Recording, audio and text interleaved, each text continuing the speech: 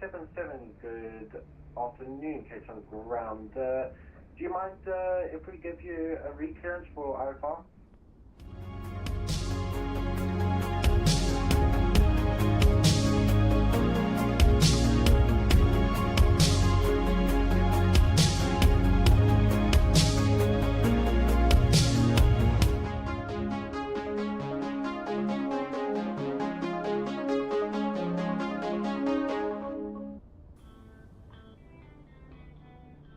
Good afternoon everybody, welcome back. We're starting a couple of minutes early. Welcome on board. Hope you guys have got your tickets ready. Let's fire up GSX and start boarding. And we're going to be testing this out just to see what it does with the launch version. Just get the AC back on the comms for you guys. Hopefully the volumes all equalise quite nicely as well. Welcome to South Africa team. We're flying the Aerosoft ToLiss A340-600. Slightly longer journey than I thought it was. I forgot how long this route actually is, to be fair. It's about 5 hours block time today, so we've got our work cut out for us. Flying out to the beautiful island of Mauritius, of course. We've got the FSDG scenery at both ends. Is it worth buying the scenery? Unfortunately, at both ends. You're kind of tied to Mauritius because of the nature of the island. It's the only payware available, but this Cape Town here is absolutely not worth it, and you get one for free inside Microsoft Flight Simulator anyway. So ground services, what doors is it shouting at me to open? Aft cargo.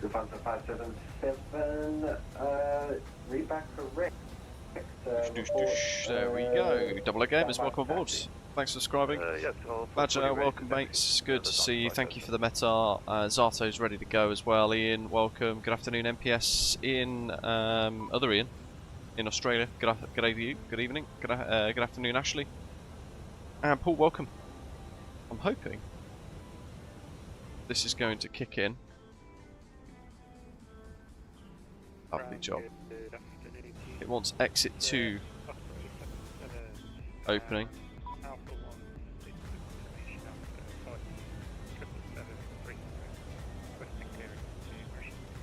So this isn't really fully configured to work beautifully with GSX. It's a wee bit clunky. So I'm kind of just seeing what this one does. Boarding passengers now, yeah. So it's kind of taken doors 2 left to need to be open, but it's what it is. We can live with that. I can't wait for your action. Open exit 2. I have no idea.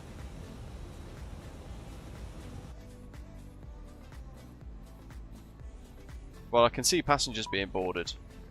On ground, Lufthansa 577, did you call them? Yes, yeah, they definitely are being boarded. Let's go and have a look real quick. We've got to get our clearance as well. We're expecting a non-standard departure. We've got the latest update to GSX with passengers that board. Why are they so huge? Jeepers. I'm kind of going off the GSX type stuff. GSX is really needed for pushback, but I'm starting to go off the passenger side of things rapidly with it. It's too clunky for most things. Right, so we're expecting a non-standard departure today, and that's going to be about pretty much maintaining runway track until we get a direct to our first fix. We've got an ATIS of Juliet.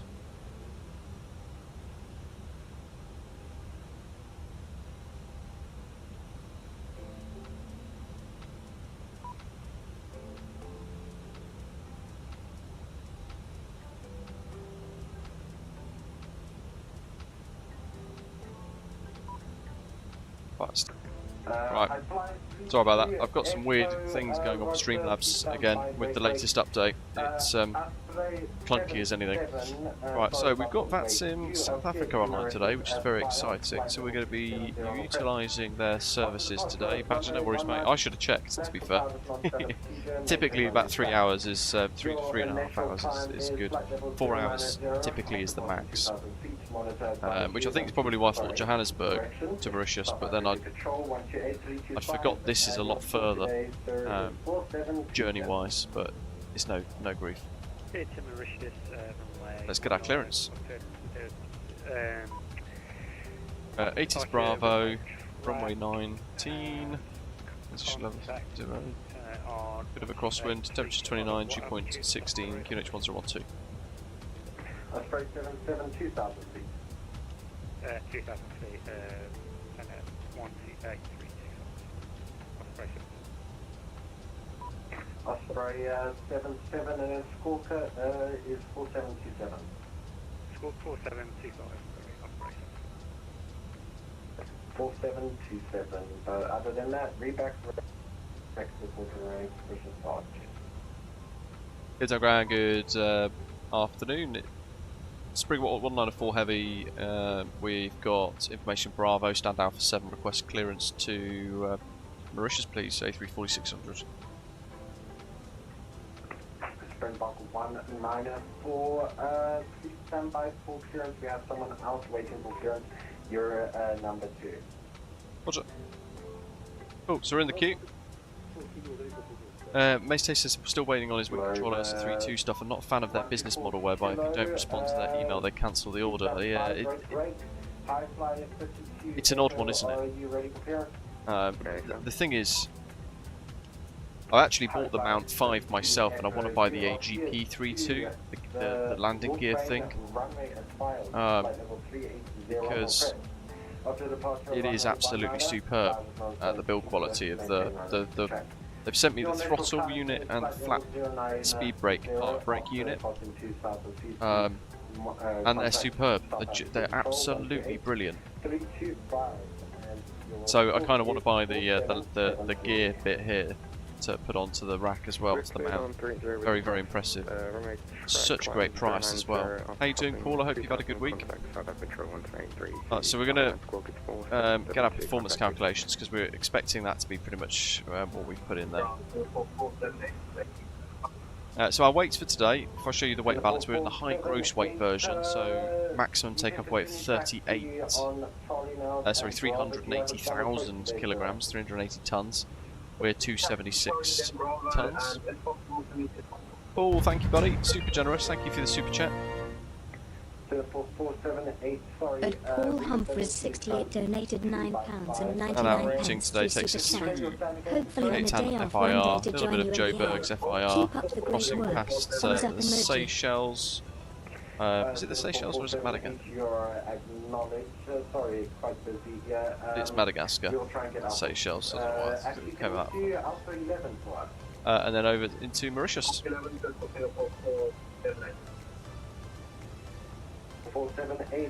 So that's our takeoff performance. I'm going to make a note of this. So, Flex 67.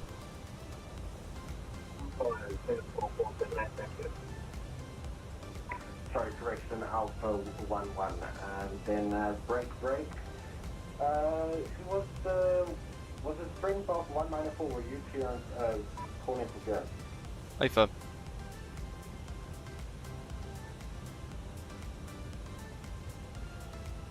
Ground Lufthansa 577, ready for takeoff. Green dots 231. Flex that, that's all good, that's all set. Cool, while we wait for them to get sorted out. So V1 145, rotate 165.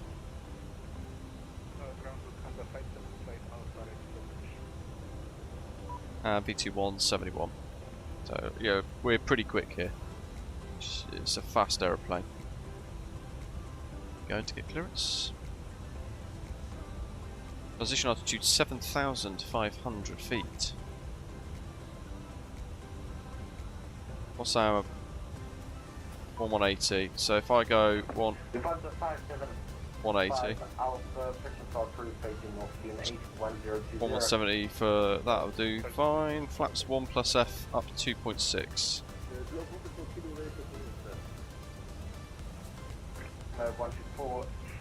Flex 67 for the performance calculator to be completed. Night Shadow, welcome. I am Ryan, welcome. Thanks for your multitude of aircraft tutorials. They've allowed me to develop checklists of my own, be confident flying the aircraft on VATSIM. Great to hear, buddy. Well done. Keep up the good work. Yeah, most of us have to start from nowhere, and either with little knowledge, no knowledge, or not sure where to find the knowledge. So that's the whole point of the tutorials, is to kind of give you that confidence, give you the information. That's all done. Sounds like people have been getting clearance to 2,000 feet. Echo, stand by for clearance. Actually, sorry, I can't hear you. Are you ready? Ready to copy, Osprey 343 Echo. I think Zato's jumped the queue. Osprey 343 Echo, Roger, New York City to Mauritius. Spy on flight level 390 on grid. After departure, runway 19. This Aerosoft ToLiss A340 is absolutely brilliant. Your initial climb is flight level 090. Genuinely superb. 2,000 feet. Please contact South Africa Control 128325, and your score is 4736. Roger, clear to Mauritius, expecting flight level 390. Departing runway 19. Don't forget, as always, to hit that like button throughout today's live stream. If you're new to the channel, sat in the background, let us know. Make sure you subscribe. 343 Echo. Osprey 343 Echo, just confirm for us 4736 for squawk. Squawking 4736, Osprey. Osprey. Don't worry about it, mate. Osprey 343 Echo, reback direct, report when ready for pushing start. Grand South Springbok 194, we've got an ETA on clearance. Springbok 194, I am deeply sorry. Can you give us about 2 minutes, please? Hey, firm. He asked us a second ago if we were ready to copy. David, good afternoon, mate. Nate's Dinosaur, good afternoon. Alpha, you can taxi behind the company aircraft at the Alpha 2 holding point via Alpha crossing threshold runway 16. Got it. Singapore's landed, just parking up. Springbok 118, can you have a team clearance as well, please? Springbok 194, you ready to clear? Hey, firm, we're ready to copy. Springbok 194. Springbok 194, Roger, you are cleared to Mauritius flight level 370 on the grid. After departure, runway 19 complies with non-standard procedure and maintain runway track. Your initial climb is flight level 090 after passing 2,000 feet. Monitor, contact South Africa Control 128325. And your score today, sir, is 4744. Cleared to Mauritius, non-standard departure, maintain runway track, past 2,000, contact centre on 128325, and the initial climb is flight level 90, squawk 4744, Springbok 194 heavy. Springbok 194 heavy, reback correct, report when ready for push and start. Okay, thank you. Alpha 32 Echo, Bravo 3. Mega! Whoa! Right, so what have we got? 4744. That's all good. We'll pack that onto auto for now. So that's the squawk set, non-standard departure set. So we've got this on the charts. I'm hoping GSX will tell us that everything's almost loaded. 240 out of 297 boarded. Lovely job. So we are going to push start facing north from the Alpha apron, head up Alpha 1 for a fairly short taxi crossing runway 16, and then from Alpha 2 lining up 19 for a departure southbound over the bay here in Cape Town, False Bay, where we're going to basically climb and maintain runway track to flight level 90 through 2000. We're going to be changing to the radar frequency 128.325. From there, we're expecting probably a direct to Octed, which is our transition east of the airfield, routing up through South Africa, around that south and east coast, before heading over towards the Indian Ocean to Mauritius. Alpha 12, A6, thank you for that with Bravo, clearance to Mauritius, please. So because of that, we've got that discontinuity, which is intentional. So it's going to be runway heading, runway 19. So that's what we want. So in the flight plan, all we've done is gone in here, hit departure, clicked for runway 19, and then we've pressed the option for no star, which is important. And Captain Ground Osprey 2472, stand Alpha 6, requesting to join the queue for clearance for IFR to Mauritius today. So, flight level 90. That's set. Osprey 2472, Roger, you acknowledge we have you on standby. And then, sorry, who was the previous aircraft calling for Christian starting out? 1181. Springboard 121, gate 12, A320 without with Set. clearance to Mauritius, please. Wicked, this is what a fly along. It's It's a good route today. You're number 1 in line, give us a sec, and then Osprey 2472, you're number 2 in line for clearance. 2, 3, 5, click. That takes about 5 seconds to unlock. Just waiting on GSX to finish. It looks like there's a problem with the cargo loader at the front, doesn't it? Exit 2 left. Springbok 329, good day, welcome to What I might have to do is do the old the high fly pushing back in front restart of you. QATL and sack off the boarding, Now, and then we'll get you because it's to properly a buggy clearance. GSX. I've had nothing but problems with GSX lately. Close all these, close all those, they're all on automatic. Cargo, Springbok, closed, 121, are you ready for closed. clearance? Ready, Springbok on one. Springbok 121, you are here to Mauritius as filed, flight level 350 on request. After departure, runway 19, comply better. with non-standard procedure and maintain runway track. Your initial climb is flight level 09. Just make sure we've got parking brakes set. We do. That click tells me the APU is ready to go. It is. APU feed on. Packs are on. Get rid of the external power. I've declared a flight level 350. Get rid of the chocks. Heading 190, flight level 090. Should we do an engine start with the door open? What do you guys reckon? Or should we the window open, or should we have it closed? What are your thoughts? Hey, happy days. We've got our punters in the cabin.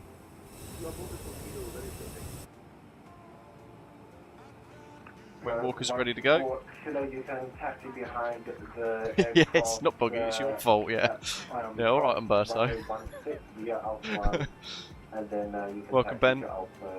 Scott, welcome, buddy. How are you doing? Back in the UK now from memory, aren't you? How have you settled in? Who was the one in the second person I had for clearance? Who was the sorry? That'll be Osprey 2472, stand Alpha 6. Osprey 2472. What do you reckon? Engine start. Roger. You are here. Window open or closed? Let me know in the chat. Mauritius as filed, flight level 390 on the press. That's all good, that's all set, that's all set. Door status, that's all closed. Your initial climb is flight level 0. Alright, open. I know, Sean, they're super busy. 5 and you'll go 4720. Okay. So it's going to be, oh I hate this, it's nose left, tail right. It's nose right, tail left. Control on 128235, flight level 090, squawking 4720, crossbay. Let's see if we can get out. Have I started New Sky? Yes, good. Osprey 2472, read back the record report, ready for push and start. Ground. Springbok 194 heavy, stand Alpha 7, fully ready, request push start.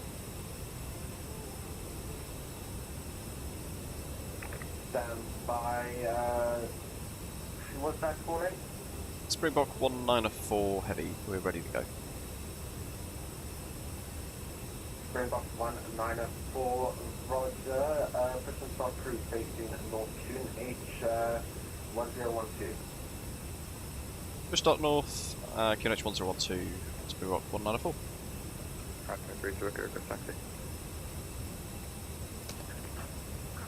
Okay, parking brake off, beacon lights are on, windows open for the noise, and I've got the wind control levers so I can go ignition mode start, engine 1 start. Oh, that noise! Alpha 3, ready for push and start.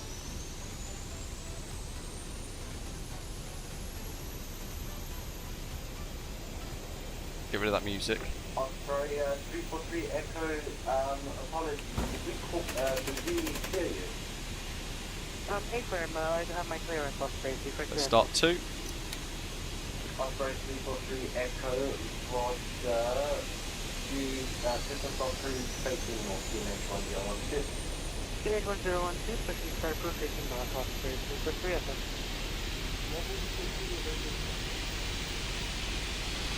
Apologies, slow 124 kilo, you can contact Tower now 118, system 1, have this flight.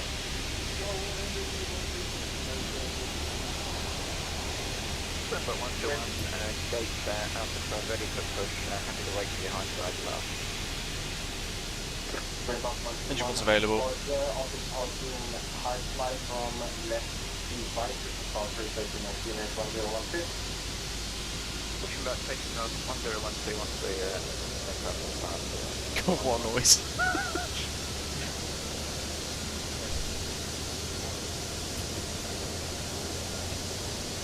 Osprey 77, Roger, stand by, break.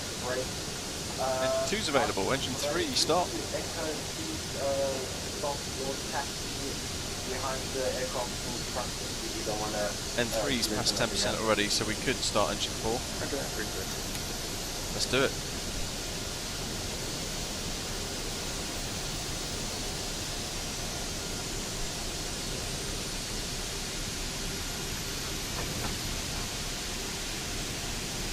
What, GSX just drops the nose.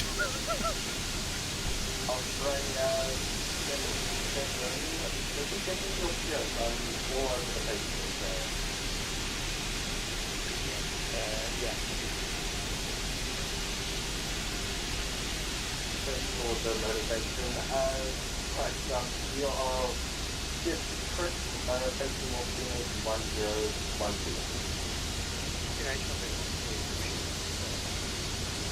Up goes the wing walker. We'll walk straight behind the engine, why not? That's the stuff that annoys me with GSX. Just create an animation path that goes up like a safe route. Good morning, good afternoon. 2205, Alpha 8 with rubber clip I-5 clearance version. Okie dokie. Engines 1, 2, 3 and 4 are all available. Mission mode norm. Arm the ground spoilers, set 1+F, squawk set, that's ready to go. Performance, up 2.6, flight controls, up 2.6 is set already. Get my wing control, airline rudders, left, neutral, right, neutral, there goes the ground pin.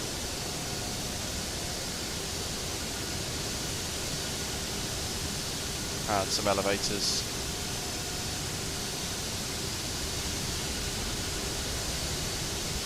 All stations, sorry, after departure now it is 122.8 as faster just went offline. Ah, boo. In ground, Osprey 343 Echo, ready for taxi. Osprey 343 Still got tower up, I think. Echo, Looking good. stand by, sorry about the wait. No problem, keep up the good job. That's set, that's set, that's set. That's all good. APU off. Thank you, really appreciate it. And ground Springbok 194 is ready for taxi. Brake RTO. 1+F is green on the config. Test, it's normal. Springbok 194, hold position. After we get Osprey 343 Echo out, you can taxi behind them to holding point Alpha 2 via Alpha on Christian threshold runway 16. Hold position, and when the Osprey in front's cleared, it will be following to the hold point 16, Springbok 194. So heavy today, my engines are not going to produce enough power, as Arto says. 5.737 on stand, Alpha 8. I request IFR clearance to Mauritius. Chris, welcome. Aircraft calling, please stand by. Osprey 343 Echo, you ready for taxi? A-firm 343 Echo is ready for taxi. Roger, Osprey 343 Echo taxi holding point Alpha 2 via Alpha 1, crossing threshold runway 16. Taxi Alpha 2, Alpha 1, threshold, Osprey 343 Echo. Hot break off. He did say when the Osprey in front's cleared, follow him to the hold point, so I will do exactly that. Ascot 2205, apologies for the wait. Are you ready for clearance? Those lights on. Strobe lights automatic. Roger, Ascot 2205, you are cleared to Mauritius as file flight number 330 on the crest. After departure, runway 19. Looks like the FSDG scenery is totally out of sync with. Oh, that's right, actually. Yeah, that's about right. Those white lines, that. Yeah, it's maybe like a tiny little bit out. Let's do a persicle. Cabin secure. So just taxiing on idle quite happily.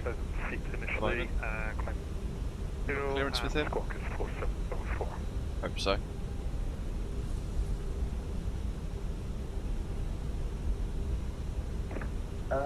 Ascot 2205, please confirm for me score 4774. 4774. Ascot 2205. Good to see you back. Ready for push and start. Okay. Scott. Although I don't have an Ascot livery in stock. Ticker and Osprey 2472, we are ready for push and start, but quite happy to wait for the passing traffic.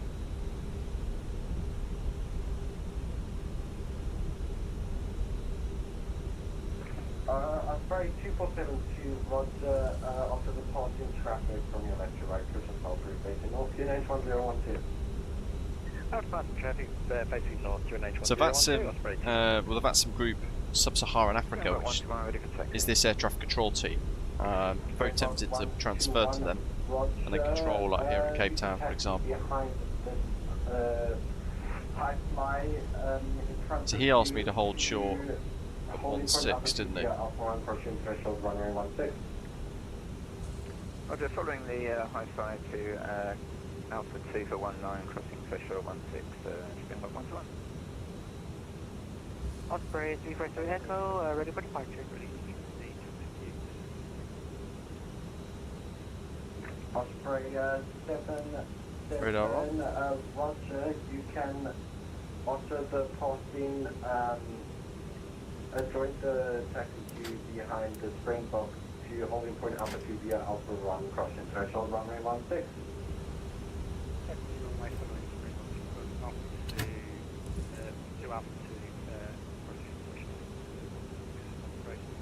Oh, he's let me do it anyway. Just Thank you. Have I handed you off yet?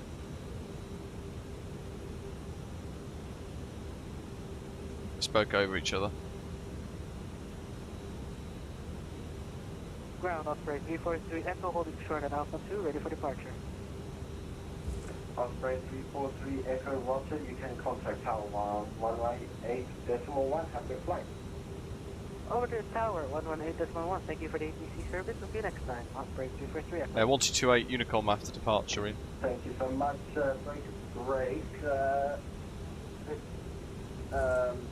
Stand by different broadcast.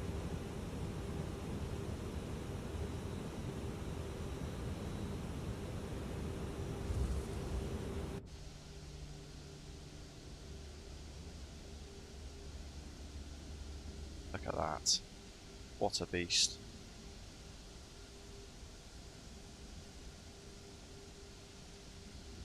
The handcrafted Asobo Cape Town is a lot better than this FSDG one, and this one's a rip-off. It's 20 something pounds, 25 quid. The FSDG Mauritius is also 26 pounds, so like 32 US dollars, probably like 40 Australian dollars for you guys in Australia or thereabouts. It's FSDG used to be a very high quality developer. They don't seem to be that anymore. Springbok 194, contact Tower now 118.1, have a good flight. Contact Tower 1181, thanks for the ATC, great job. Springbok 194, g'day. Goodbye, thank you so much for the feedback, I appreciate it. No worries, yeah.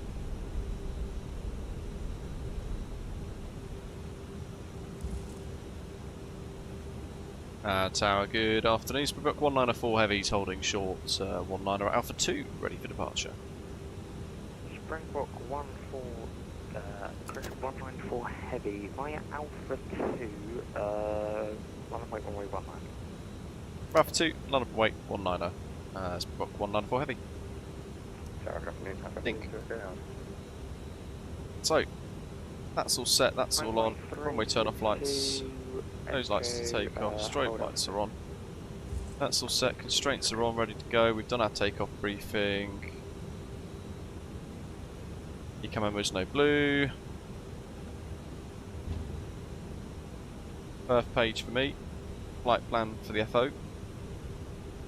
Approach path is clear. 553 Turkey, just check squawk 4773. Let's go. Transponder on. Transponder on to TARA for the old TCAS. Zato's airborne.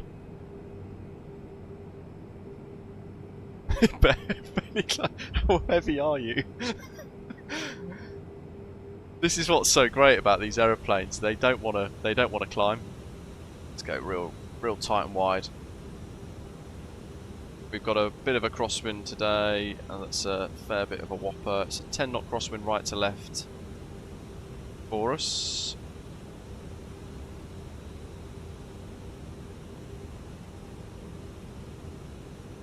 There we go.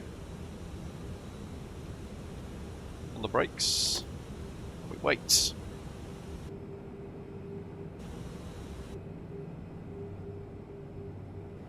The iFlight livery is cool, isn't it? Is that a 600 or it's a 300? Echo Airborne 1700.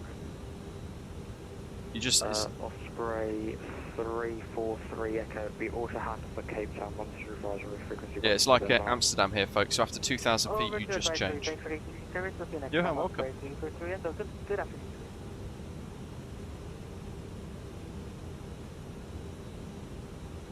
Sprung 194, wind 220 raise 12 knots, run 19 clear for takeoff, hello, Pushback. 190 clear for takeoff, South Africa, sorry, Springbok 194, thanks ATC. So, landing lights on. Chrono.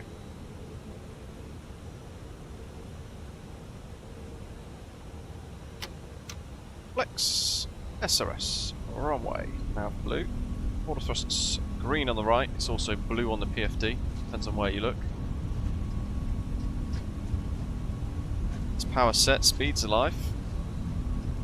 Come on, girl.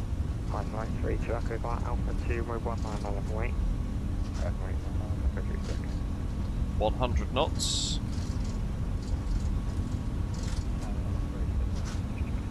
Working that centre line. 165 knots is our rotate speed. Now we're committed.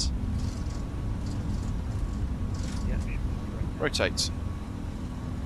772 have you now just hold on. D2.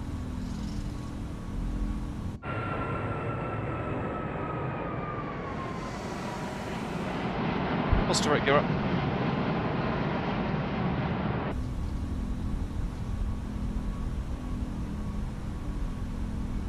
Gears travelling.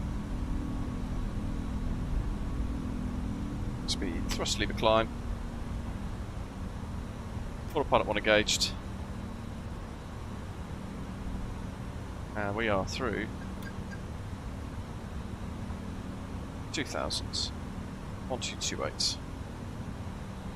Cape Town traffic. Springbok 194 heavies, 2000s. Maintaining runway track 19er. And we'll be turning momentarily direct to Octed, Cape Town.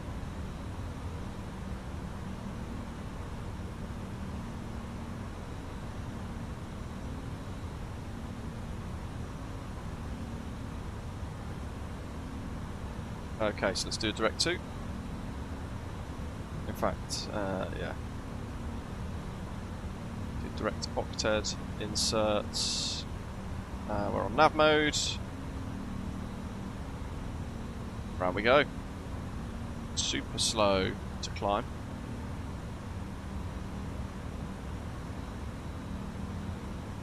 And we're through our S speed. Flaps up. Ground spoilers disarmed. If I turn the knob for auto brake, it will always be moved back to disarm. I've not set any keybinds for it. So, MPS, you might have missed that bit in my tutorial. If you're in the A340-600, your auto brake panel is this entire panel here, right? On the left-hand side, it's a button that says TO. That's your takeoff, rejected takeoff button. You press that and arm it, and you get RTO arm in blue, I think it is, in colour. The right-hand side dial is just for landings, which is why it's resetting itself for you.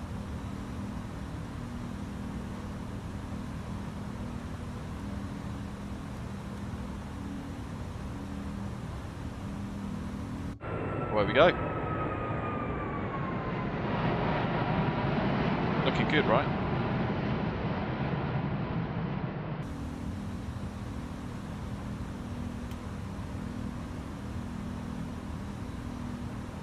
We've got all the mountains around us to climb for as well.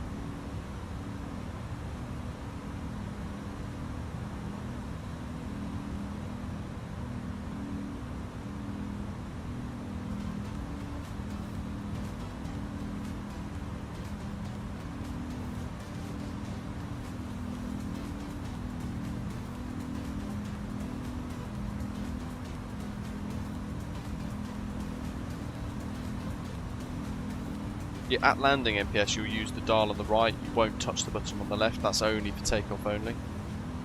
What are we doing? Cruise of 37,000, so let's keep on going. 37, manage climb. Just seeing if we've got any other ATC that's the media player thing for the music.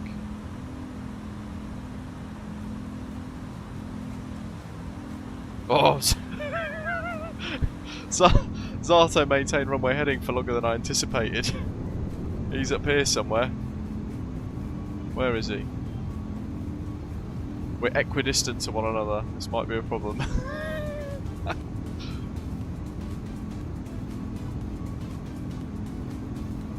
What else have we got? Wing view wise. Let's go standard pressure. Standard. And we're going to be looking out for Zato now because he is literally over here somewhere. 14,000 feet. Oh, so he's a lot higher. Which means he's coming up here somewhere then.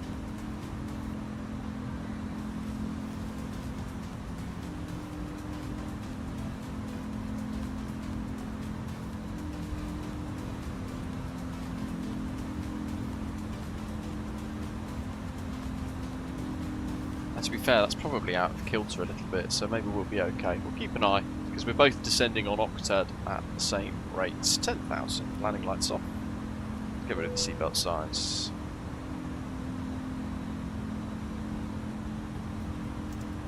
Get rid of the chrono. And we're just going to slowly accelerate to our climb speed of 320 knots now.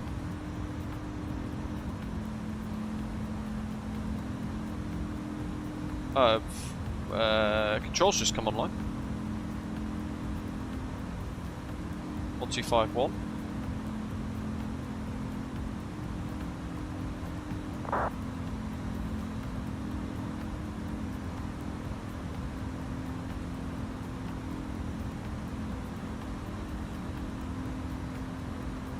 And then we can do CPDLC as well, actually, with these guys. So let's go to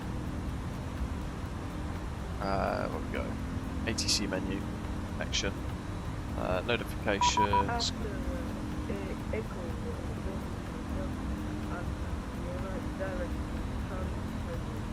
Back up.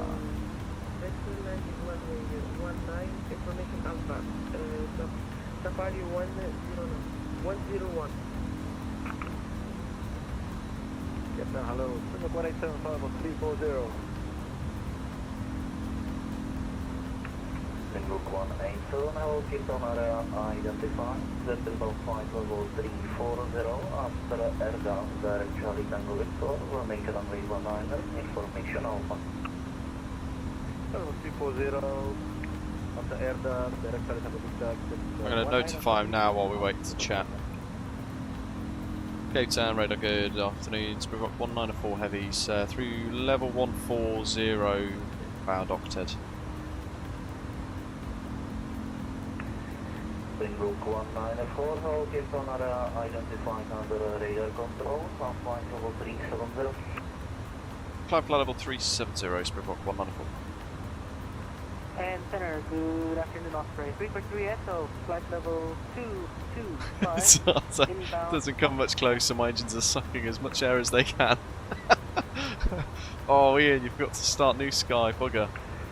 Spray 340 Echo, Cape Town area identified under radar control, climb flight level 390. Flight level 390, Osprey 343 SO. That's good, that's done. FACA's notified, so when they accept, we'll get it displayed there.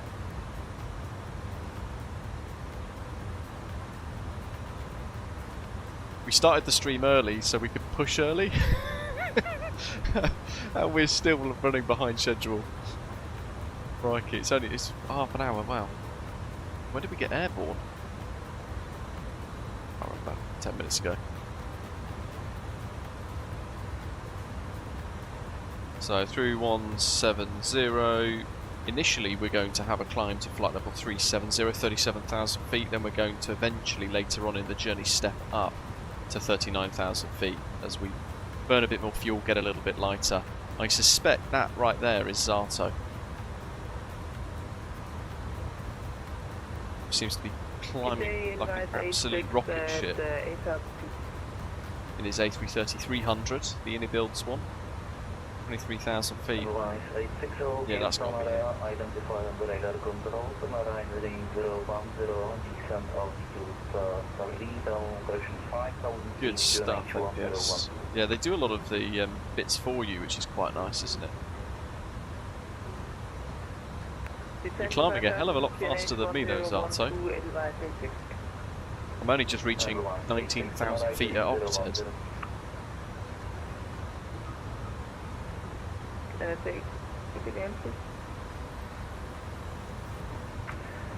State 6, right, heading 010. Heading 010 is right, I think.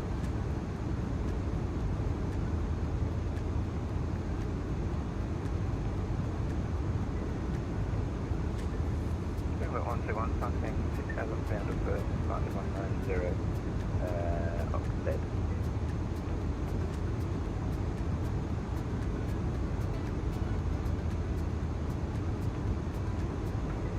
Springbok 121, hold Cape Town identified under radar control, climb flight level 350. Up to 350, Springbok 121.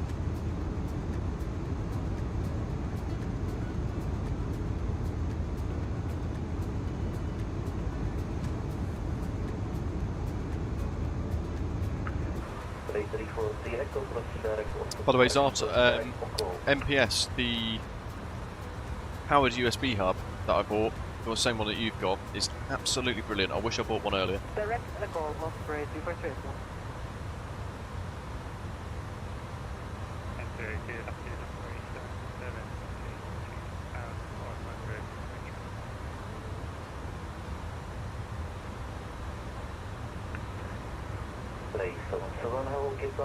Identified under radar control, flight level 370, proceed direct. Zato's contrails. Now I want to see if they fixed the contrails in this, because I reported that as a bug in the preview version. Have we got 4 contrails yet? Let's find out. I know it is on their bug list tracker, so... Identified under radar control, flight level 380. And radar, Osprey 343 SO. Go ahead. Just want to confirm, Oak call, Oscar Kilo Lima, Oscar Lima, correct? That's correct. Roger, direct Oak call, Osprey 343 SO. That's a big shortcut.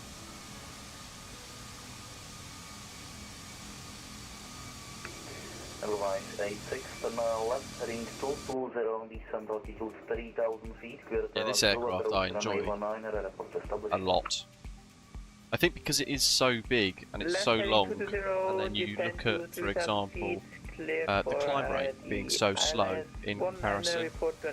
You're thinking about energy performance. In the descent, it's really slippery, so if you don't slow down early enough, you're not going to be slow enough for the approach, and all these other things you've got to factor in. It becomes quite a technical aircraft to operate, and if you try and fly it like an A320 or even an A330,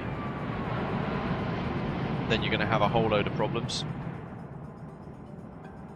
Looks like we've got no contrails at all. Maybe as we get a bit higher. How are we getting on? 51 tons of fuel this 5-hour journey. I added 60 minutes of fuel as a buffer just in case.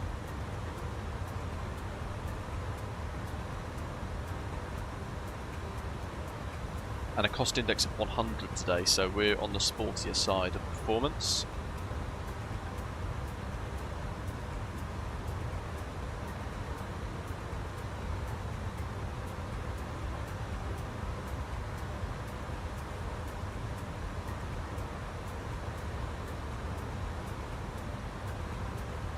You see there that tail tank? Tail tank transfer in progress, so it's a little bit like some of these other aeroplanes where, like the MD, yeah, the MD-11, where as you climb and then you cruise, it'll have moved fuel to the tail tank. That's what this is doing, and I kind of want to show you that as a simulation because it's all happening behind the scenes.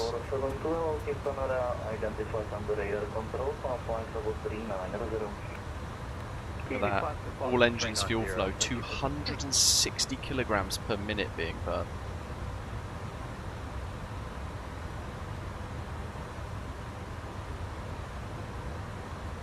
This is the aeroplane basically making sure the centre of gravity is balanced for the most optimal level of cruise in flight.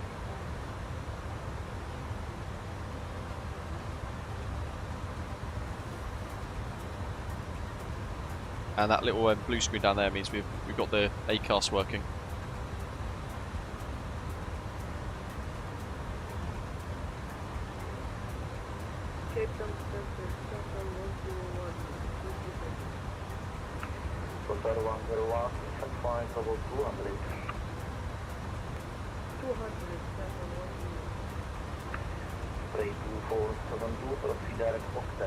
So if those of you in direct offset for Osprey 272. at least think it yet either.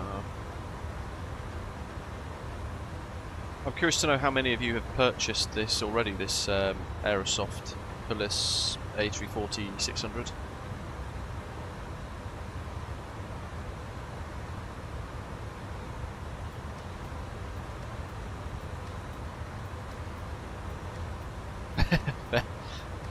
My A330 is burning 80 kilos per minute, and I thought that was a lot. Yeah, oh, we're 240 kilos a minute now.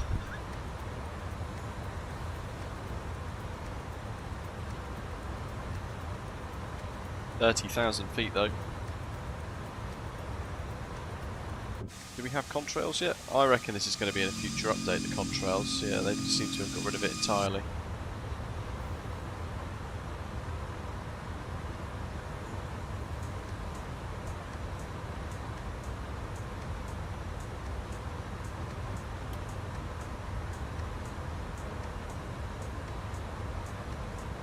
Yeah, GSX integration is planned and scaling, so they're trying to kind of get a more solid profile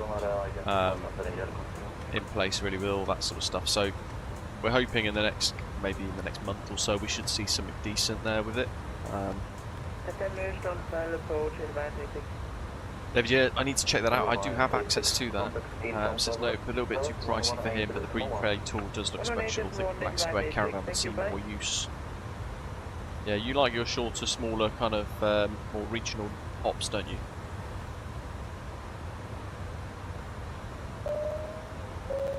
T-Bex, welcome. Thanks for subscribing. Maze Taster's got to wait for payday now. It means they're going to miss out on the release day discounts. I didn't realise it was discounted on release.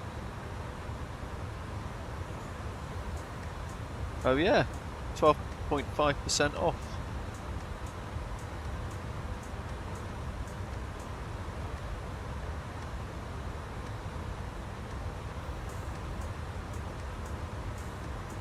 hopefully in the next few weeks though, as a little heads up, maybe just maybe it'll be released on Contrail, and then if you've got the ability to still use that one-off code that I've got in the description for the video, then you'll be able to get 10% off the aeroplane, which is an awesome little discount there. Greenlight says, would love the MD-80 first, same for the MD-11. The TFDI design MD-11 is superb. I've been really enjoying that. Gareth also, he's got it. First flight was Cape Town to Heathrow. Have you seen the Virgin Atlantic livery packs that are on flightsim.to? They've got modern ones. They look really, really good.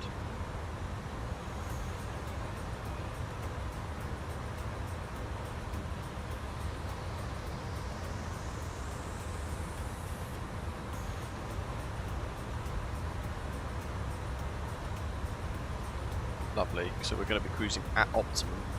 And it looks good.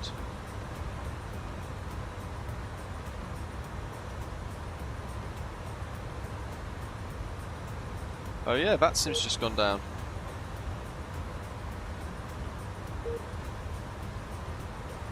The VATSIM network has just randomly crashed. Uh-oh.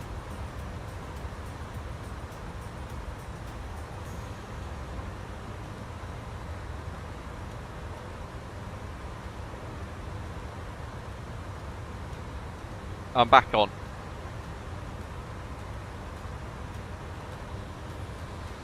Yeah, it's a strange problem to have, isn't it, Chris?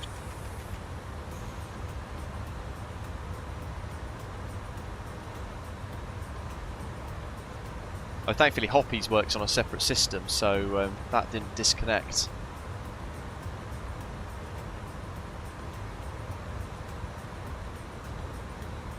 I'll leave my vPilot screen up just to kind of keep an eye on that then, I think.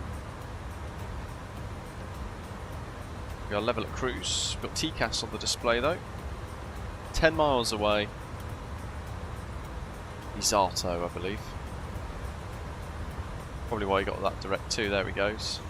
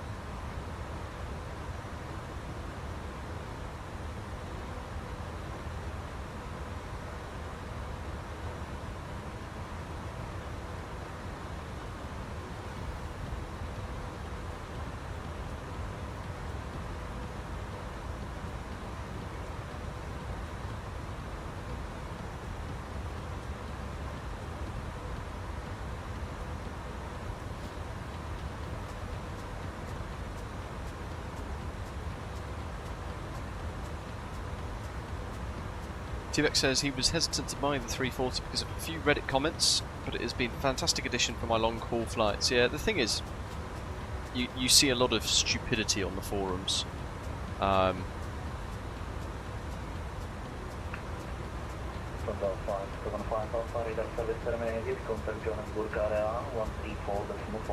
There's a lot of unnecessary kind of negativity as well on.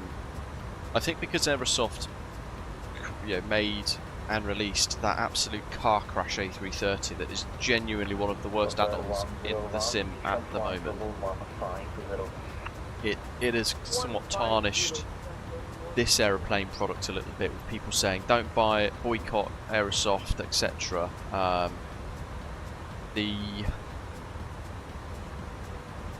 Which I find a bit frustrating because I've had comments on videos to say the same thing, but what I've tried to extend back is the point that it's effectively, this is a ToLiss aeroplane with Aerosoft texture work and modelling. And the downfall of this aeroplane, funnily enough, or the problems I have with it are the textures and the modelling being, you know, needing quite a bit of improvement in some areas. The flap extension animation being one of those.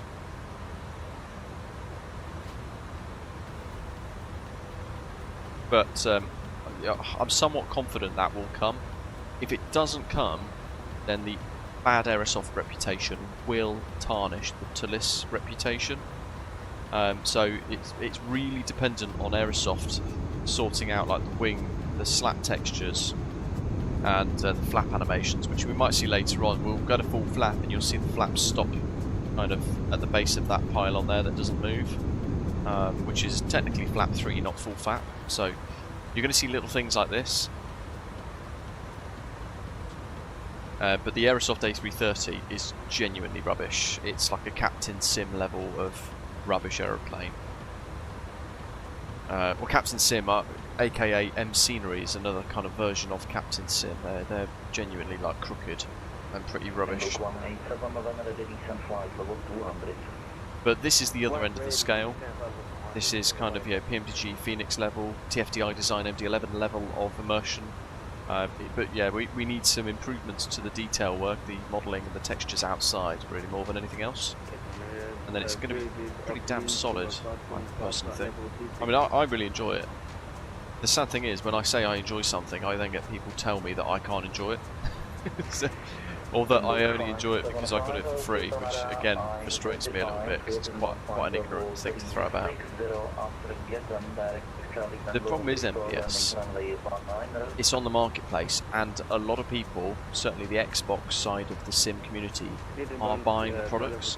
And every time somebody buys a bad Captain Sim or M Scenery aeroplane, even though we're all shouting from the hills not to, Sobo, Microsoft are getting a 20% cut from that sale. So for them, they've got no interest in regulating the marketplace and having a minimum standard, because for them it's easy money.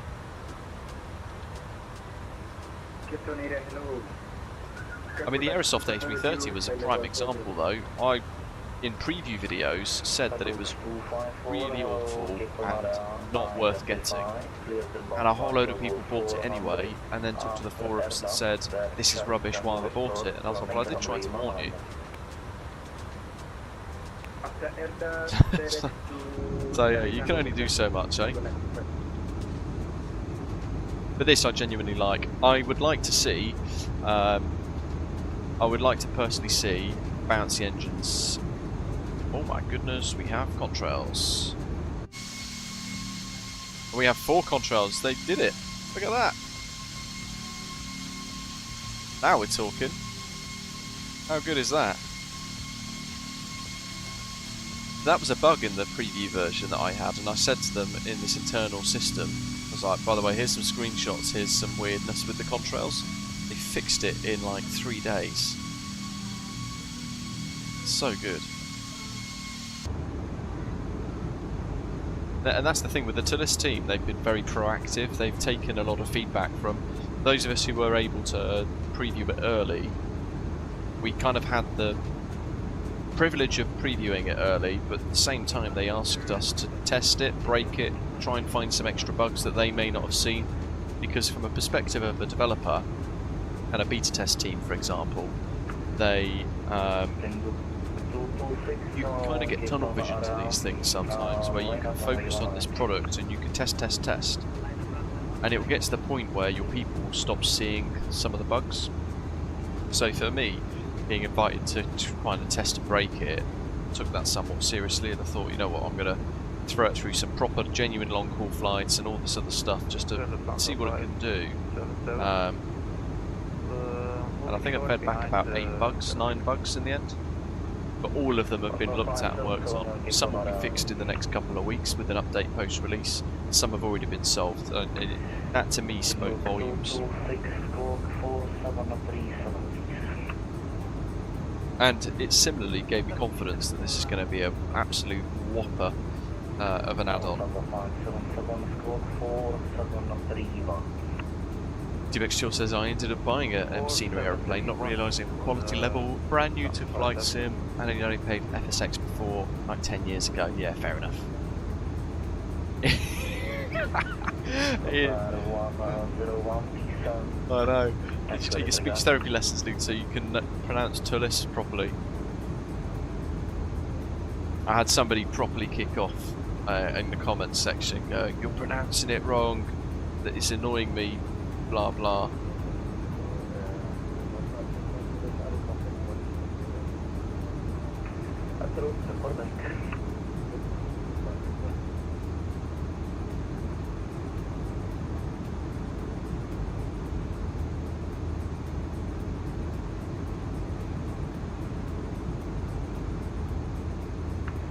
Lingwood 226, wind 220 degrees, 11 knots, runway 19, record for takeoff.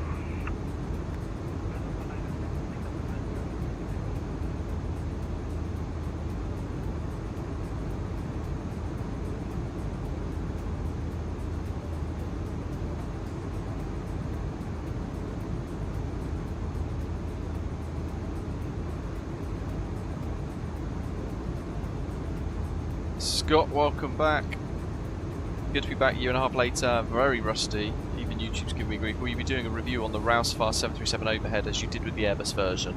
Unfortunately not, because they basically, I don't think, want to send me anything else anymore. But it annoys me because I see people time and time again selling their souls for free hardware, and it really rips my bits, because even some some YouTubers that I've kind of got on with previously as well, Practically Geek, one of them, and a few others have received this Boeing Rousefire thing and other Rousefire products like the Airbus things, and they're like, "Oh, this is amazing! It's a must-have, ultimate immersion," and they're overpriced, cheap 3D printed crap.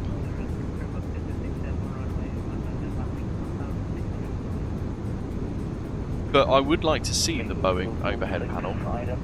I have asked to see the overhead panel that they've made for the Boeing products, but yeah, I don't think they're so keen to send it to me. I mean, certainly when you compare the Rousefire Airbus overhead with the WingFlex Airbus overhead, they're a gulfs apart in quality, but not even that difference in price in reality. So why not spend a little bit more and have a product that's actually mostly half decent? But even then, the WingFlex overhead panel I haven't used for a long time, because it's only really useful for A319s, A320s and A321s. Anything else, it's not useful for it. I mean, the A330 and the A340, for example, the fuel tanks don't even match up, so half of this overhead panel, even from WingFlex, you wouldn't be able to use because the fuel pump system's totally different. And the anti-ice systems are totally different as well.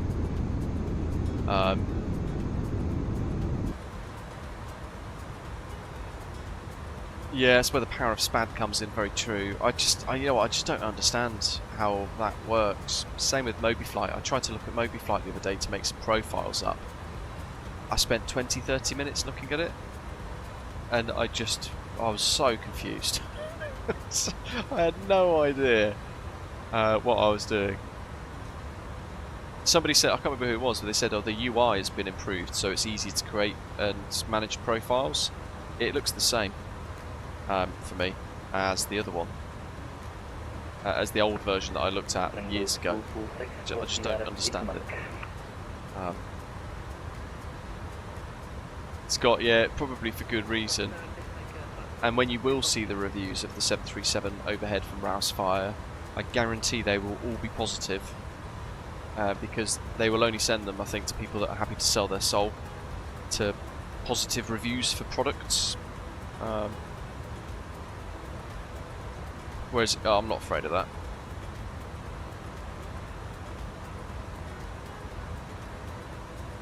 I might email Rousefire again and say, "Hello, would you be up for sending me the 737 ones?" I mean, granted, the 737 overhead does look slightly better in quality compared to the A321, but still not that amazing, I don't think. Rob, it's a bit of a weird one, isn't it?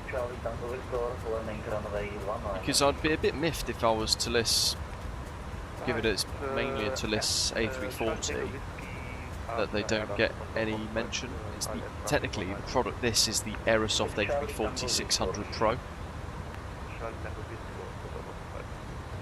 Charlie Tango Victor. Charlie Tango Victor. Eastern area is Mauritius sector for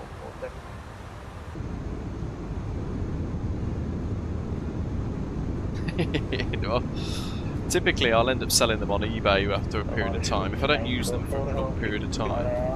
But then I've still got... I've got a fairly decent wing flex setup though, in reality, though I use wing control for everything. Looking around the room, I've got the wing flex A320 RMPQ, the A320 FCUQ, and then now the wing flex Airbus overhead. So I've got a pretty comprehensive kit from them as well, really. The sounds of 7 in the air, maintaining runway track.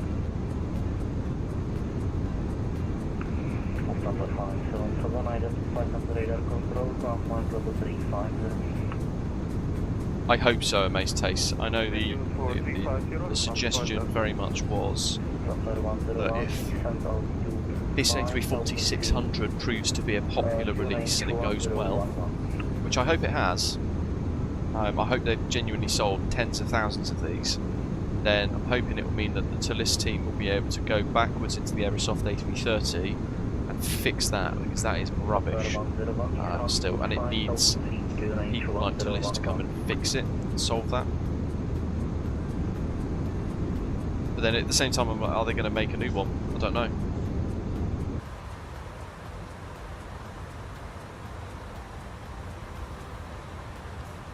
The rear tail tank transfer's done now, look, 6,090 kilograms of fuel pushed into the tail tank to balance the aircraft in cruise, giving us 2.5 degrees nose up pitch.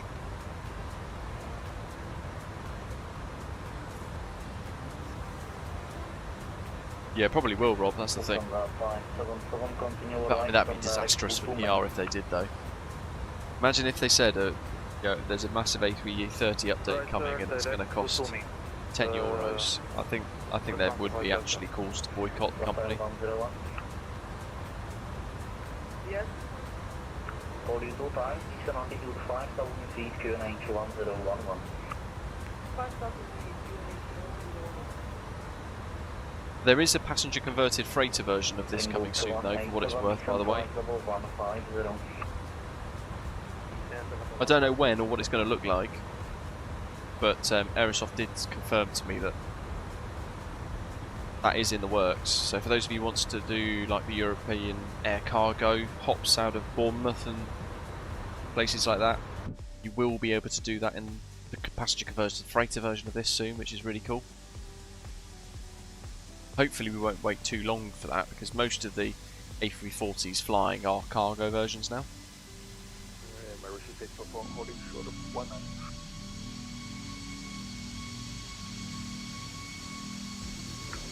Mauritius 844 runway 19, record for takeoff and 220 degrees 11 knots. 100 please for takeoff here, Mauritius 844. Sir 101, turn around heading 360. 360, Dakar 101.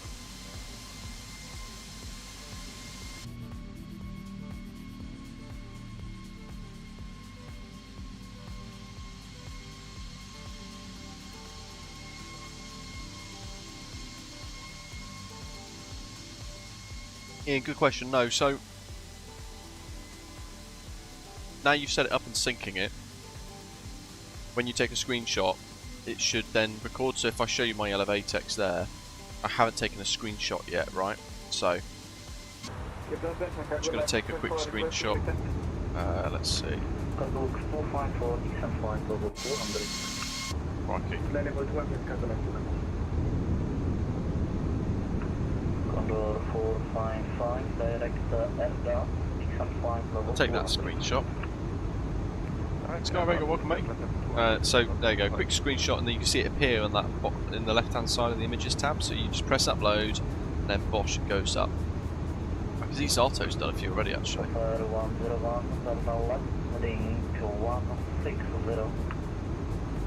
These engines suck really badly. Yeah, the A330-300 has got much smaller engines on it, hasn't it?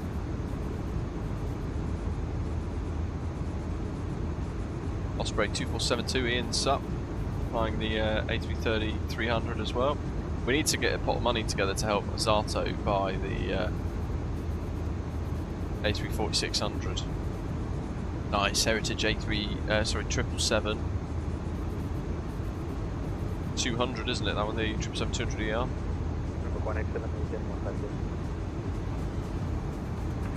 Ringo 187 descent flight level 900, flying heading 270.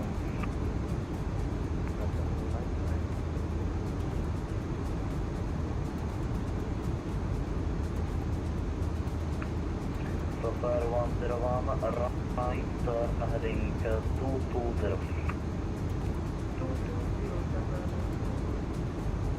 South Africa's busy, look at all these aeroplanes.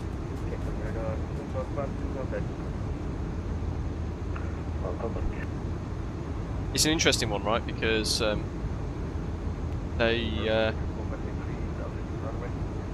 were discussing this the other day around transferring a number of us as controllers out of the UK to VATSIM South Africa. VATSIM Sub-Saharan Africa Division, rather, VATSIM SSA. And part of me is kind of tempted to. Controllers.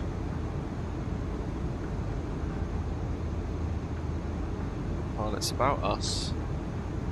Our policies. Transferring and visiting.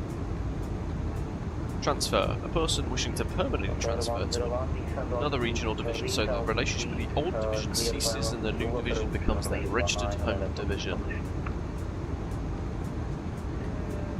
So, transfers to VATSIM Sub-Saharan Africa.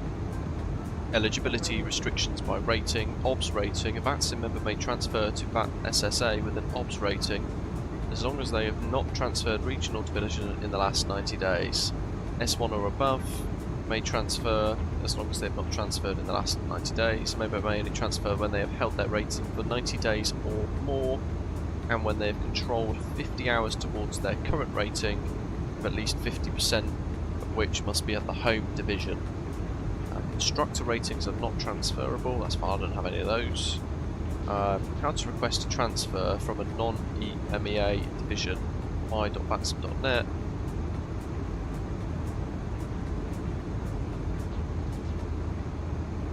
Post-transfer competency check. Newly transferred controllers who did not previously hold controlling approvals within VAT SSA shall undertake a competency check with an approved mentor as per the training guide and policy. If controlling standards are not met within 90 days or the member does not accept the local induction plan, the transfer becomes void and they may return to their previous division without loss of their current rating.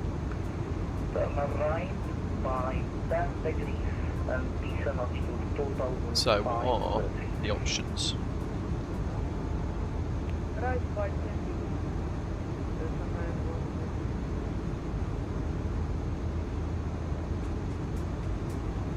ATC training policy. Training is delivered by mentors. If none are available, qualified VAT SSA staff may step in. Visiting controllers cannot be trained above their current rating. Trainees must use VATSSA.com and the Discord server for training related activities.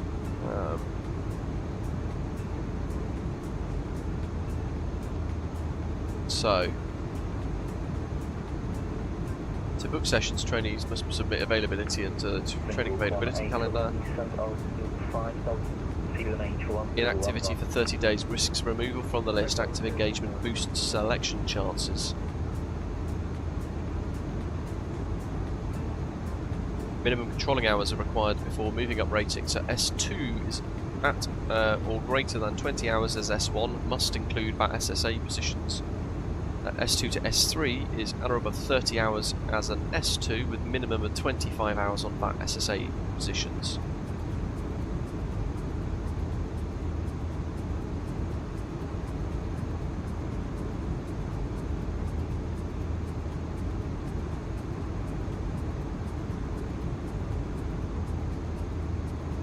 Fast track paths. That's not relevant to it. This is we're real world controllers basically, or people that are above S2 or S3 on IVAO to move into it.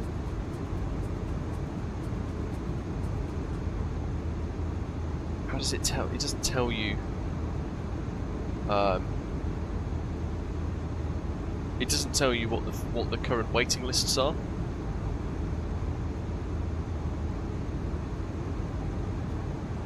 So that would be quite useful.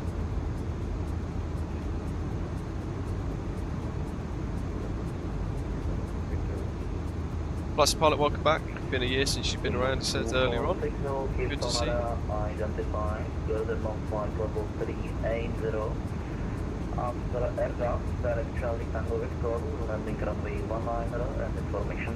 Times for the streams just don't normally go well with work. Have a good flight, he says. No worries, mate.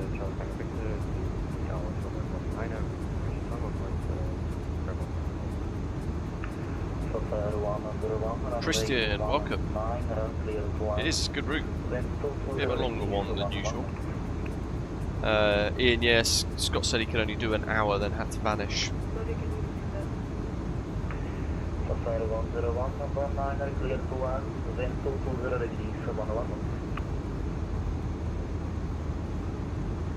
I can see out of I can see Ben out of Namibia. He's taken out of Windhoek. He's flying to Durban. Osprey 46 Yankee Tango.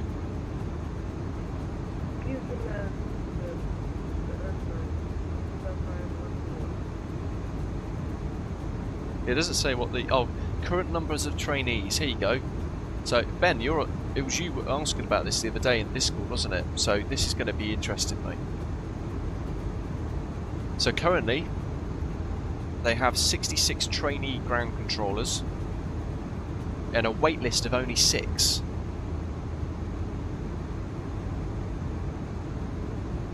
And Tower, 21 in training, 2 on the wait list. So that actually sounds like you would move quite fast in Sub-Sahara Africa division. Condor 455, fly heading 230, descent flight level 150.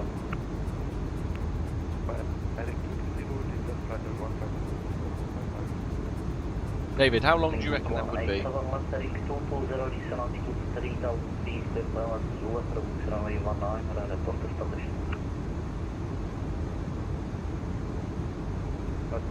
Six months?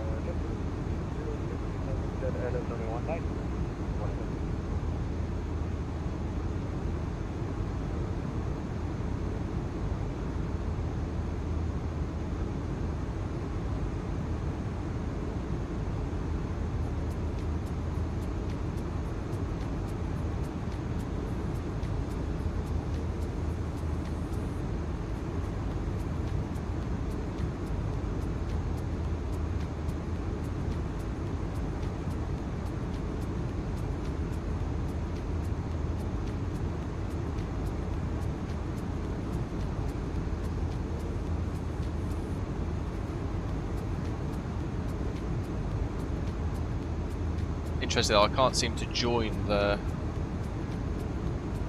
group. Open your Discord app to access the server. It says tick, but then when you actually go into Discord, it doesn't let you in.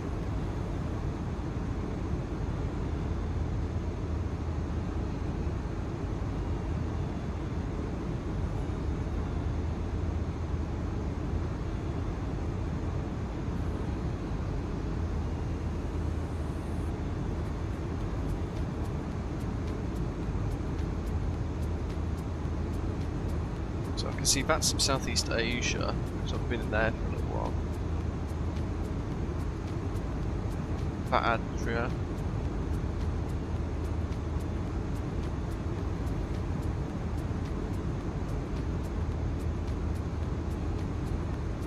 Yeah, it doesn't let me. Weird. Okay.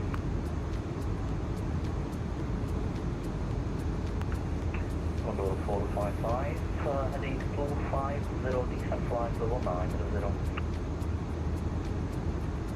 Heading 250, descent flight level 900. Control 254, descent flight level 150. 150 in number access. Sky Vegas says love flying over South Africa. Oh, we'll have a little look, Zato. Looks like we have 22 weight to start training at YVR. I think the wait time is about 8 months. Ben, the wait list for VATSIM UK S1 is 913 versus 6 for VATSIM South Africa.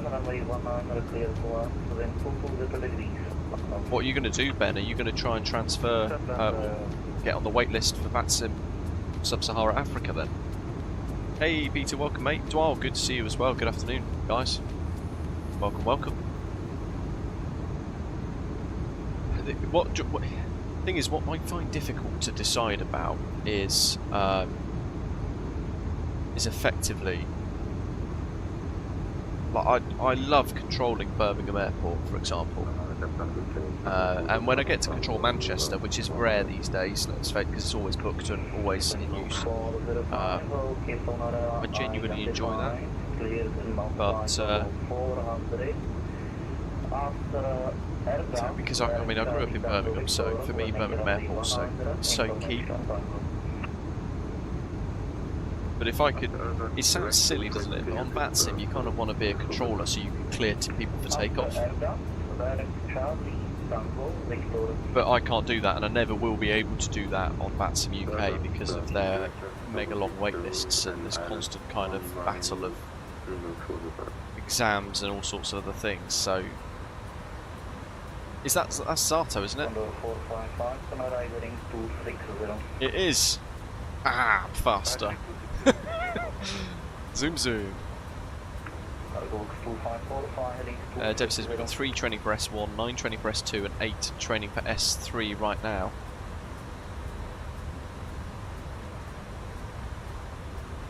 So they've got 66 training. I think where it says 66, I think the current number of trainees means that's how many they have on their roster. So I think they have 66 ground controllers with 6 on the wait list, 21 tower controllers with 2 on the wait list, 11 approach controllers with 15 on the wait list, and 13 center controllers with 12 on the wait list. That's maybe what it means. I don't know.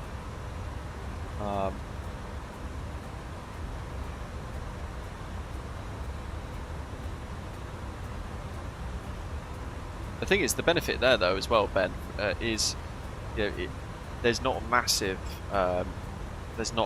difference in time zone, is there, for VATSIM Sub-Sahara Africa? 1, 2, 3 hours typically, so times of training will be more reasonable, perhaps.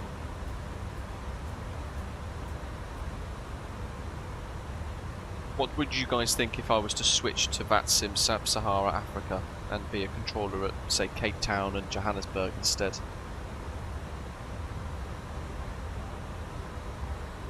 Or would you rather me kind of continue at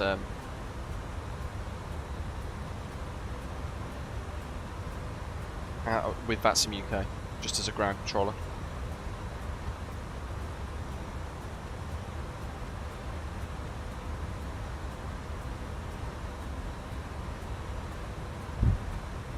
Scorrick said, what's everyone's pearl you found through flight simming? His has been Corsica, such an amazing scenery.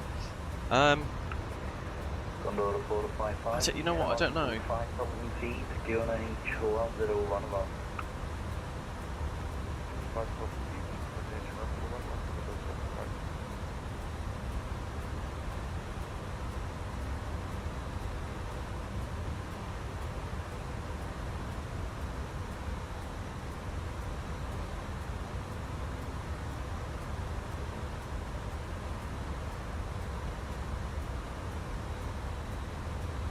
Yeah, I don't know which one, what I'd choose really for that, for a pearl.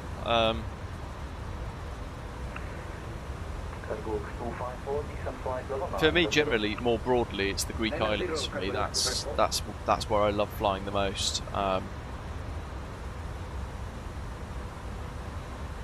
Yeah, I don't know.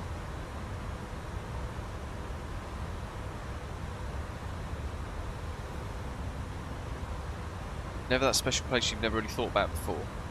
Not really, no. Typically the places that I've been to that I've got fond memories of as well, they stand out the most. I like to fly there. Like, you know, Japan, for example. I love to fly around Japan. Although we've not done that for a while on the channel, to be fair. Yeah, there is that, Dwal. I have thought about that in the past, joining the Hellenic VATSIM team, but it's just, I think, time zone differences, and they have a heavy emphasis on, ideally speaking, some form of Greek, so I think in their more social back-end stuff, the training, you might end up with Greek controllers, so I don't know. Nothing ever simple. Same with VATSIM Scandinavia, they're some of the finest as well.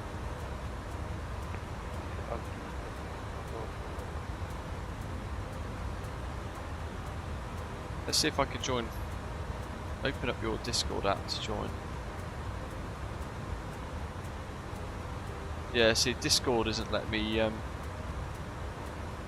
select any of the VATSIM. Maybe I need to unlink and or log out and log back in.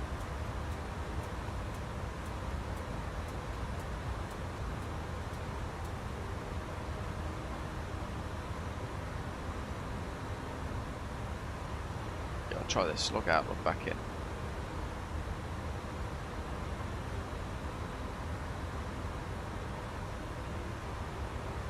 Nope. Don't know what to do there then, because I can't join any of the Discords. I could probably leave the Saudi Arabian back, can't I? Thank you very much.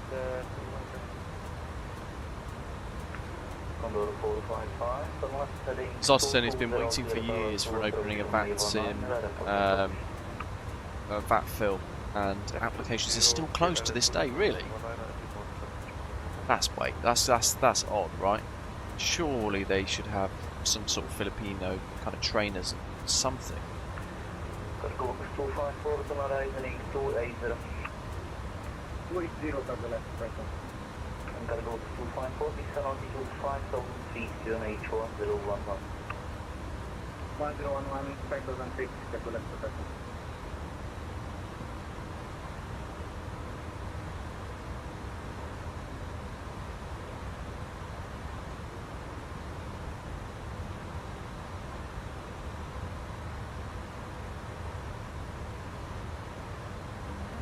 Maybe I'll try an incognito mode.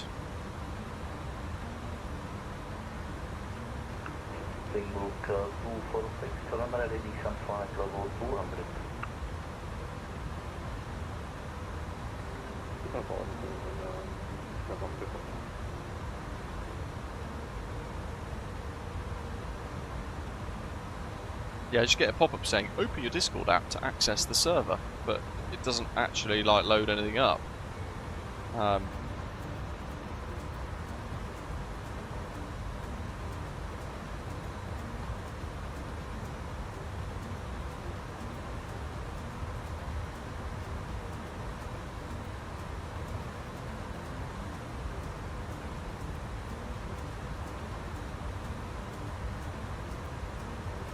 Because the thing with VATSIM Sub-Sahara Africa is you could get you could control like Cape Town, Johannesburg, Windhoek in Namibia. You could do, I think they do Kenya as well, don't they? So you could do like Nairobi.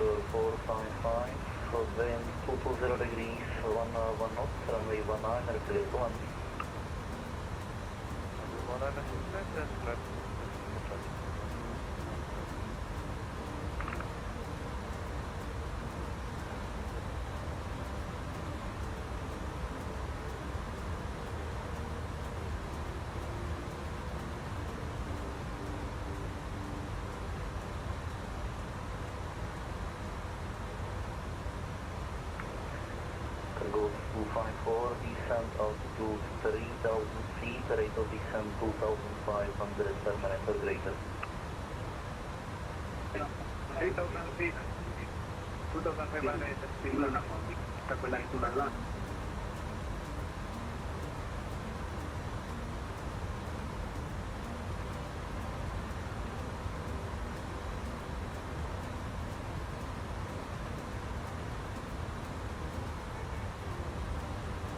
Wait till Luke joins the VATSIM Africa's Artos, and an special livery coming on. Oh, could you imagine? That could be cool, actually. I'd not thought of that. Because we have Japan stuff, don't we? We could have like a... Let's see what's on his list. If you put it on VATSIM... Yeah, let's see. I think you have, haven't you? If you put it on... Yeah. Oh, that's a great screenshot, though. After Ada, direct, you see... It's not on Elevatex yet. Ada, It's in the club lounge. Right, got you. What we got? After Aerosoft, direct Charlie Tango Victor. After Ada, direct Charlie Tango Victor, okay, that's the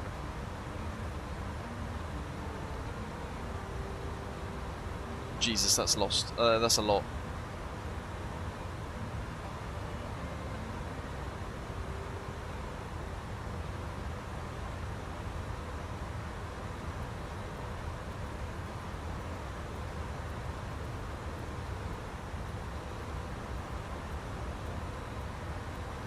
I wouldn't do it on. Let's see. So what are we in? We're in a 254 on a right, I second a right, heading to 160. Airbus to approach runway 19 and support position. Let's go for make a design for an aircraft livery depicting different African heritage and culture.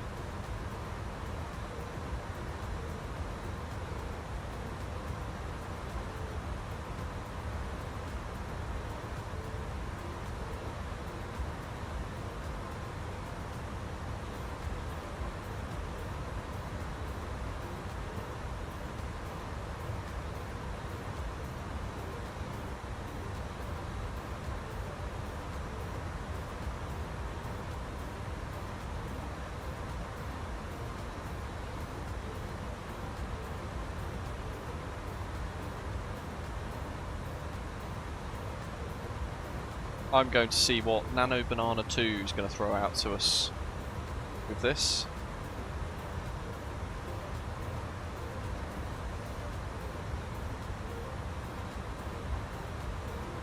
Hey Dusty, welcome mate. Yeah, I'm thinking like, you know, you can get some like African patterns, like sort of style patterns, a couple of like animals, like giraffes and things popped on it.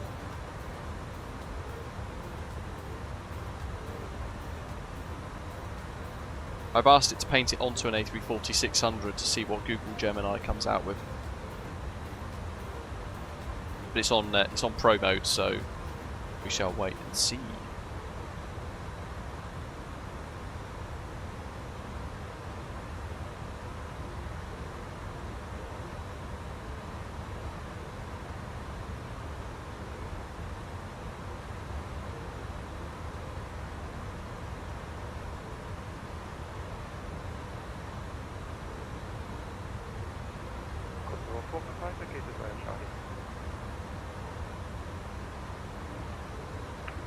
Condor 455, welcome, systems Alpha 4 via Bravo 1.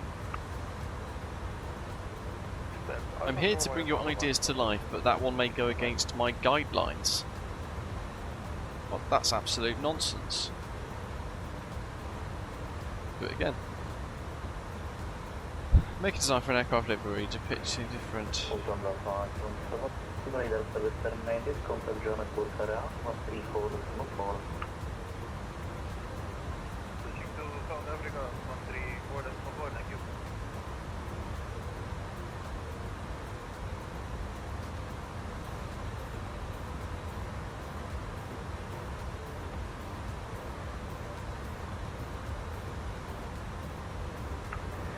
Springbok 3405, Sonora direction flight level 200. Ready for zone.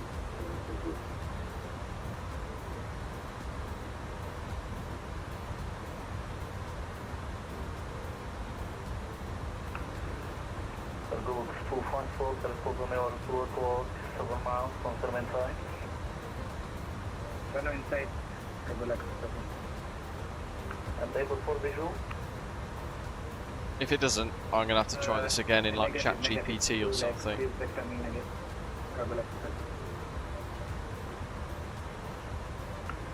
Google 254, terminal left, heading 030. It's giving me all the stuff like defining aircraft's artistry and all sorts of stuff. We are side by side. Hey, what are you doing up there? I'd say the A340-600 is faster than the dinky rubbish 300. Get back there.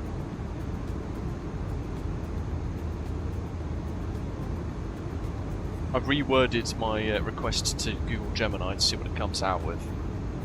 I've asked it to make a design for an aircraft livery depicting different African-styled lines and markings on the tail of an A340-600, along with some key cultural markings, designs and animals known famously across the African continent into one livery painted onto the fuselage of that A340-600. See what it comes out with. It'll probably need a minute before it tells me I'm not allowed. There's the Zato list.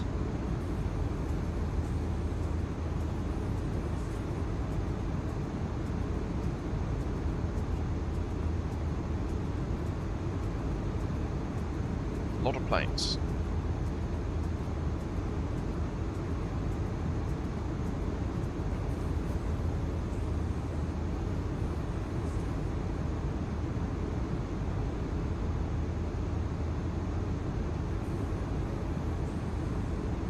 Will this be available on Contrail? Eventually, yes. Typically, there's like a 2-week buffer with Aerosoft launching things exclusively on their shop first, and then it'll extend out.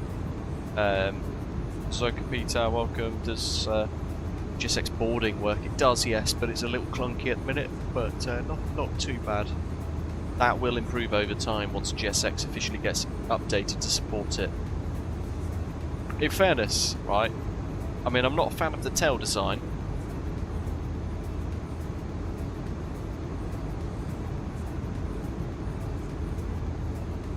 But check that out.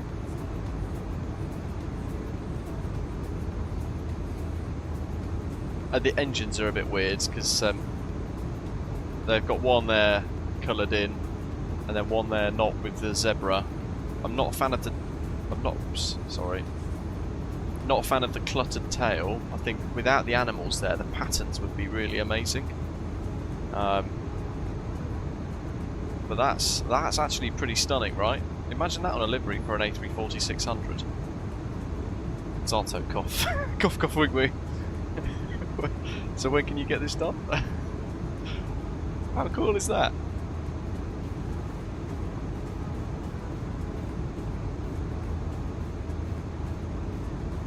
Yes, an African badger.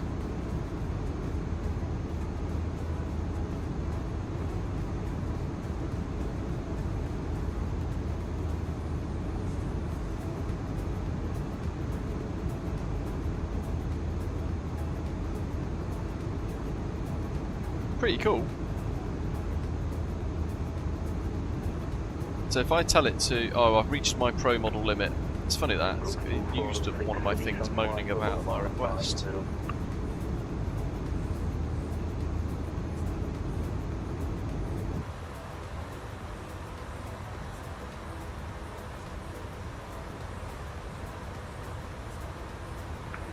Springbok 246, decent flight level 150. So 1344 is next. Springbok 254 left, heading 220, clear tail on the lower approach, runway 19, report established. 220, clear Oh, plus if you were VATSIM Sub-Sahara Africa, you would be able to control Mauritius as well, right? Like, that falls part of it, no? Because the Sahara's up here. So VATSIM SSA is basically like all of this.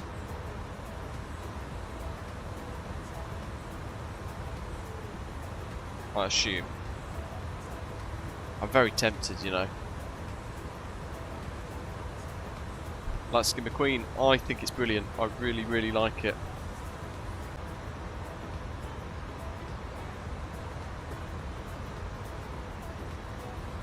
YouTube's being very wobbly today. Just blanked out my preview screen on the control center. Second time it's done that today, though, weirdly. Yeah, hopefully I'm back. I mean, I'm still connected to VATSIM, so I think YouTube's being a tad wobbly. Yeah, good. But it's not me, thankfully.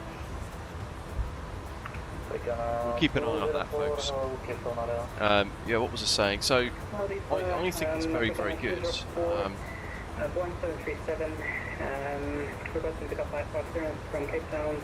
Yeah, I really like it. I can't really say. I don't know what else to say, really. I put this, for me, the level of enjoyment that I have with it, and the level of detail involved. I put this Aerosoft ToLiss A340-600 in the same group as the TF, the IMD-11, the PMDG 777. Very, very good. Really enjoy it. Bus driver, welcome back. Are you or any of the other Osprey Airways troops experiencing any issues with the A340-600 New Sky not picking up certain critical events like engine starts, beacon lights, etc.?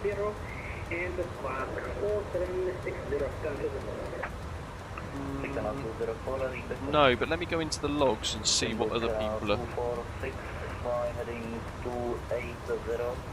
And approximately 4-5 track miles to 500 feet. En route. Just trying to find some A340 flights logs that I can check for you. So that one, if I open that. 246 flying 280.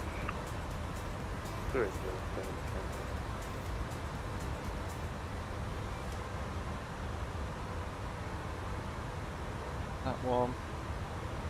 972. Are you using the New Sky Beta or the stable version of the New Sky out of curiosity from the bus driver? Because I'm always using the Beta. It shouldn't make a massive difference. Right, so they're all of the A340-600 flights. Speeding when vacating runway, average touchdown, altimeter incorrect, average touchdown, 10, challenging conditions, offset line landing, challenging conditions, average touchdown, uncomfortable touchdown, short landing before the threshold, offset line takeoff, hard touchdown, challenging conditions. No, can't see anything that gives cause to think that.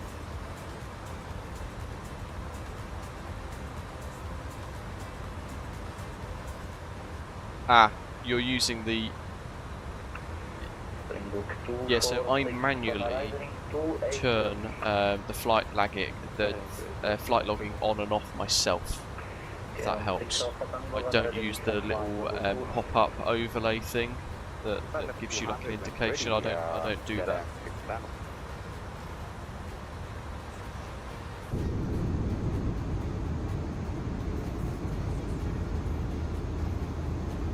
Oh, there's Zato.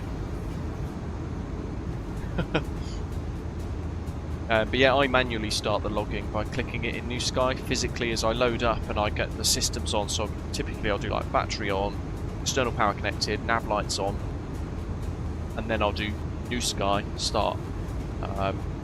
because it doesn't always prompt. The thing with the automatic prompting, which is what I think what you're referring to, is aircraft like this are coded outside the sim with LVARs, not SIMVARs.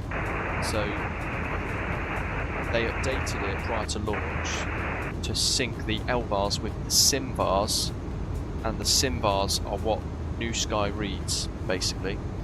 So it won't always notice like the engine start sequences precisely and all the rest of it.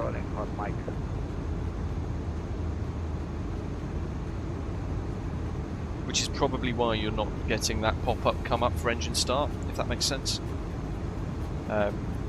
Same with most, any aircraft that aren't coded to SIMVARs will probably have that same issue as well. Skyvegas has uploaded a good-looking A340-600 in a potential African livery in the Discord crew room chat based on Eastern and Southern African patterns only. That sounds exciting. Readability 5.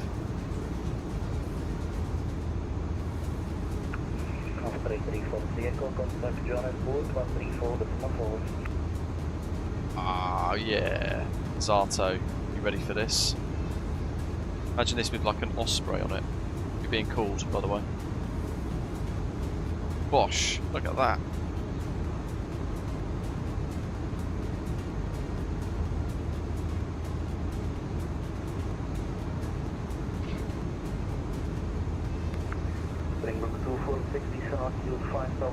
Very cool.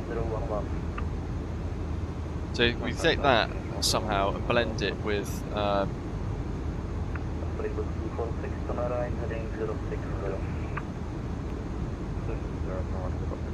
like the Osprey livery somehow, and that would look absolutely superb. Bing! Contact 1344 Wilco. Send. 1344.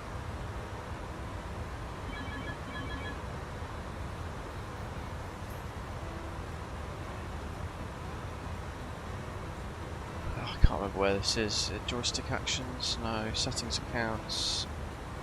Auto executed. And over.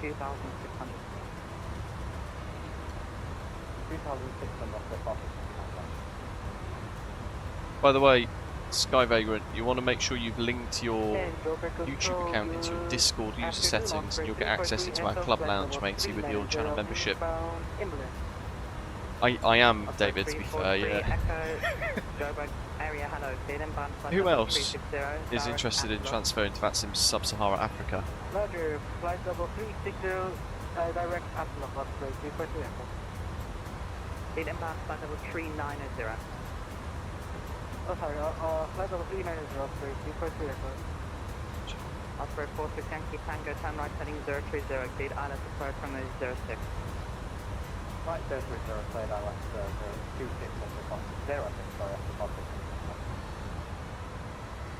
Johannesburg area, good afternoon. South Springbok 194 Heavies, level 370, bad inlet. Springbok 194, driving area, lead inbound, flight level 370.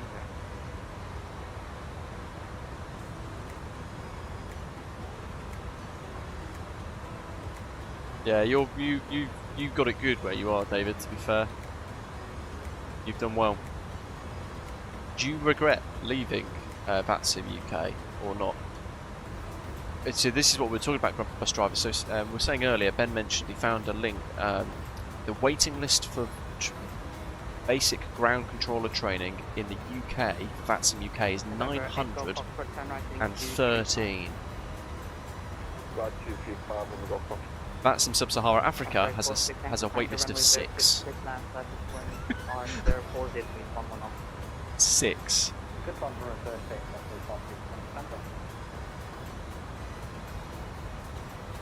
So I'm kind of S1 training. Yeah, that is round. Yeah. Your number 834. Apologies for that. Jesus. There seems to be something wrong with my. It's just madness, isn't it? Plan. The next frequency that I see is the India Mike. I'm getting drawn more and more to transferring. Please advise. I just don't know where to go. And I'm starting to think VATSIM SSA might be the one. I mean, you look at here as well, for example, we're Saturday, right? It's got a good level of traffic around the region at the moment. Look at this. This is all VATSIM only traffic. There's a lot of people. You could be controlling in Nairobi. You could be at like Dar es Salaam, Tanzania, for example. You could do Windhoek in Namibia, Harare, Zimbabwe, Johannesburg, Cape Town. You could do Port Elizabeth. I'm pretty sure. I don't know how we would check though, but I'm pretty sure Madagascar and Mauritius are included in this as well, in this region, like this whole thing. I wonder if the Seychelles are included as well. That's technically Sub-Saharan Africa as well, isn't it? David says, not at all regretting his move to VATSIM Canada. He's been involved in 2 Cross the Ponds, other busy events, and had his first sweatbox on Vancouver departures, so he can get on the network doing that. You can open YYJ terminal right now, solo, so progressing. That's pretty good. Yeah, that's it. If you transferred, you'd probably find that you'll be doing your ground controller training by summer, not by summer 2028. Because it's like a 2-year waiting list on VATSIM UK at the moment, and they're just not training people quick enough. There's no momentum whatsoever. Report your MAC number.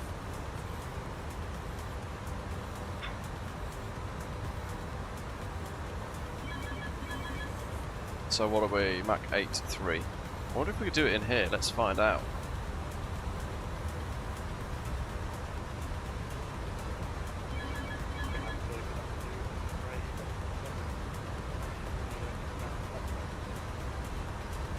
No. Osprey 77, go Bulgaria, hello, cleared inbound flight over 370. And Osprey 77, direct to position Oslo. Yeah, inbound Oslo. I'm talking about VATSIM South Africa. VAT SSA, bus driver. Rob's put the coverage area in the club lounge. Yeah, so David's talking about VATCAN, and I'm talking about VAT SSA. That's correct. Johannesburg areas. We've got 194. We're maintaining MAC level decimal 83. Okay, reduce Mach decimal 80. Wilco. That's we've got 194.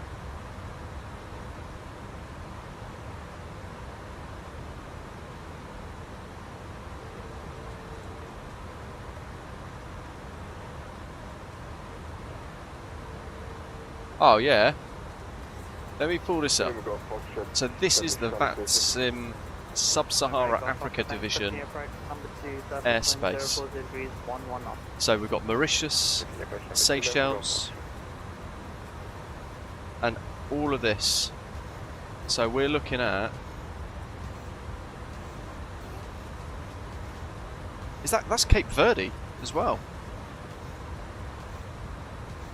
So everything from Cape Verde, Mauritania, all the way through kind of western central Africa. So you're looking at Senegal, Ghana, Nigeria, all the way across to Kenya, Seychelles, Madagascar, Mauritius, La Réunion, Tanzania. Everything in between, all the way down to Cape Town, is in their airspace. So you could not only do like progression, but that's immense variety.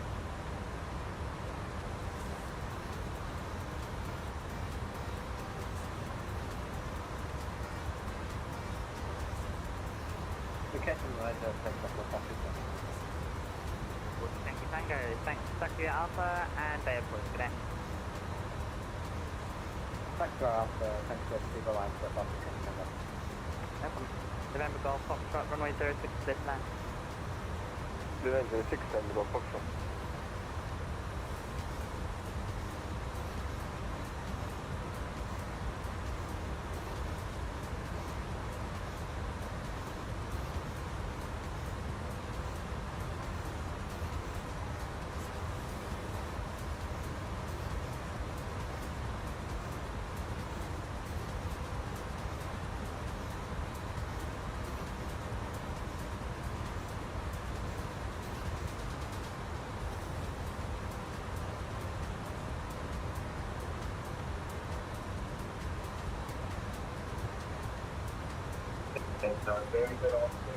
Right, here's a poll.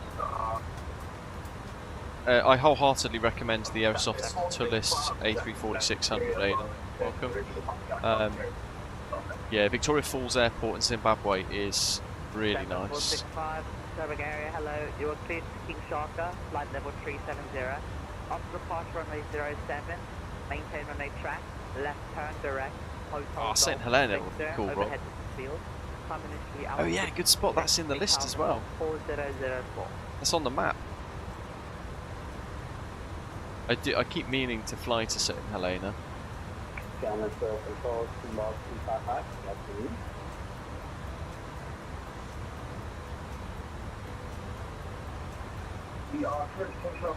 There's the coast.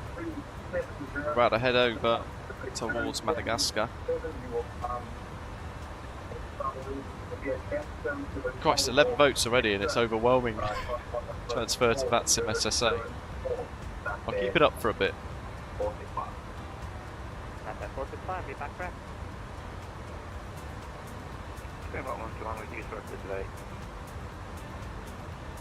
Sorry, what station point say again? Springbok 121, Joburg, hello, cleared inbound, flight level 3 How much training is there though, David? That's a genuine question because I don't actually know. Cheers, extension, a very good afternoon. Osprey 2472 heavy, flight level 3908, inbound offload. Osprey 2472, Joburg, hello, climb, correction, speed inbound, flight level 390. Current speed is decimal 813. Thank you. Controller, the Mars 355, good afternoon, radio check. Mars 355, hello, read you fine. Mars 355 and 8338, all these 4. Canadian Flight Simmer, good morning, welcome. Depends on the region, but there's plenty of time to learn. Think how many sessions you did to get this one in the UK. I think I only did 6 or 5, 4, 5 or 6 sessions, it wasn't that much. 300, fun initially 8000, stop 4033.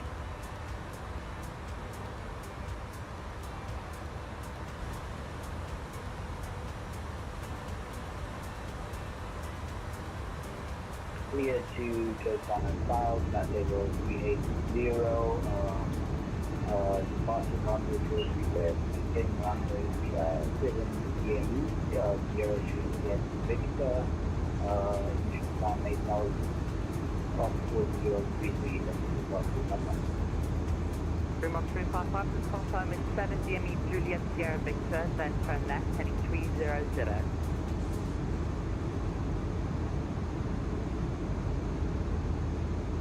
7 DME to Juliet Sierra Victor, then and left 30. Springbok 355, be back correct.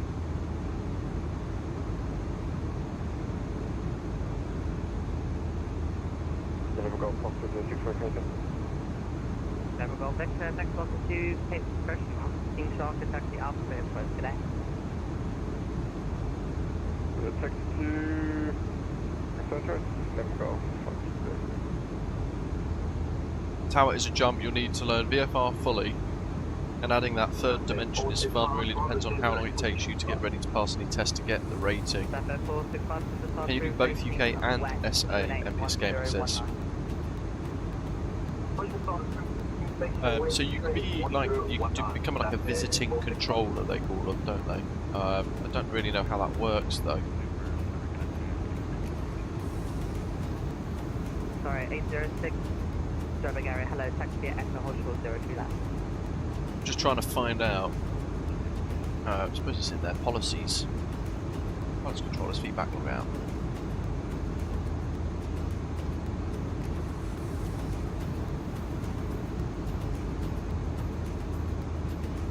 Visiting controllers, where we go. Eligibility, hold a VATSIM rating of S2 or above. Osprey 77, cross Atlas, no earlier than 1453 Zulu.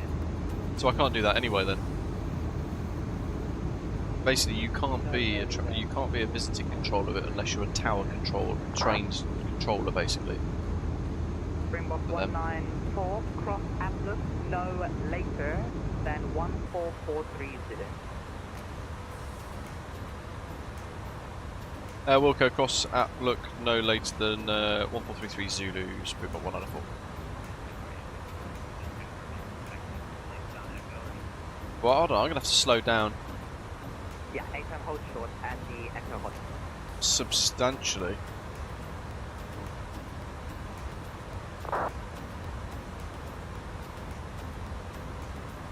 That's a 10-minute slowdown.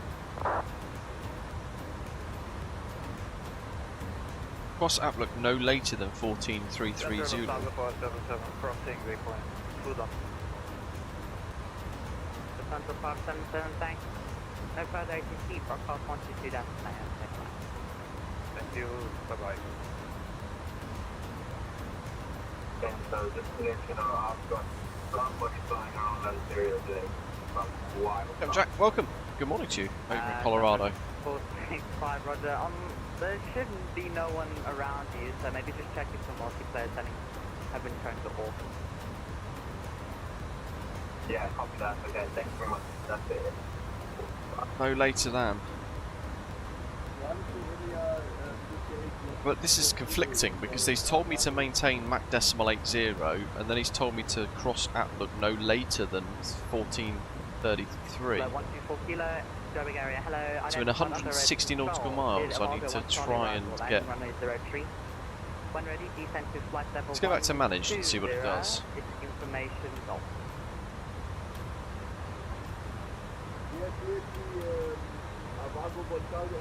He definitely said 1433 Zulu, didn't he?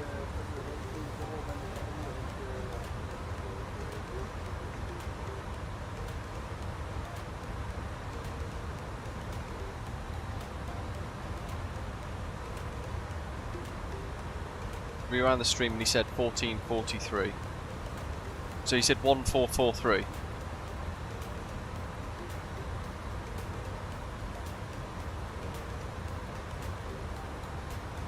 Thank you, Aidan.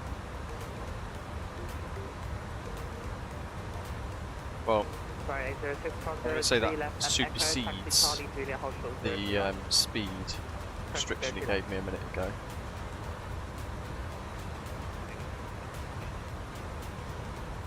Negative, sorry, 0 to that.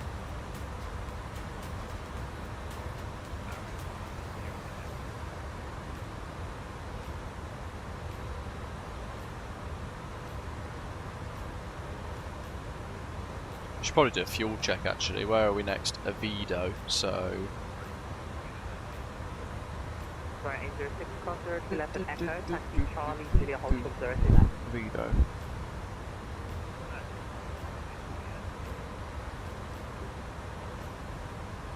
$38.8 tons. Oh, we've got loads of fuel crossed. We're going to be heavier than the plan suggested.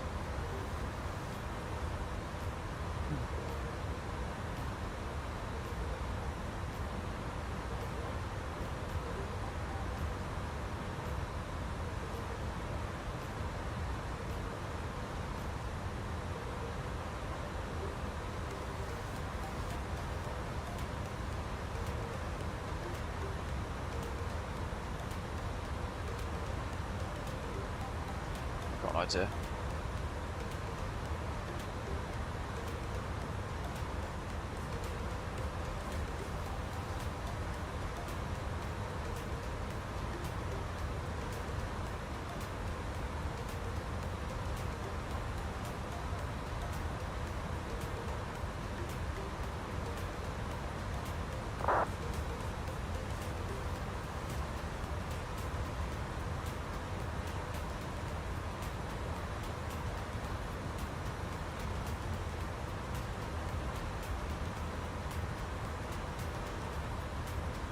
It's about 150 nautical miles, isn't it? We'll call it. That'll be no later than. I'm going to see how clever Google Gemini is on its fast version. Otherwise, I'm going to have to work out speed, distance, time calculations myself. Runway via Sierra and Alpha. Runway 07 Hotpoint Alpha 4 via Sierra and Alpha. That is 465.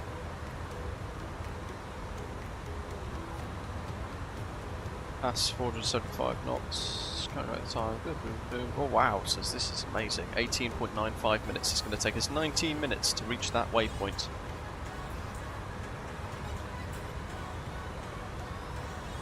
Crikey.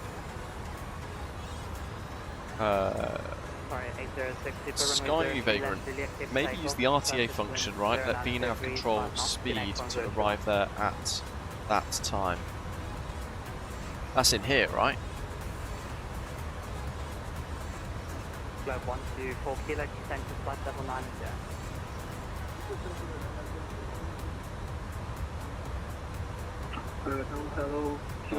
You know what, you're going to have to explain that one, that's not a feature I'm familiar with.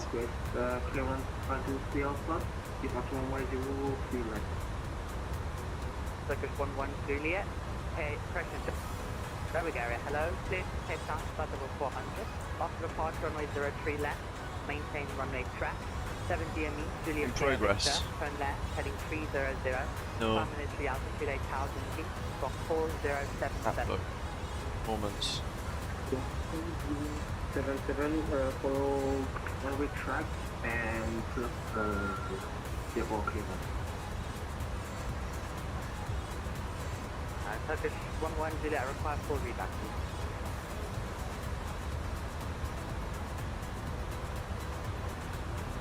Yeah, it's not in here though. This is 11 Juliet, cleared to Cape Town, flight level 400, after departure 03 left, maintain runway track, 7 DME, Juliet Sierra Victor, turn left, heading 300, and climb altitude 8,000 feet initially. Issue for 14,000. Yeah, not familiar with that one. I probably need it spelling out naively. There's a tutorial for everybody on the live stream, on the live chat. 70 Juliet Sierra Victor left turn heading 300. Nice, VATSIM Cross Africa. We're excited to be supporting the upcoming Cross Africa Northbound event, featuring several destinations from the Innobuilds lineup. Join the community as pilots fly across the continent with full ATC coverage and busy skies. Participating airports with slots available for Johannesburg, Cape Town, Nairobi, Zanzibar, Dar es Salaam and Lagos, and then Entebbe. And then also flights for Khartoum, Cairo, Tunis and Casablanca. Booking slots close on the 27th of March, so make sure to reserve your departure soon.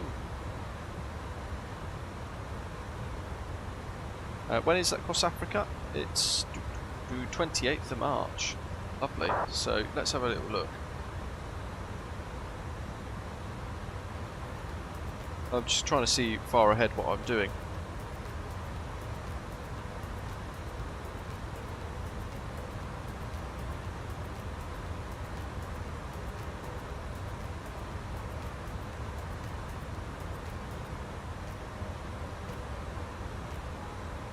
What should we do? What sort of route do you want to do on Cross Africa, folks? Sorry, 806 before passing altitude. Sorry, we're passing you 7,100. Right, 806, thanks for that. Spot under radar control, constant flight level 370 and direct position XZ. 370 direct XZ. Yeah, so this is an older FMS version then, that's modelled.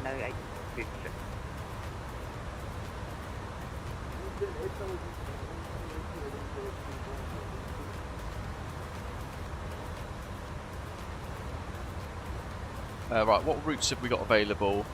Or Tambo to Nairobi. Oh Christ, there's loads of people booking these already. Jeez. Nairobi would be good, I would like to do that. Johannesburg or Cape Town to Nairobi, that could be good. 465, runway 07, clear to takeoff. Surface wind on 0527 knots. 07, takeoff, surface 465.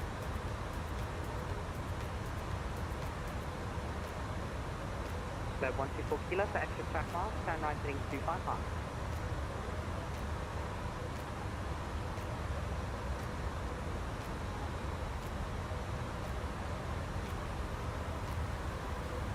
Flight 124 kilo for extra track miles, turn right heading 255. Guinness, Nairobi.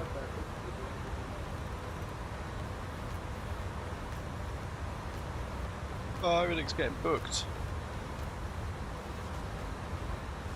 Nairobi to Cairo, follow the Nile. Turkish 1-1, geometry train, pushing forward. 110, push and start of cruise facing north to an H1021. Turkish 1021, face north. Oh, the slots there though are quite. We've got Nairobi, Cairo booked. Cairo booked. Cairo booked. Nairobi to Cairo, 13:29 Zulu to 17:49. Yeah, cool. Let's just book that. What should we fly, team? Quick, quick, quick. MD-11 or A340-600 or 777.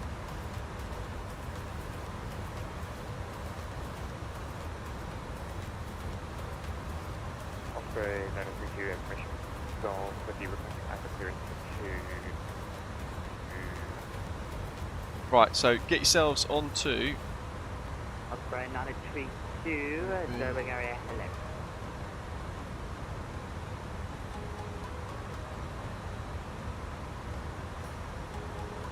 get yourselves to this link.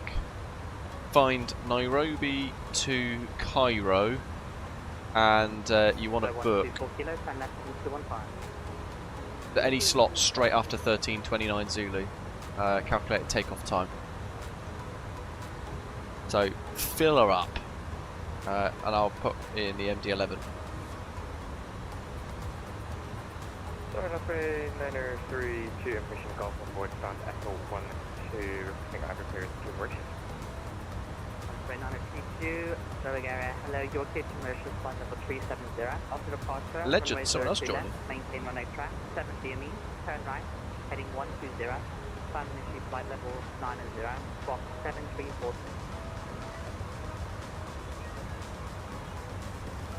Osprey 932, could you send that into text?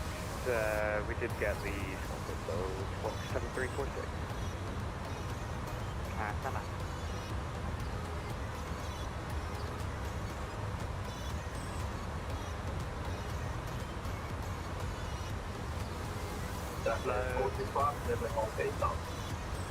Flow 124 kilo, turn left heading 090.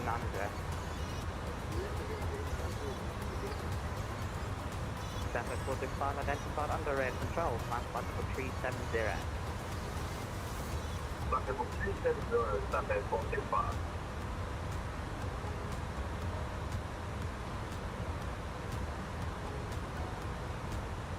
And Osprey 932, I'll hit you back again. Okay.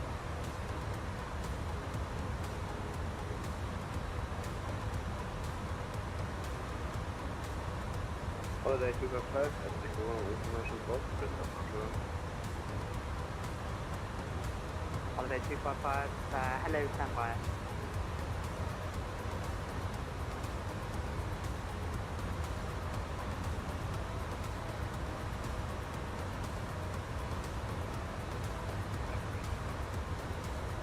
It'd be good to get back in the MD-11 because it is a wicked aircraft, isn't it?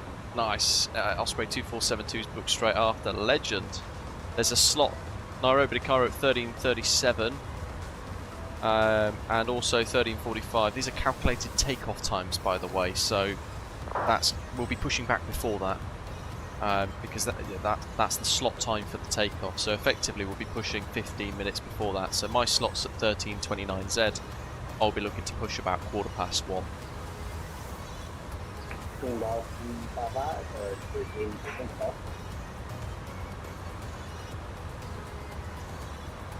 pushing pulling stay again. I'll try and get into the.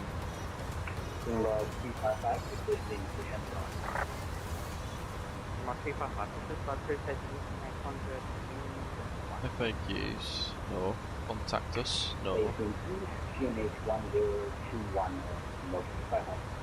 No. Where's it gone?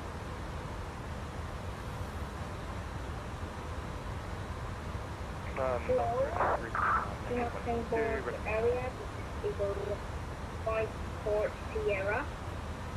see if VATSIM, the Discord will let me join the VATSIM Cross Africa server. 124 kilo, turn left heading 065, state Alice approach, runway 03 right. It just says open the Discord to access the app. It doesn't let me join anything.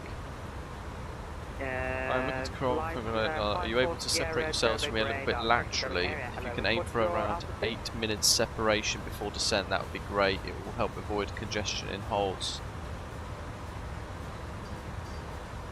Sorry, Eagle 54 Sierra, report your current altitude. Flight level 390, Eagle 540. Eagle 54 Sierra, roger. Yeah, so Mauritius approach is going to be on later for us, which is very exciting. They've asked all of us flying along today to try and space out so that we are around 8 minutes separation, or we might have to enter some holes. And report overhead Alpha. Uniform Victor, Bravo, Uniform Delta. Report at Oxford, Eagle 540, is this correct? That's correct. Tappan 465, direct position Tappan. Say again, Tappan 465. Direct Tappan. Direct Tappan, Tappan 465. If I push that from Charlie to there, then I'll leave off the 8 Delta close to hours. So all stations standby to be Tappan. Got a little bit of an overload here to stand by for you.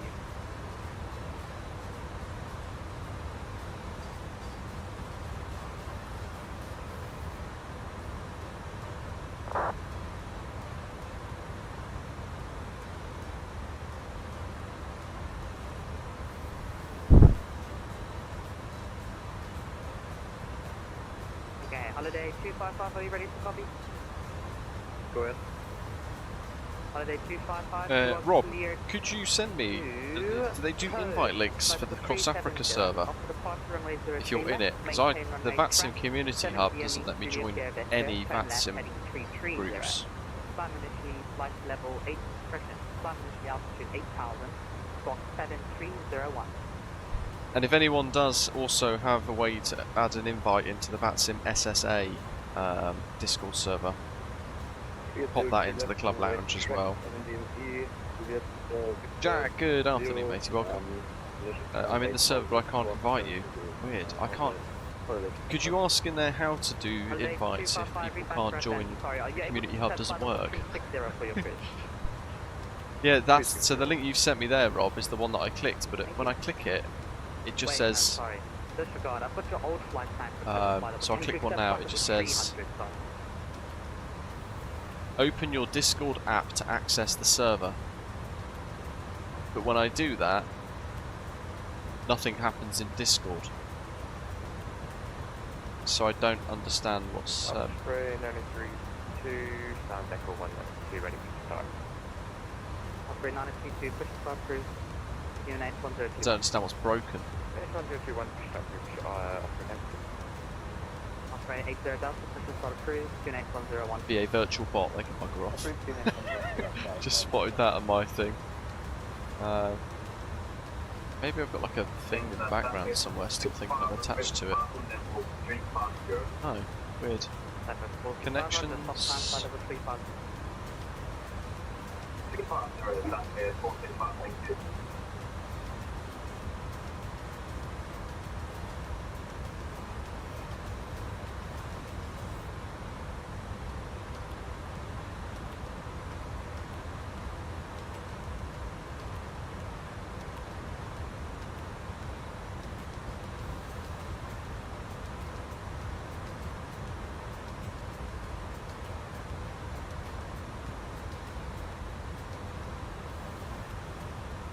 I just used the hub to join. Are you logged in? David says, yeah, I am. It says though if I log out, maybe I need to desync my Discord account. So I'm just going to take a photograph of all the servers that I'm in on the VATSIM system. All stations at Johannesburg, 134 taxi, contact. This is where I'll end up breaking the entire thing because I'm in the VATSIM Virtual Airlines one as well. That's key. Oh well, let's try it. See what happens, eh? Okay. So that'll have been me kicked out entirely. Versus 844 driver area.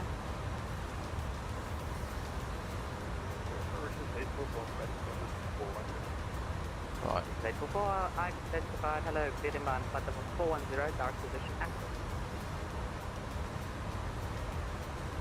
Open your Discord app. Ah. Okay. Right, I'm in. So that's VATSIM, SSA, Cross Africa. I'm having to rejoin all of them now. Across the land.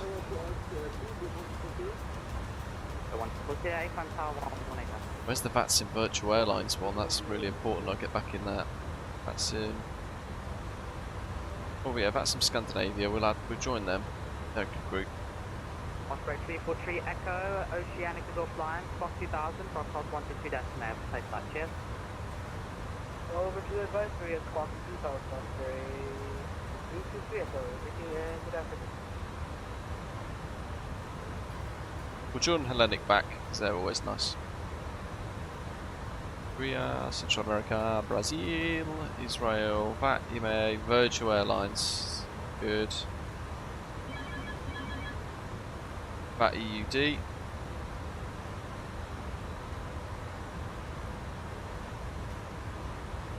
VATSIM Global. Squawk 2000 monitor Unicom. Oh, look at that, we had 1 minute to go.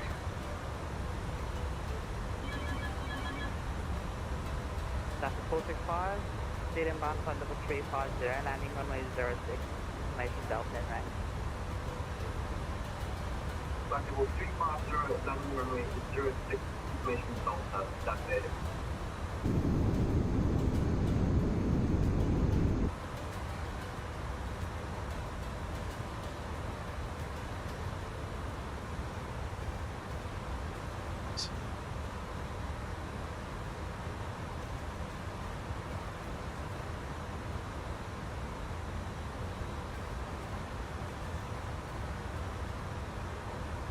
I'm hoping it didn't kick me out of the main VATSIM ones, because they're...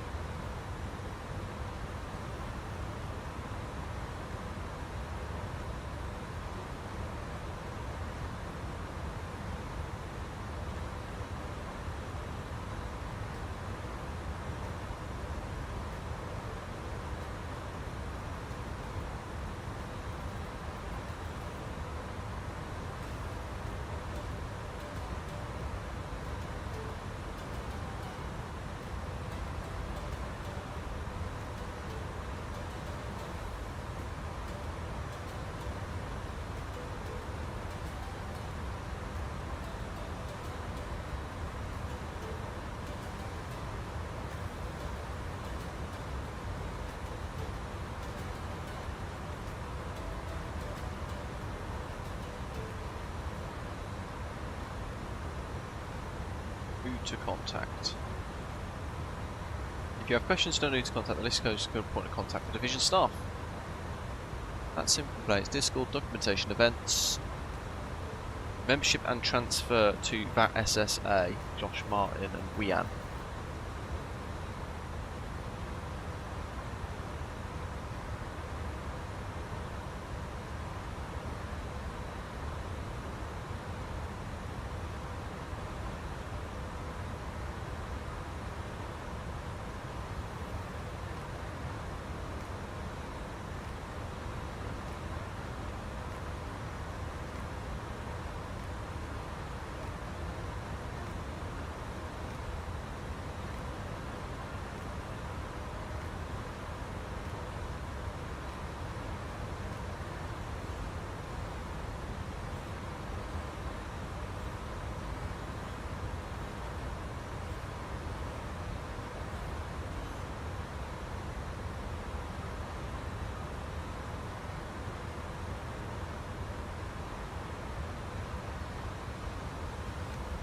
So I need to join the VATSIM, the main VATSIM one. Where's that gone?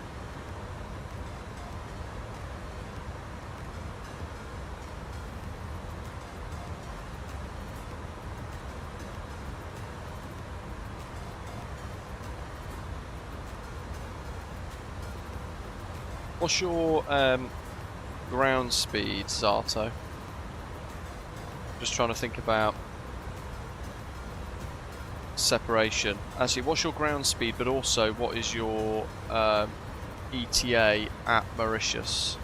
And then I can see on the radar South African 121 Sean and Osprey 77 Ian and other Ian Osprey 2472. You might need your you might need to put your ETAs at Mauritius into the chat for our live stream to work out precisely what time we're going to be arriving. So we need to have 8 minutes separation between each of us. I wonder though, is offset used for traffic separation under these circumstances? It can be, yeah. John, welcome. Oh, that would be me you've messaged then. Nice. We're just trying to coordinate it.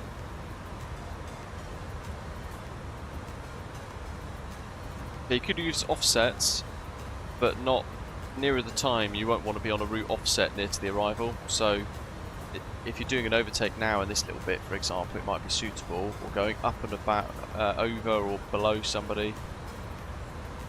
I just realised that's set. So where is the normal VATSIM?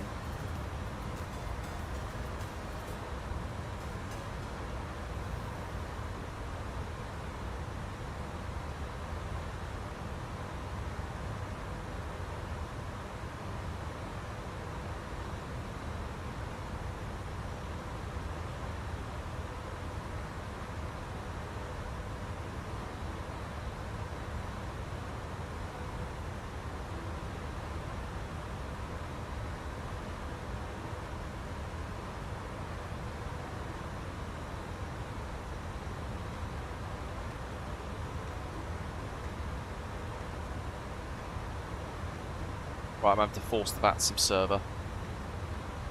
You must leave the server first to join. What? That makes no sense. So the VATSIM community hub must limit. It must limit how many servers you can be part of on the VATSIM system.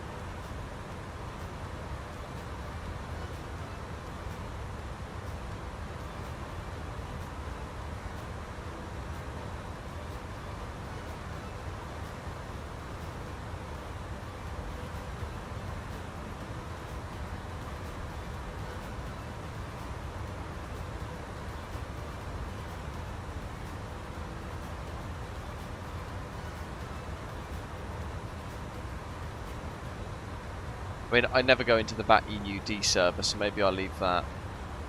Or VATSIM Scandinavia.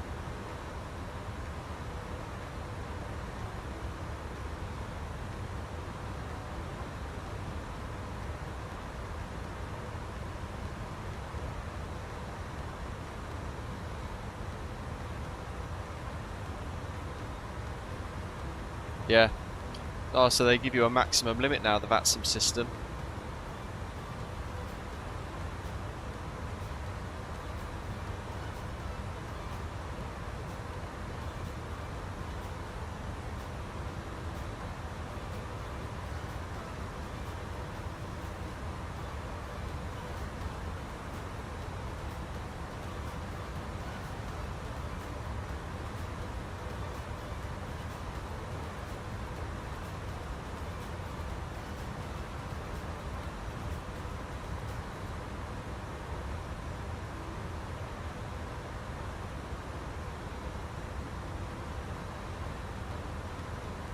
Where on earth is that server status ping?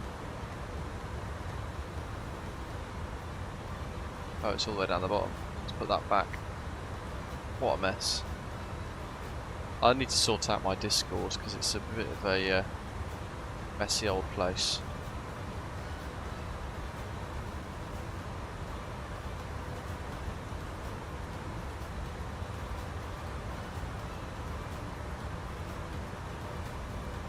Right, got it. Thank you.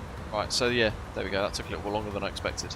Effectively, I had to kind of step out of it, log out, disconnect all of my Community Hub link things, and then... oh, so it's not the VATS, it's me being in... Gee, I didn't know it was in 100 servers. That's terrible. Skygrove Vagrant, I'm not, to be fair, but there's definitely no visible function on it.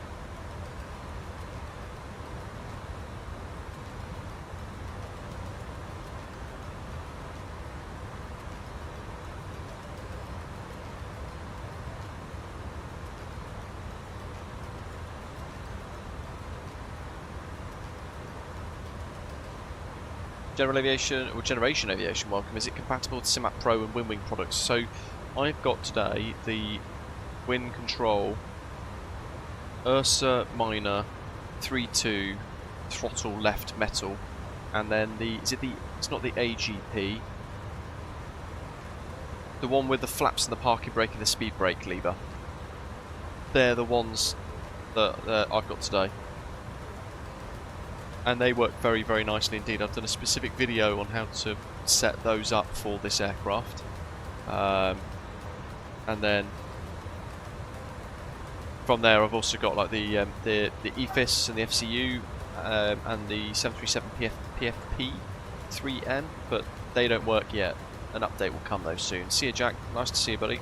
Keep up the work on Blender. You do it very well.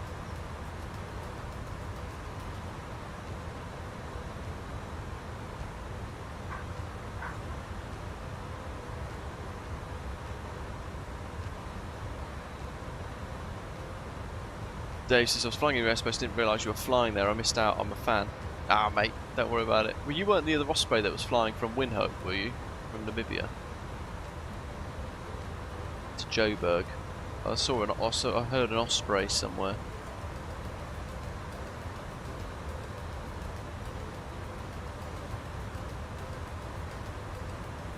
Yeah. Oh, Ben, yeah, that was you.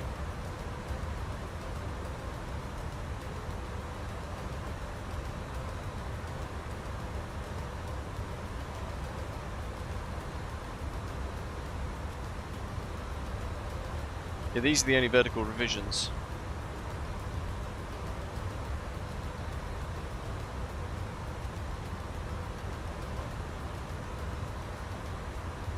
There's no other options in there, so if I go further down to like Kedem, again there's no option to add in like time constraints.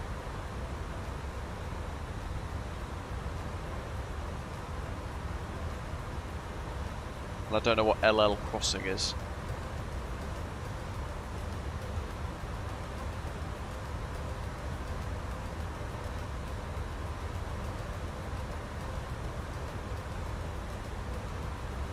So I don't think the FMS system has it in Sky Vagrant, to be fair. Right, Zato, did I get your...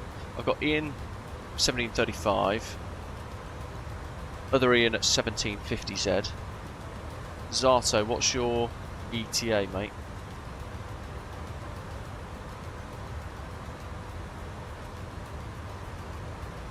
As long as we coordinate and we have like a 8-minute separation. And Sean, are you still in the live chat as well? Sean Grenier.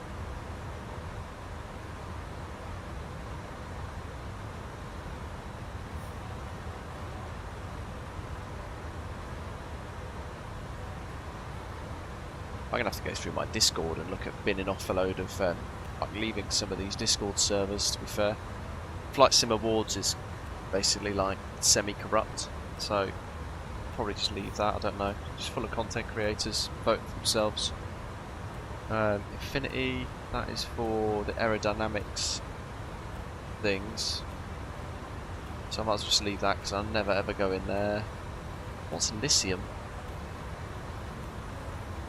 Oh, Thessaloniki, Heraklion. Yeah, actually, because they're making a new scenery somewhere, aren't they?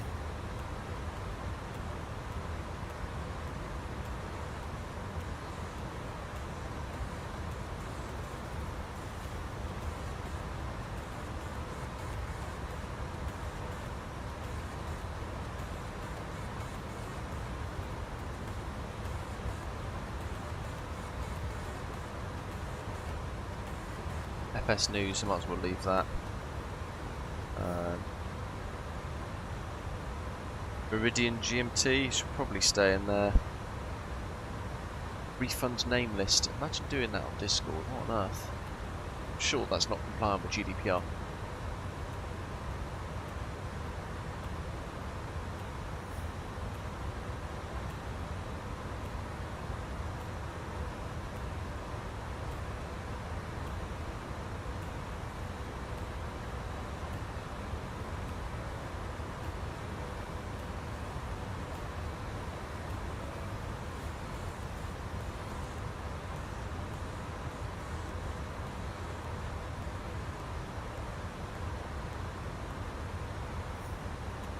Lunar Simulations, what were they making?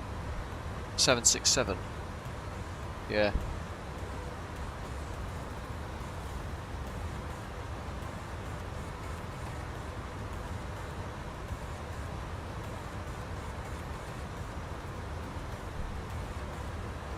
Mako Simulations, I could probably leave that server because he's just vanished now, hasn't he? So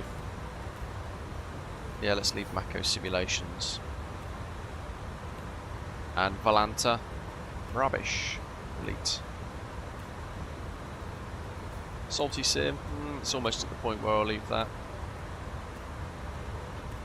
What else? FS Elite, yeah, let's leave him. And what was the other one? Drawyer. I was in the Drawyer server. Get rid of that as well. That'll do. Just give me a little buffer.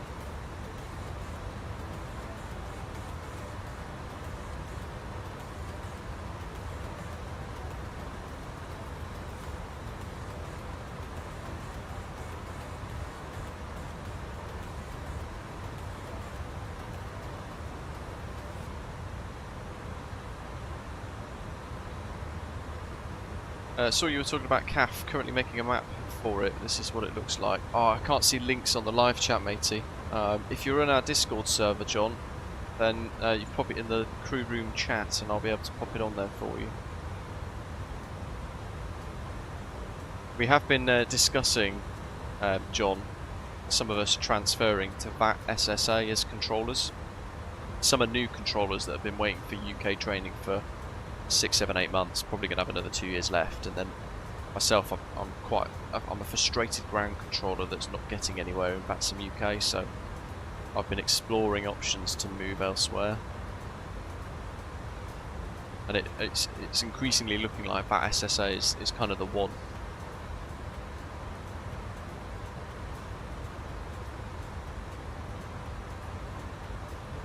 Sean, what's your ETA at Vimp? Just trying to coordinate before we have, otherwise we're going to all end up in holes. So we've got 2472 1750Z.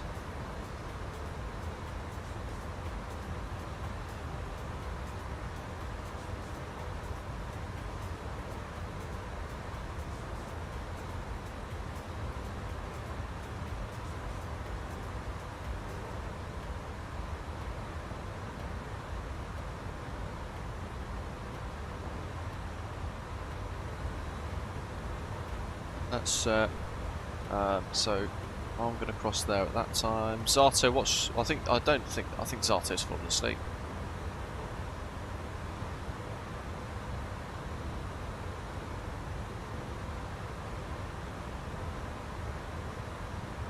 So we need SAA 121.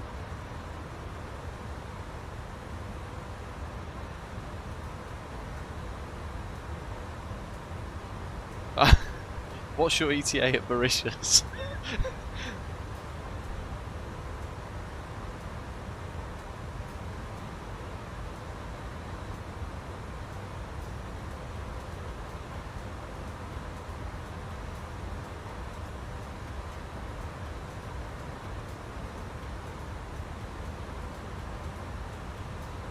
Hours time. What's the actual minute? What's there? Because I need that. We're trying to sequence at 8 minutes. Yeah, he needs an energy drink. And I still need Sean's figures as well. South Africa 121, Springbok 121. And Osprey 80 Delta, you might want to speed up as well, Ben, because you've got a Mauritius 844 coming up hot behind you.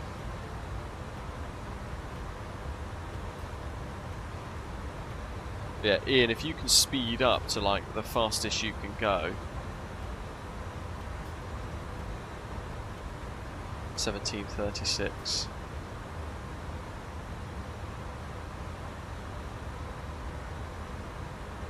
You know what I've not done? You guys have done it properly, I haven't. I need to put the arrival in. Oh. Runway 14, we'll go for ILS Zulu, isn't it, I think, from Ekbal.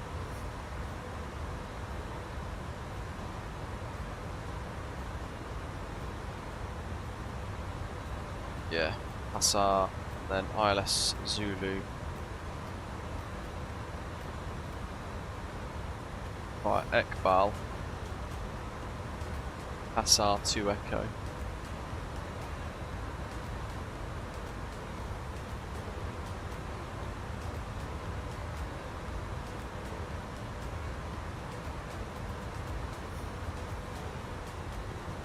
We've all got such different numbers, it makes no sense.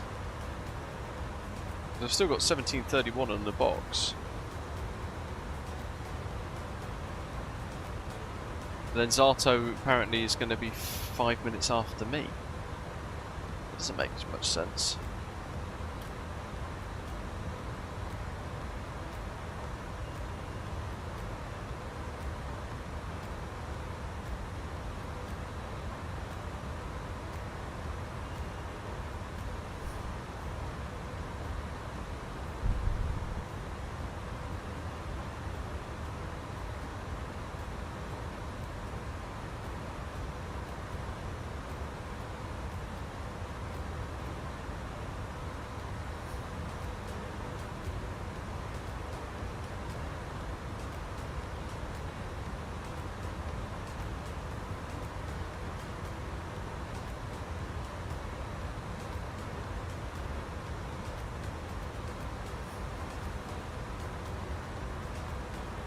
Ah, no worries, Jack.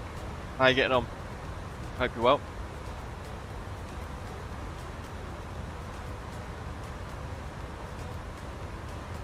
It depends on their ground speeds, though, Ian. You're 2472, aren't you? Let me just try and find you on the charts here. Yeah, actually, yeah, you are behind. Two that are on top of each other. I feel like Zato's pulling away. So what we got? Ground speed 5. Yeah, so Zato's actually going faster than me by 10 knots. And then we've got Osprey 77.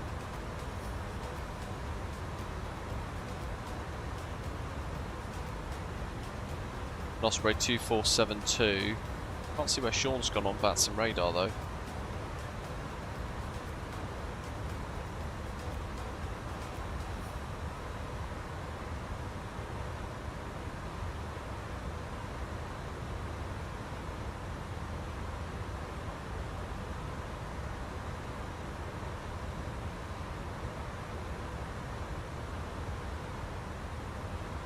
Well, doing an event, not so much. We're just we're kind of buzzing along and enjoying the Aerosoft A340-600 today.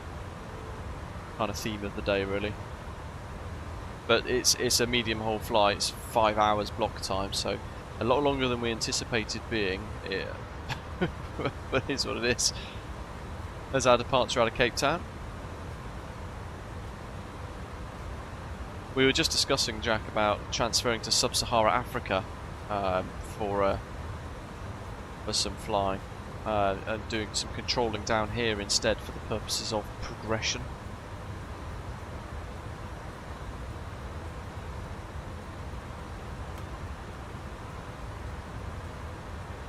I'm going to be stepping up to Zato's altitude soon at 120 nautical miles.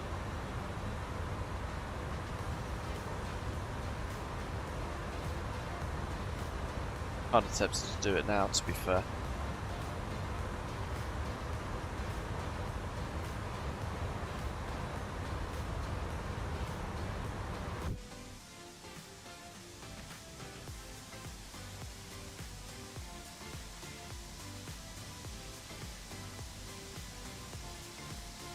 You maxing that A340 out, Zato?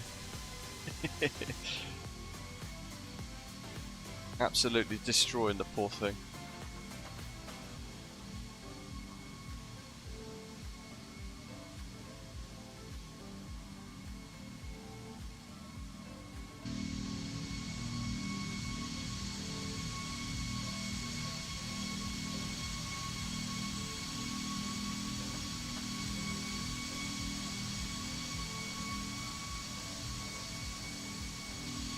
Yeah, 8 minutes. It's more the way that it's the airspace is designed in Mauritius, really.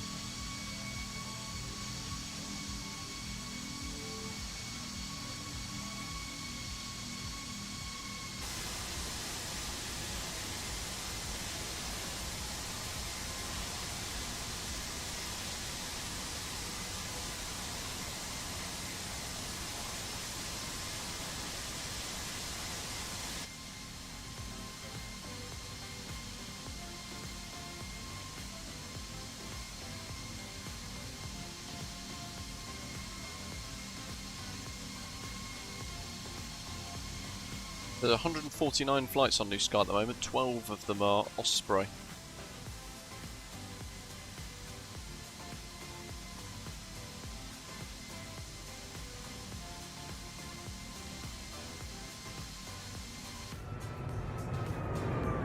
Zoom zoom.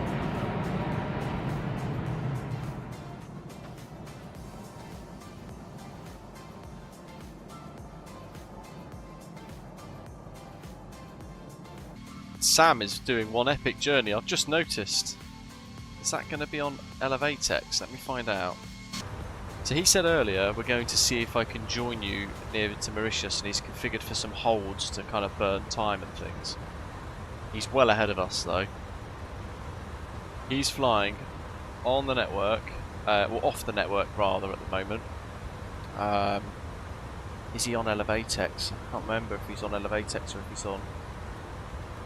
No, I think he's on Volanta. I'll show you. I know, I'll show you the new Sky map.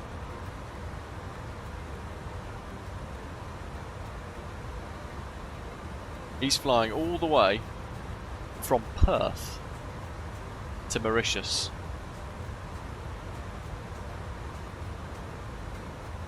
Took off probably about an hour too early.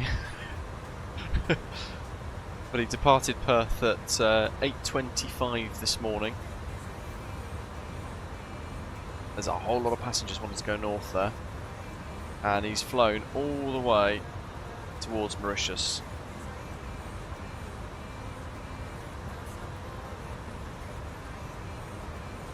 I mean, look at that, even for cargo demand and flights going kind of northerly, northwesterly, so which is like towards Europe and the UK, 4,000 passengers waiting to go that way. We had that on our routes for a little while as well. We still do have it on our routes actually. I'm reluctant to get rid of it because it is my favourite place in the world. Yeah, I think he was going to work.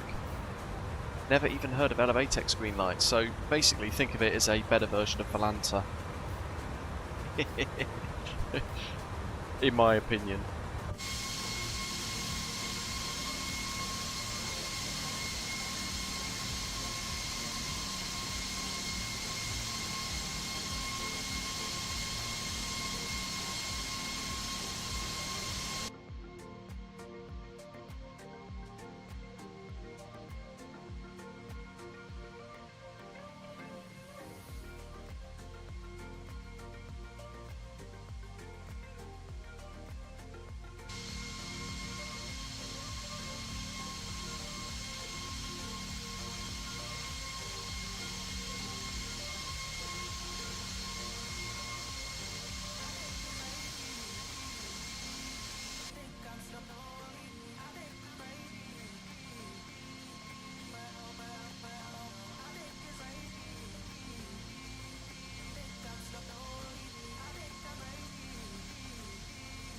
John's popped the CAF map on there.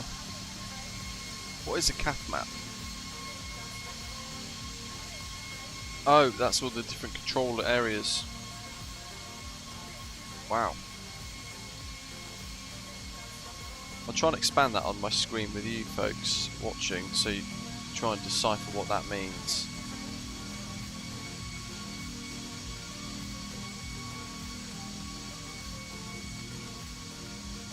Just get it up on the screen.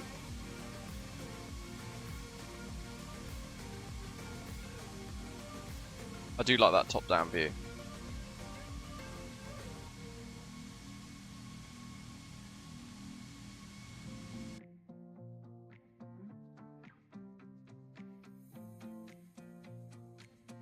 Yeah, look at that. I don't want to break the pan shots there of the aeroplane with those 4 contrails. It's amazing. Oh, just about to take a ready screenshot. Wait for that to come around again. But yeah, there you go. This is the CAF map. I don't know what it means. I assume some of these are like key routes and sort of standardised routes out of Cape Town and or Tambo.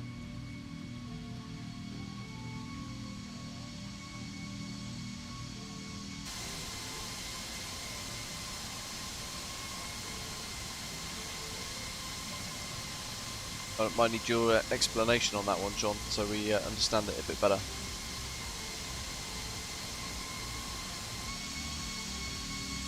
Jaegeroo got 7 to 9 hours done for my flight out Anchorage to Frankfurt. Nice. How many hours to go?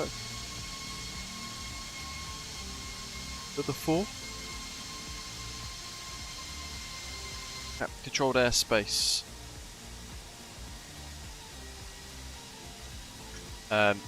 Yeah. Terminals?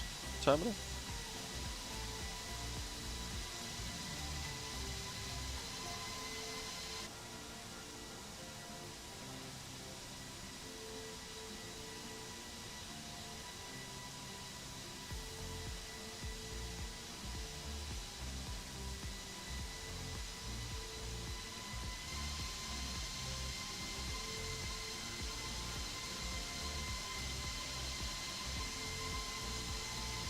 Nice. Are you in the Aerosoft ToLiss A340-600, Jaegeroo? How are you finding it?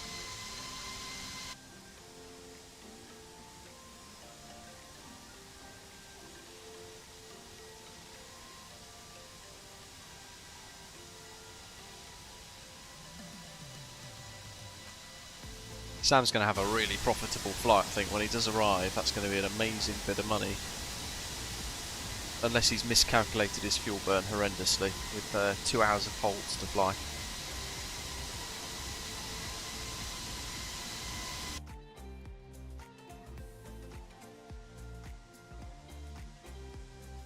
A little screen grab.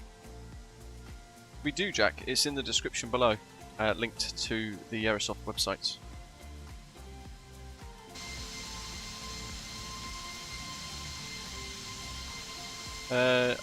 Only semi-annoying thing is auto steps are missing. Yeah, but it's a bit of a flight sim thing that though, isn't it? It would be nice to push for them to put it in as a feature at some point in the future, but I suppose they've tried to make the aeroplane as realistic as possible, so it doesn't have auto climb in the real thing.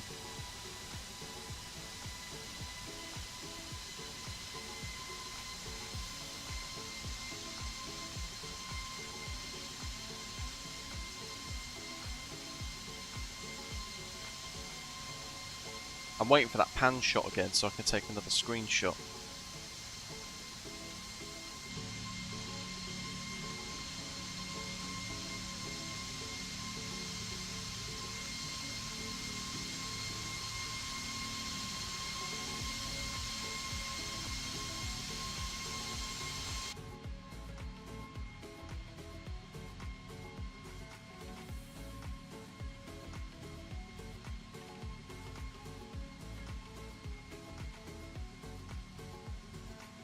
Sky Vagrant, yeah, absolutely. Well, if you fancy doing it on New Sky, and you want to have, if people do want more routes back into South Africa, we did it previously. We had Heathrow and Manchester to Cape Town and Johannesburg as scheduled routes, and they pretty much, yeah, they rarely got flown, so we ended up pulling it from the scheduled system, just left it as a free flight option on the VA. But if people want that back in now, we've got more long haul options that are really good, then we can explore that. But if we do add them, they have to be flown.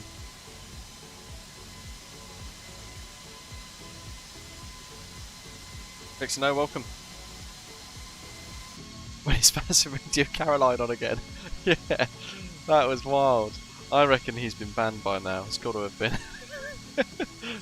That still to this day is the coolest thing that's ever happened on VATSIM. Oh dear. Yeah, we did. We had like little feeder network routes out of Johannesburg and Cape Town, didn't we? I think the last time we did this was the A350 being released. I think it was the same route, wasn't it? But we did Air Mauritius flying the A350. Pretty sure.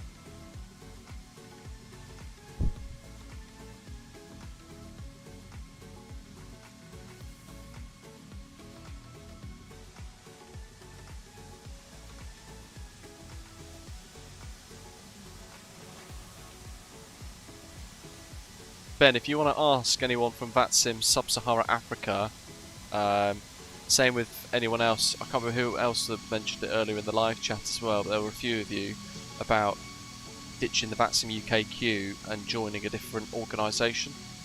Not BXNO in the live chat there, he's one of the event staff for VATSIM Sub-Sahara Africa, so one of the kind of key staff members really, so if you feel free, if he's happy, for us to pick his brains whilst he's in the chat, that'd be great.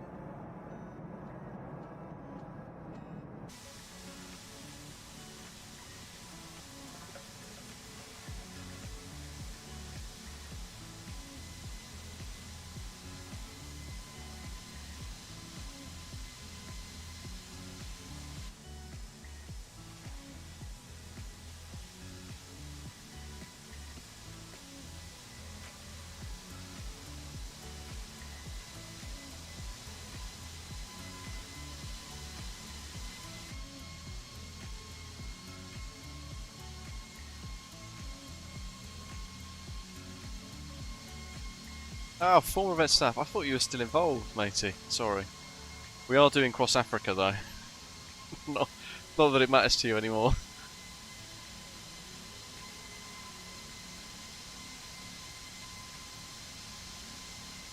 I should probably put my question to you in the into the live chat instead. I was just asking him on DM. Because I'm a ground controller in VATSIM UK, how would it look and work for me to transfer across as a ground controller, and then what would tower progression look like?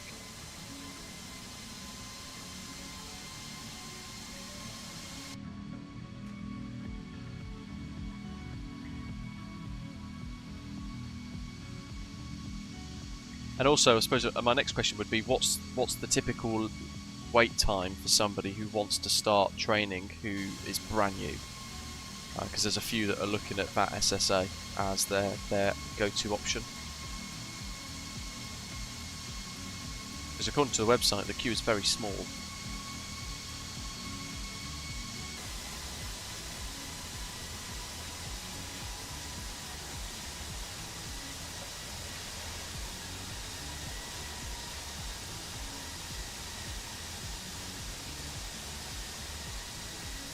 Yeah, it's probably a good question to ask, Ben.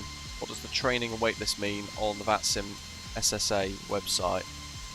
Waitlist for 6 people, but 66 are doing training seems a lot.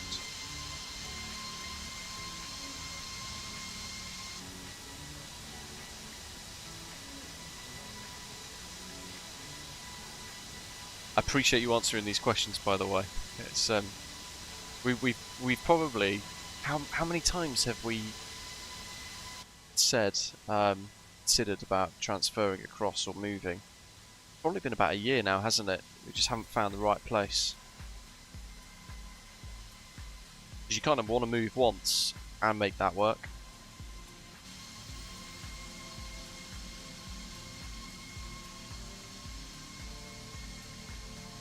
Yeah, for over a year now. Exactly. It's I've not done anything about it.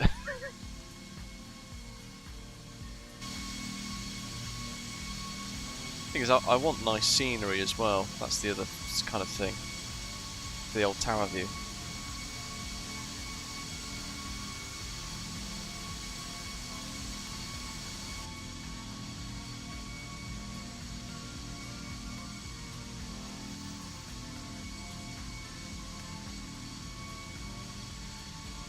Ergy's just had the inner builds A350 screens completely WASM crash. It's so frequent that that happens to people. It's so bad. They don't seem to treat it as a priority to fix it either. And when you criticise on the Discord, apparently they just seem to ban people. Look at that for a pan shot, that's stunning. As for the transferring bit, you come over with the rating. Once you've transferred, join the wait list, wait a month or so, then you do the theory practical, doesn't take long thereafter. Yeah, it's the local procedures bit that's big thing, because it's quite different to the UK, isn't it, in some areas. And how long would it be roughly if I was to say become as a ground controller, move across, and then say I want to become a tower controller? What would that journey look like, and how long would that take?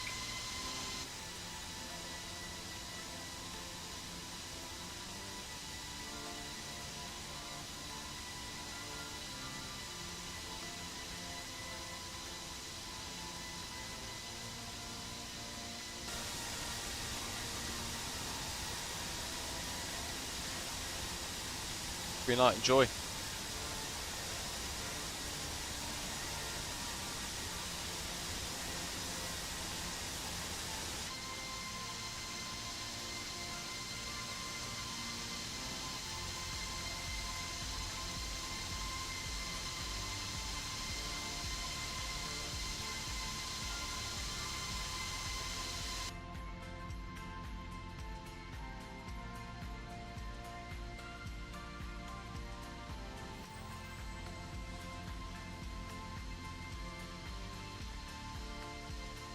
Nighthawk in the crew room chat says, for African flights, don't forget about Reunion Island east of Madagascar. There's a good airport freeware that works in MSFS 2024, yeah. So Reunion, it says east of Madagascar, it's very close to Mauritius. It's basically a little island next to Mauritius that's technically part of France, for what it's worth. To the point where they have voting rights, France, and they pay in euros. Fun fact.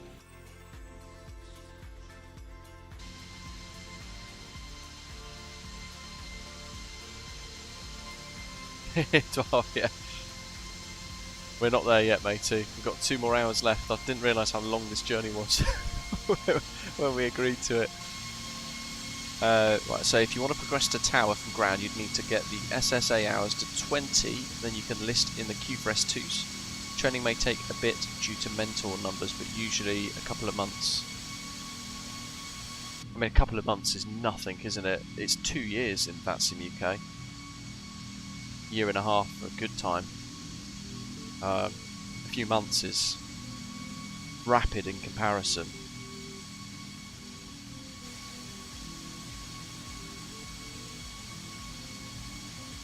$682 hours, wow. You do a lot of controlling though, David, to be fair.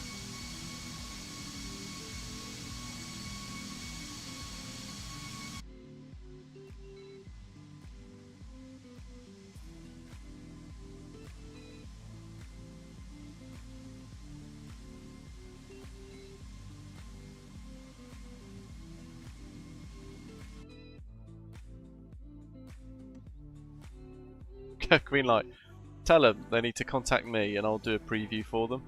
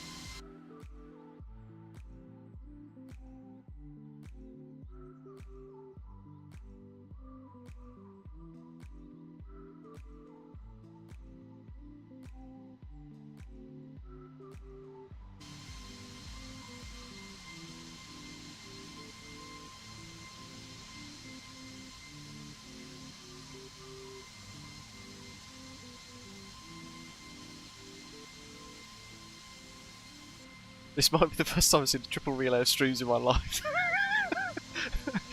It's mega trippy. Right, where are we at? I think S1Qs have been speeding up recently, so I say you'd achieve it about 1 to 2 months after getting on the wait list, depending on how sessions go. How fast is that compared? That's much better to hear, Ben, right? Who else was asking about it as well earlier on? It wasn't Skyvagrant, was it, in the chat? I'm trying to scroll all the way up to when we first spoke about it. Someone else said they were like number 800 and something in the queue.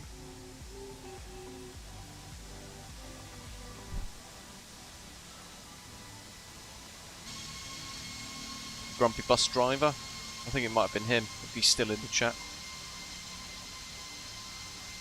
Yeah, it was, yeah, Grumpy bus driver says seriously tempted to transfer. Number 834 for training.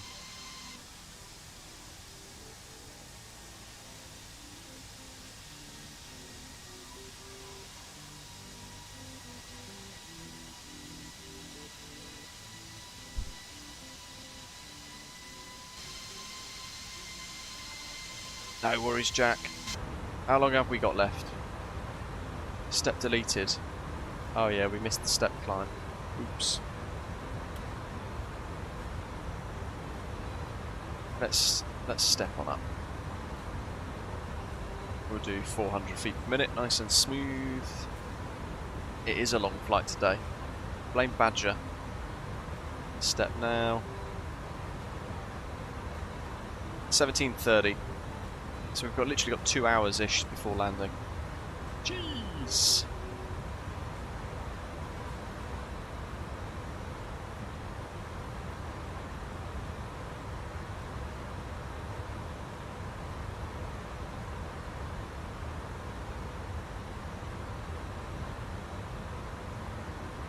I think it depends on what system is installed in here, Skyvagrant. I think some of the features on the newer A330s and things have a more up-to-date software, but from what I gather, because the A340-600 is old, isn't it? Really, in reality, I mean the one we're pretending to be in at the minute today is like technically an airframe that's 26 years old. I think if I got that right anyway, but the reality is this wouldn't have had any of the Airbus software updates with features like that.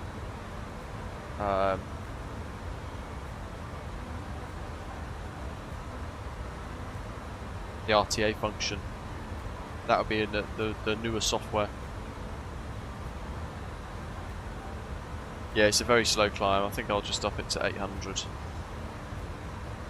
It's just a very, very gentle, smooth entry so that people in the back would not even notice it.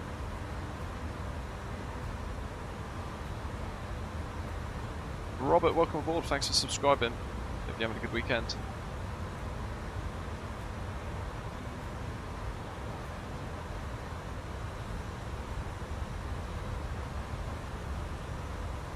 What's my opinion on retrofitting features like that? I think it'd be nice to do, but not a mandatory thing.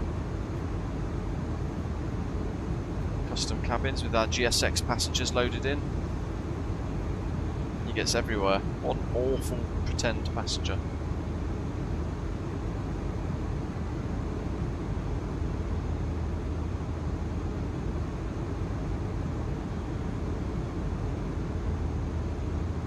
Look at that, it just goes on forever, doesn't it, look?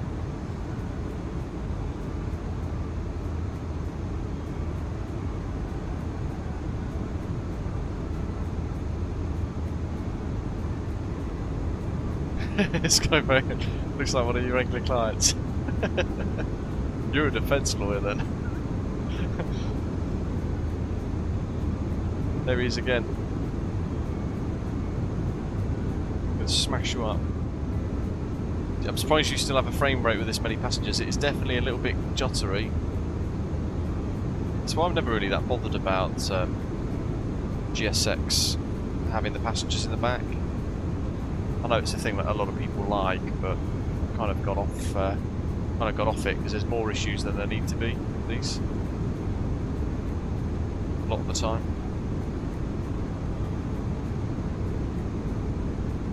I mean, even like, yeah, we delete that part of the cabin. Look how far up that aircraft we've got to go to get back.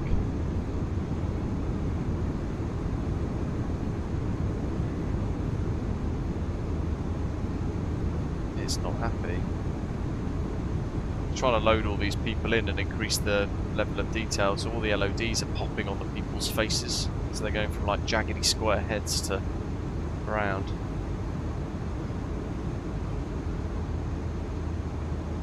Oh wow, that's pretty cool, Scott Vagrant. Very unique.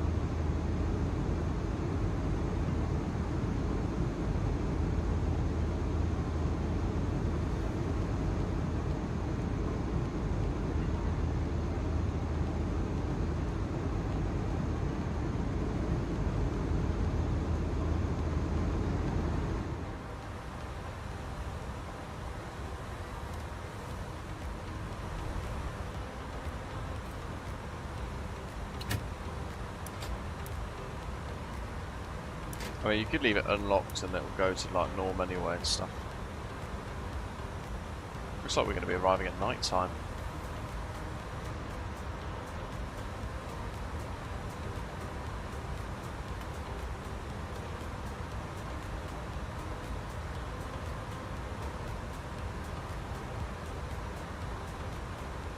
Yeah, it's literally like you go through a wall. I did report that as a bug, the soundscape. As you walk through that door, the entry into the flight deck, it's almost like the sound just goes click and switches entirely. So that's something I do want to see them improve. But I spend a little time in the walking around, so you don't really notice it. When you snap to these sort of views, then it's pretty good anyway. It's going to be night time when we arrive.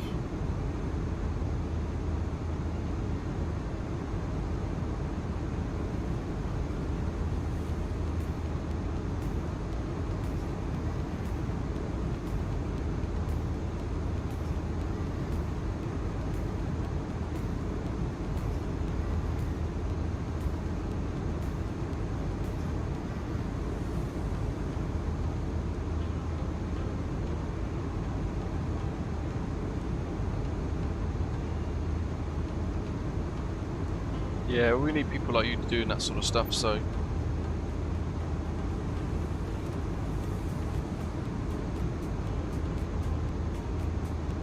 Matthew, welcome!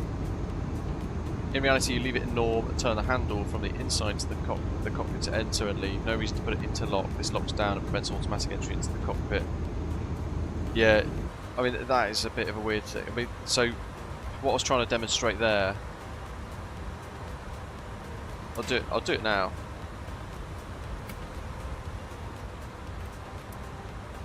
So in reality, that close, and after a few seconds we should see it lock. Let's just watch it, see what it does.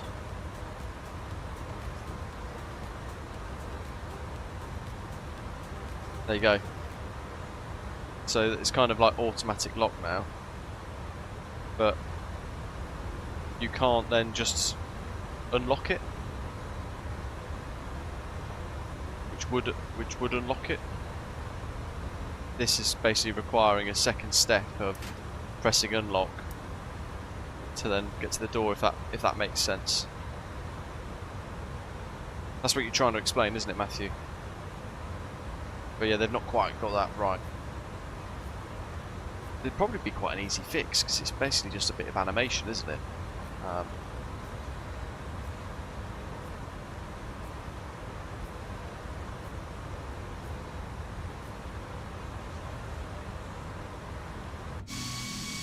We might have to wind the time back or something, folks, because I kind of hoped we would be landing in Mauritius in daytime.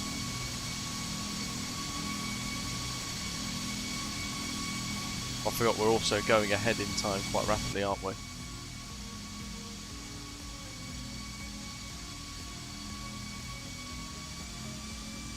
Oh, look at that.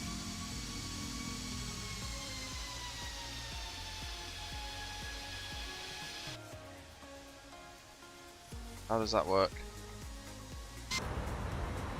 That's just whatever I did there has played absolute havoc with the aeroplane.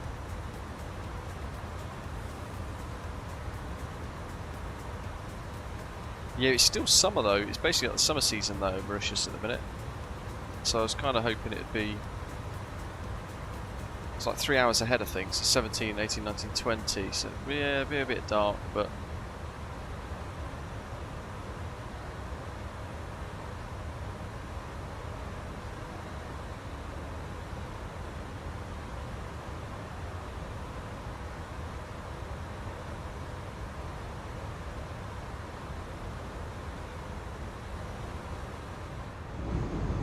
Yeah, the keypad system basically, Matthew.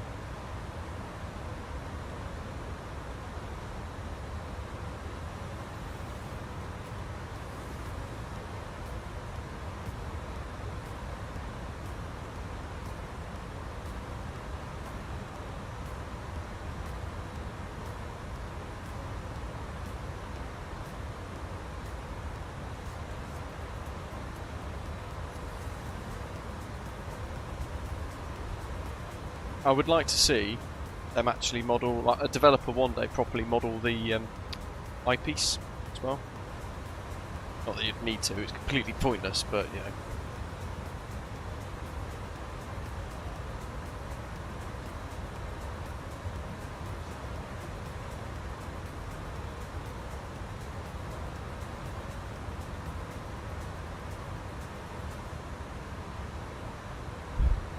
Kind of want to see what this does. So what we do? 264 at 52. Pause. We just wind that back a little bit.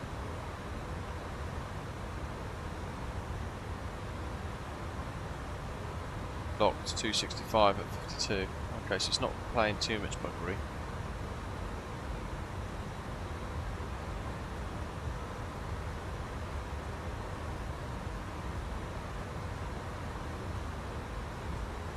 What do you reckon, guys? Do you want to see live time for the approach, which will be night time, or do you want to see it kind of a little bit like this, so that we can enjoy Mauritius below and see it when we arrive?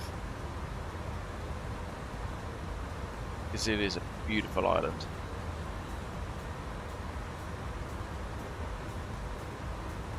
Yeah, so sunset's kind of, in reality it'd be like this. By the time we get further down it'd be dark.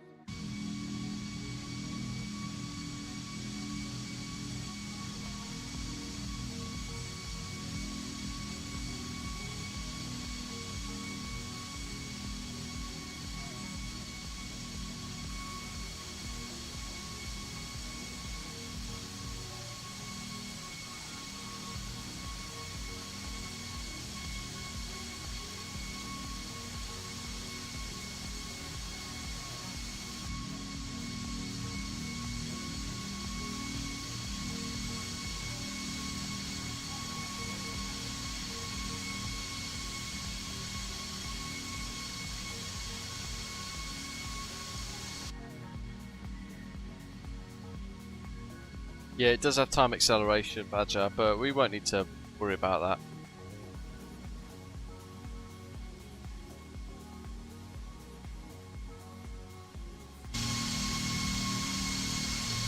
Jeepers, that's loud.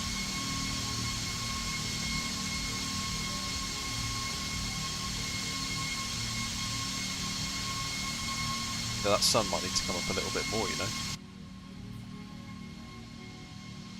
Or to sort of like, yeah, here. It plays absolute buggery, look at that. That wing flex there.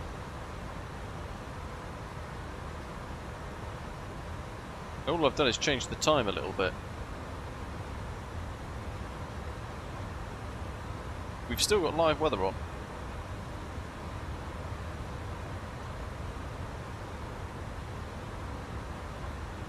The Hitman, welcome. Yeah. I won't be able to check that out really at the minute, fortunately. I'm hoping though, through the week ahead, maybe they can send me a preview version and we'll take a look on stream, get back into the 737 MAX 8, check out the new tablet as well, because it's going to be quite a big one. Mark as well.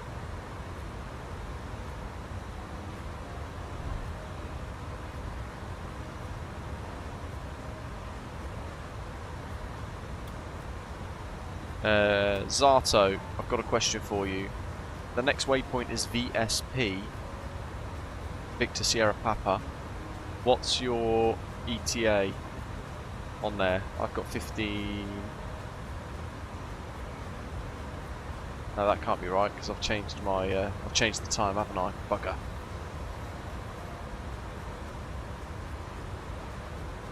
Don't worry about it. We'll just have to probably. I'll have to go in the hold if need be. But that go back to live time.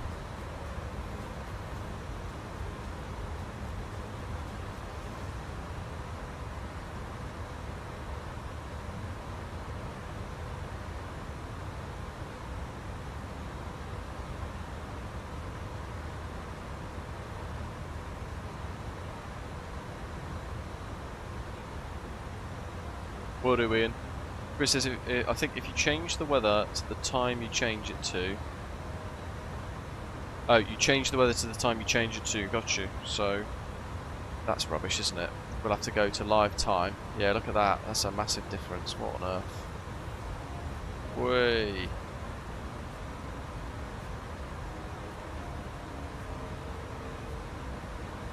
To keep live weather, you need to use the MSFS time weather app in customs. That's going to be up here, isn't it?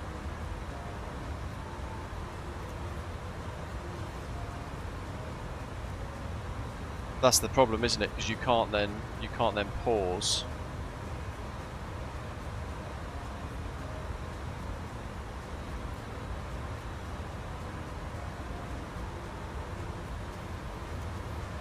Yeah, look, that's totally different. Why does Flow force that in that way? It's bizarre.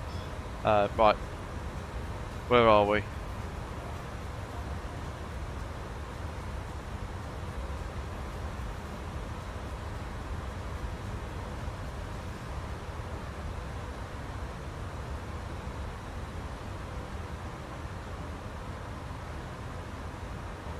$18 miles behind. Ah, that. Well, it's not quite 8 minutes, is it?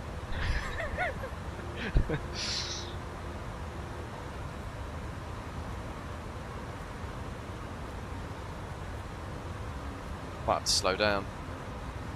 Got a gap because there's a good old gap behind. So if I go to Mach decimal 81, or Mach decimal 80 for a little bit. Got Madagascar just off the left hand side of the jet. Into view now. So we're well and truly over the halfway point.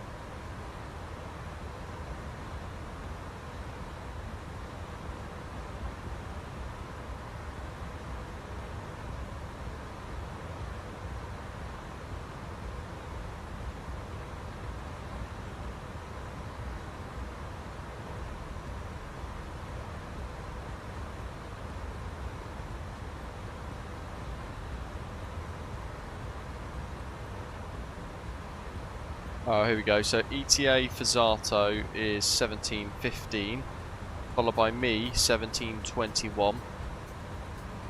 So 7 minutes. 17:22 now. That's good enough. Osprey 77 at 17:26.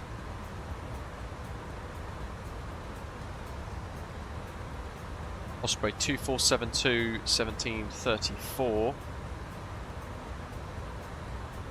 So Ian could probably speed up a tiny bit and get 2 minutes knocked off. Springbok 121 is arriving at 17:36, so 2 minutes after, so need to space there by 6 minutes. Osprey 80 Delta 17:46, that's great spacing, well done. And then Mauritius 844 18:02, again perfect spacing. Not bad. So I've got to do a bit of work with the spacing with Zato, and Sean's got to do a bit of work with spacing with Ian. 2472.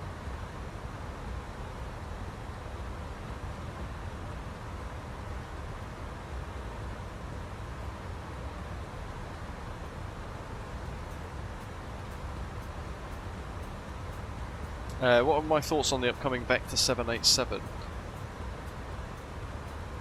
It very much depends on what they actually do create, because at the minute we're going to make the best 787 in flight sim and all this other stuff. Very exciting, but we've got to be careful that we don't get too carried away and effectively fall for marketing again, because it's happened before and it will happen again. So I'm being quite reserved. I'm excited for it. I'm hoping it's going to be pure brilliance, but yeah, who knows? Yeah, true, Matthew. We've been asked by the controller, who's going to be logging on to Mauritius later for our arrival, to space by 8 minutes. So that we don't end up having to enter holds with the way that their airspace is designed.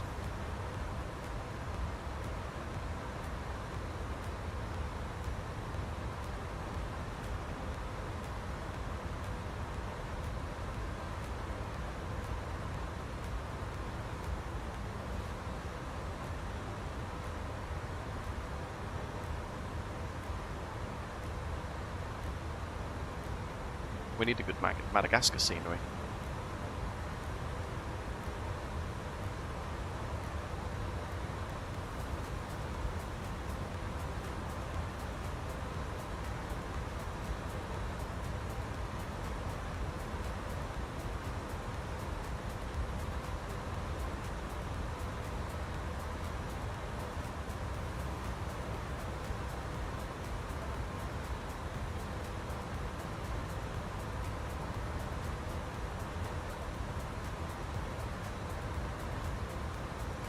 Wow, somebody's flying in from Paris Orly.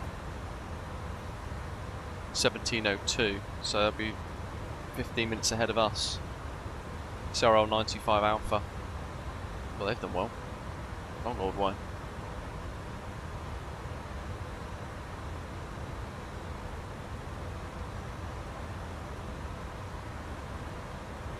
I just saw Daniel flying in Osprey 932. He's going into Madagascar, FMMI.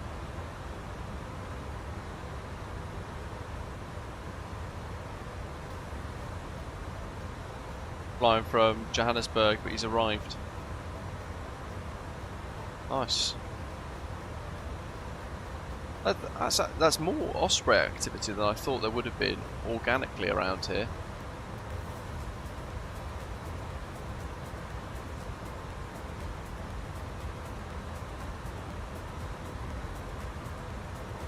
I've never flown a 787 in the sim. Skyvag says they say releases this year, so we'll see. Yeah, the cockpit design of the 787 is not that great. Not when you compare it to what Airbus have done with the A350, which is just seems to be like leaps and bounds ahead. But then we've got an A350 in the sim that for a lot of people just wasn't crashes all the time. So that's deeply frustrating. I mean, touch wood, I've been lucky with it, but I haven't flown the A350 now for a couple of months, to be fair. What's the pilot? Nice. That's you, Daniel, then, yeah?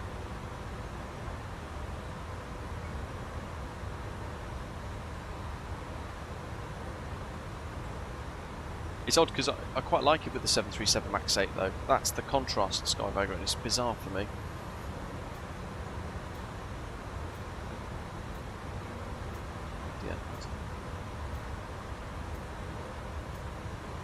29.9 tons.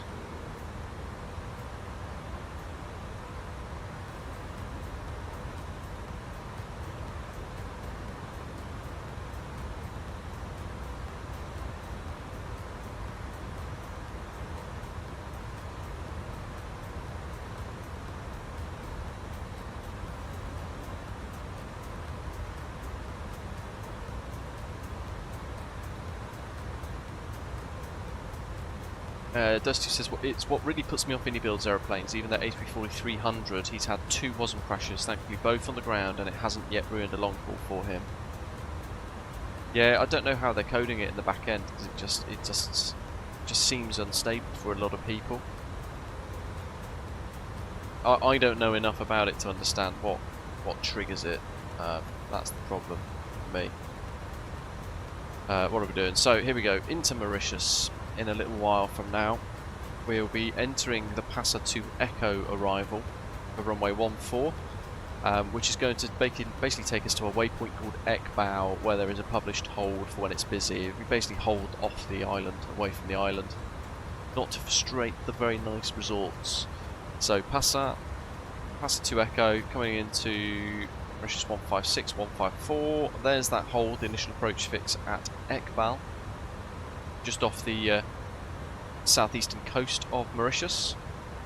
Max 230 knots, minimum hold altitude of flight level 60, and you can see there that we're basically going to have to route round through this kind of peak here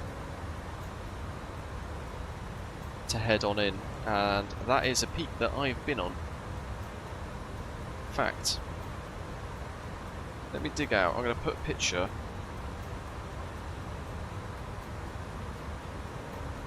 Basically a massive nature reserve. Let me try and dig out a photo. Stand by. All albums. Photos. Camera. When did we go to Mauritius? It wasn't 2024, so it'll be 2023. God, that long ago. God, I missed that place. It was. Houses.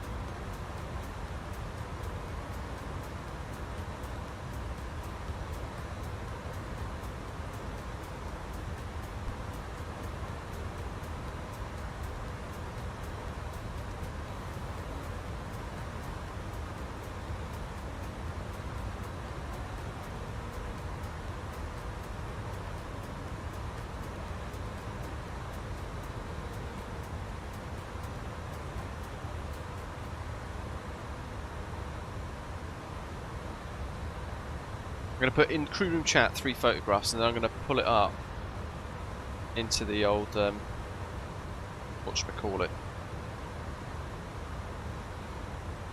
onto the stream.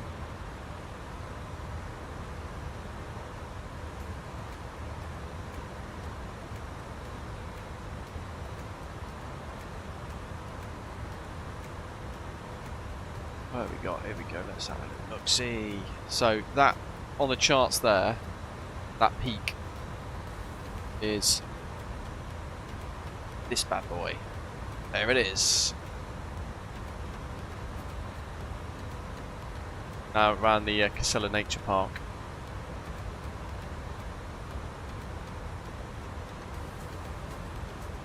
And there we are, doing a little. That's the tour guide. Doing a little tour. We did. It was a one-to-one tour. It was very unique. But effectively, we went all the way up to the top of this ridge, and it was properly stunning.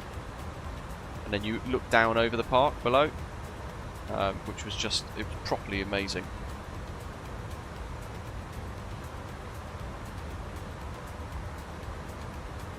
Oh, now, have I got a photograph of that? Let's see.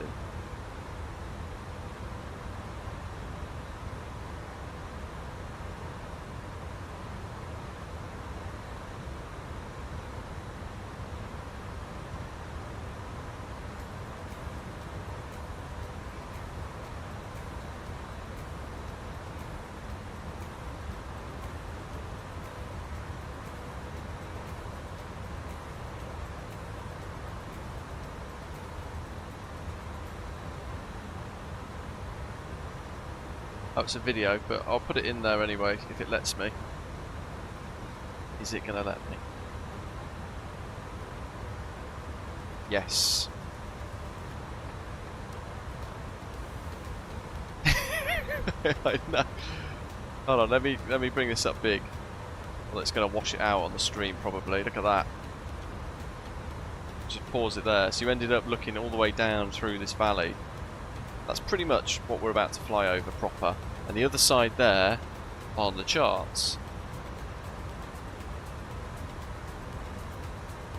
are these little peaks here.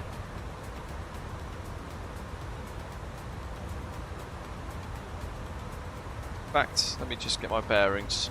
No. So that one there on the screen is that precise peak there, 2658.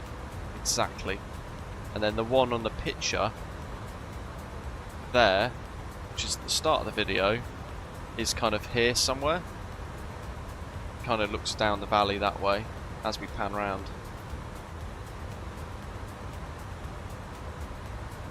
Just to get your bearings, so you can see what we're looking at. But that's a real life version of what's on the charts.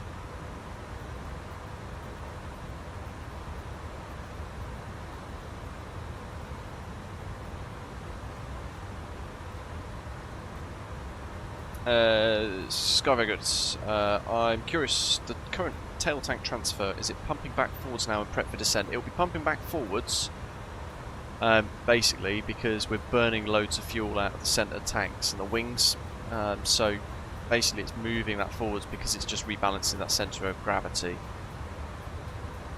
We've pretty much got through most of the flight now anyway, haven't we, really? So it's just slowly transferring all that back forwards and emptying it. So it's not doing it ready for descent because we've got quite a way to go to descent. Where is that top of descent marker?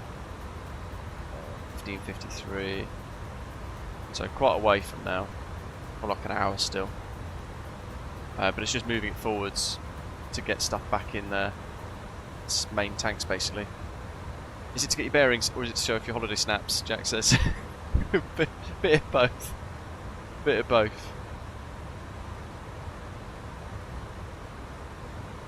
I mean, I love that island. It's absolutely magical. The place to be. Superb. Can't recommend it enough. Mauritius and Japan, 2 places you've got to go.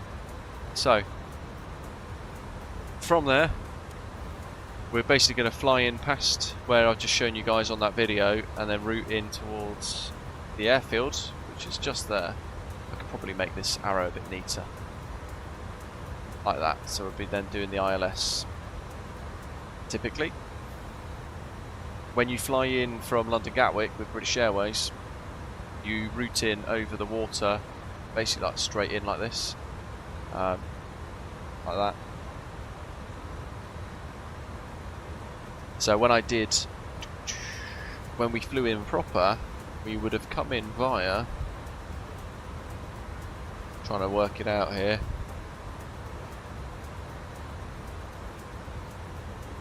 there we go, oops, it would be the T-bag. The T-bag 2 Echo departure, sorry, the T-bag 2 Echo arrival would have had us from London Gatwick flying in with British Airways, T-bag 2 Echo, and then from there initial approach fix, basically straight in on final approach.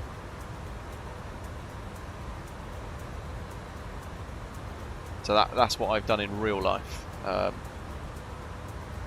But yeah, we're doing the Passar 2 Echo from Cape Town, routing in and then coming in round the Casella Nature Park.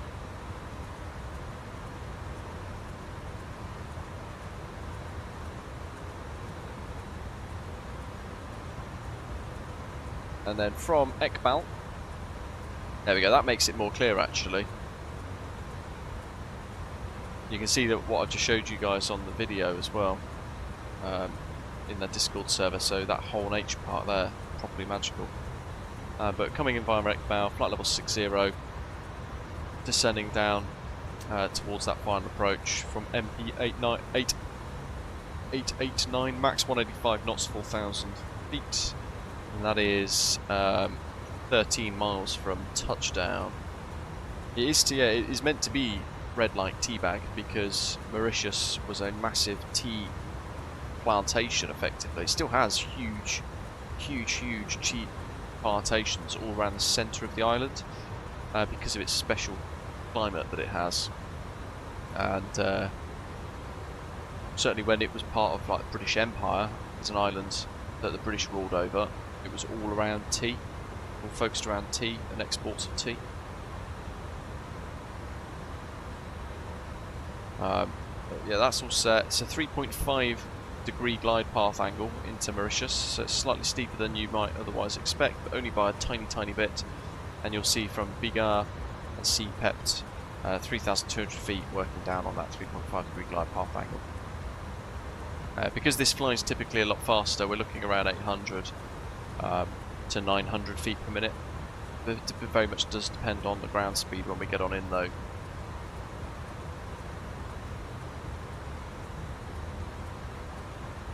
Nearer to the arrival.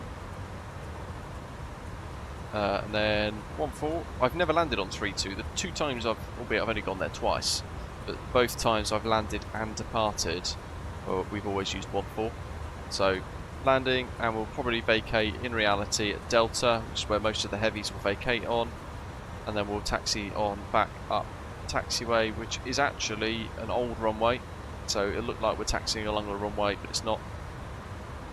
We'll be heading all the way up, turning in via hotel to then park up at the main terminal area.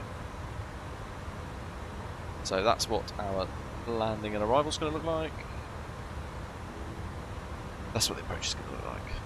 And we've got the Plaisance VOR 1137 that we can make use of as well.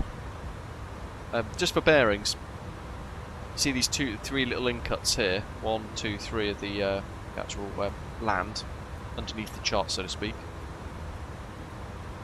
If I zoom on in to Mauritius, so you've got where is it? More Brabant, so we're going to see that sort of mountain there. The Morn village. Where's the toggles? Let me just see if I can.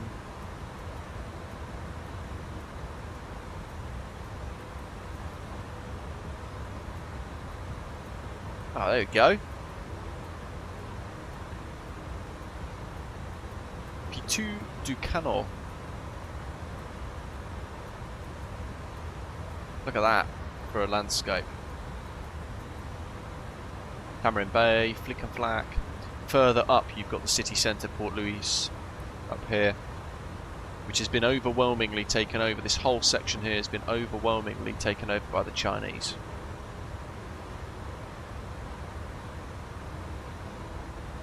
And then they've built some like mega structure hotels sort of here somewhere. Basically for the Chinese around Le Goulet, Fort Albert. Interestingly enough, they are so obsessed with it because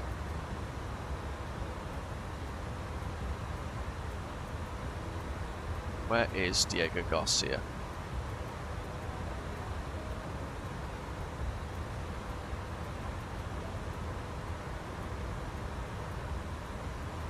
That'll be it there.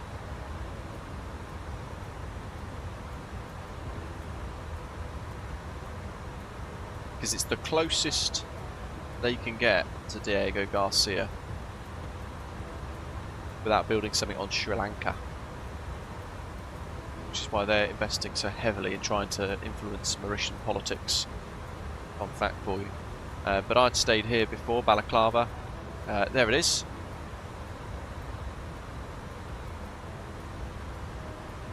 That's where we got engaged. The Maritime Resort and Spa. It's absolutely phenomenal.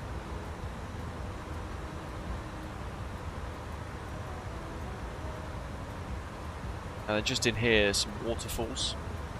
And these are all like ruins of Balaclava that they've got as part of the hotel. It's quite cool. You can walk around it. This whole bit here on this map here is the resort.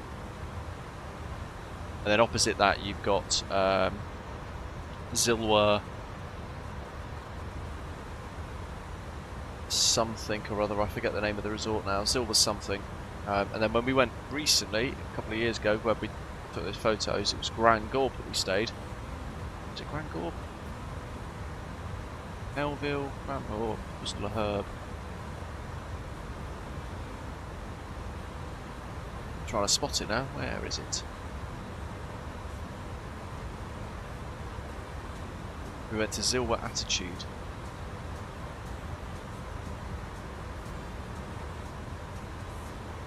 Ah, so yeah, we looked out over that. Which means...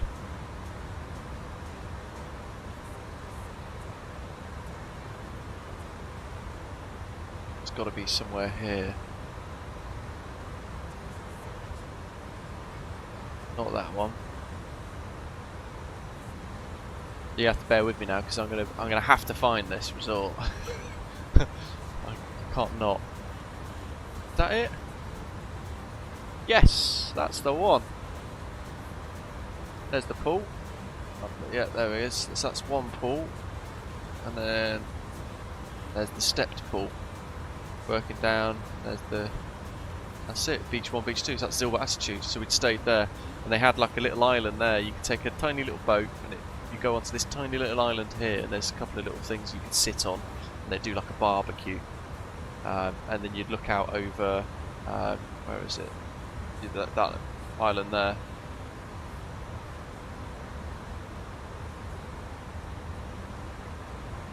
And you'd see these ones further out.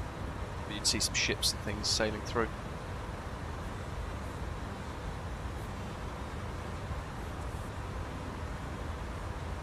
Yeah, well that's why Keir wants to give it away, because he doesn't. He's too in the pockets of all that sort of stuff. Whereas in reality, we should not be giving it away. But yeah, fun story for you. Skyway, as a kid, went to this museum with the blue Mauritius on display, one of the most expensive post stamps in the world, millions of euros. But it's a stamp, Christ.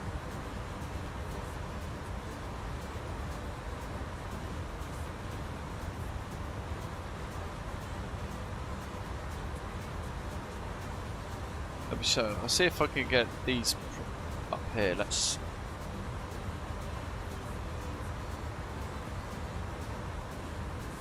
British Airways Holidays website is so bad. They're like big screens.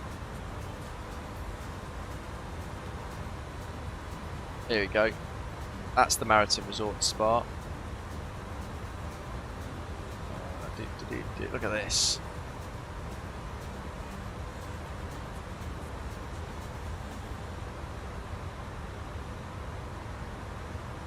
There we go. Look how amazing this is. It was just stunning. Look at that view going out through there. That's the reception where you kind of go in and sit and you do your little like welcome, sign and things, get your room card.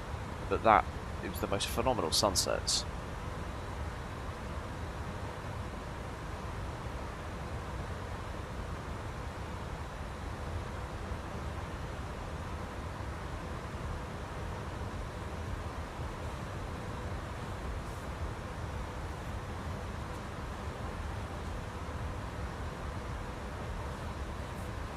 We didn't have a swim-up room, because we had the beach and things. Like the spa. There's some of the ruins that they've redone. Never went into there. That's the inside the ruins. That's the fine dining restaurant, but we never did that. But that's the beach and the beach bar with the little seats and things where you could have your lunch. Look at that. Look at the colour of that sea. There's some more of the ruins. How cool are they? So that's changed a lot since we visited in, was it 2020 or 2020? Christ, actually it was before COVID, wasn't it? My goodness, 2019, 2018? Jesus, that's how long ago.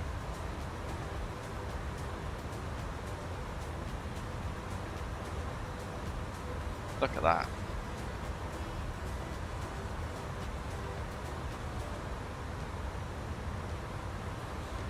The little Mauritian restaurant. You can try Creole foods. There's the beach. Superb. The resort further down there is the Westin. or the W, whatever they call it.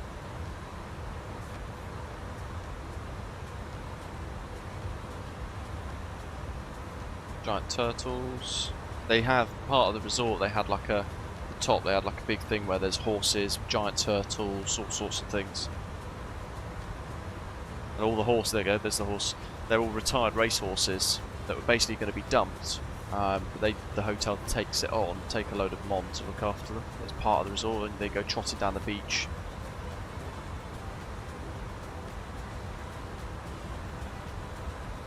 But yeah, retired race horses. Pretty cool.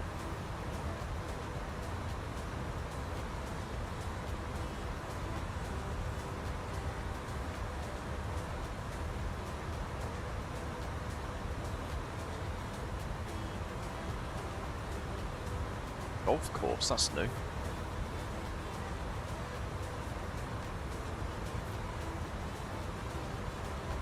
Shops, kids area,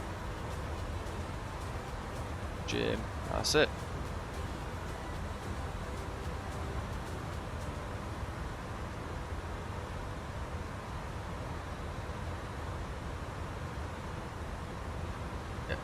Yeah, properly magical place that. Love it. Yeah, the pool wasn't that big, to be fair. Let's keep that time off a little bit.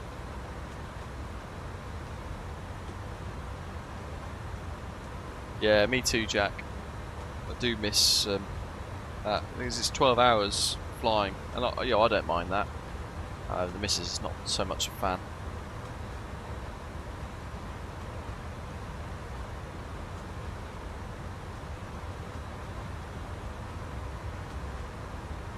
Hotel. These streams are bad for me. Mauritius. What are we now? March, so March, April, May.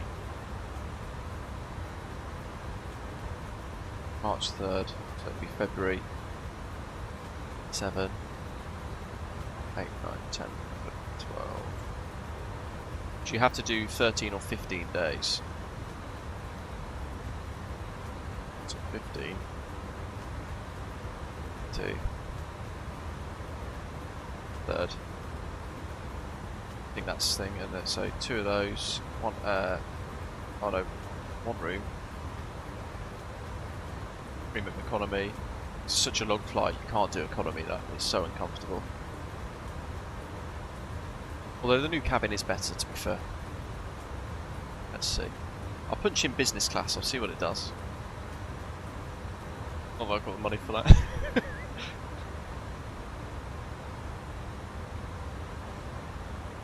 That'd be epic, those two.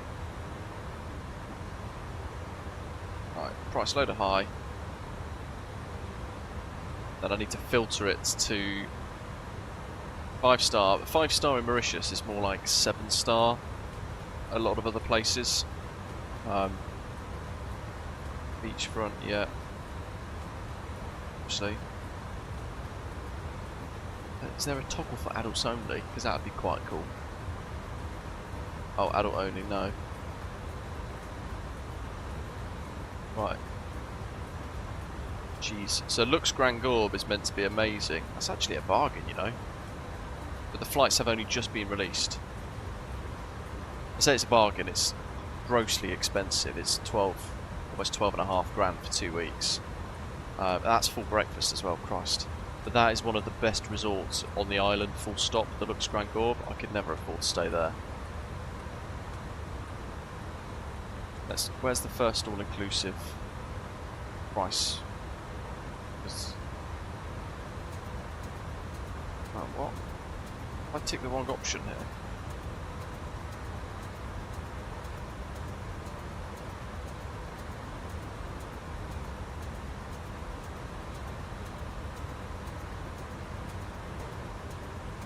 Let's tick 4-star as well. Because a 4-star is like a 6-star.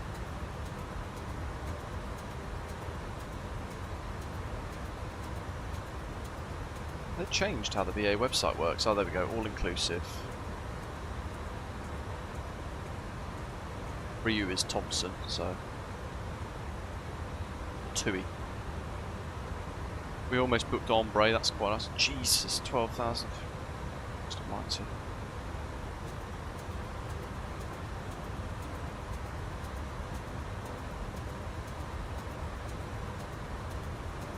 Wowzers.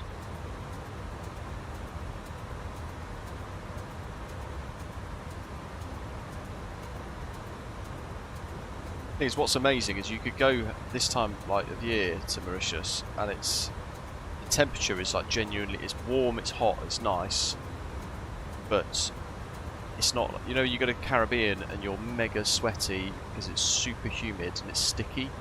It's not like that. It's like a really nice, comfortable, dry heat, so you could be out in it, and it's just generally really nice. The Ravinala Attitude, that was the one that was next to the Maritime Resort Spa. 12,600. Maybe I should change the business class to premium economy.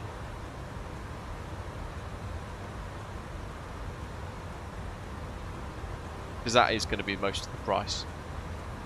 The crazy thing is, right, when we went to Mauritius 8 years ago, we stayed at the Maritime Resort and Spa, and that was $9,000, flying out in business class, back in premium economy.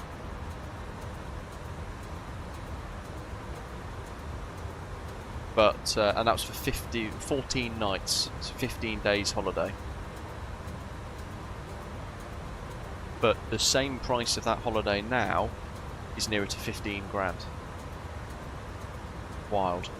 Where's all inclusive? Right, where were we at? Strangorb, Lagoon Attitude, Ombre, Ravinala. So there you go, 7.5 grand. Not changed too much, but yeah, it's so expensive. Which is why we've only been twice, right? Because we ended up spending the entire year trying to pay for it. That's the other one next to the Maritime Resort Spa, the Westin Turtle Bay. That's the one that I mentioned a minute ago. Paradise Beach Coma, Lux Belmare, Lux Le Morne. Yeah, they're meant to be superb. Shangri-La, that's the big one. Sugar Beach is, I think, if I remember right, Sugar Beach might be one of the best on the entire island as well.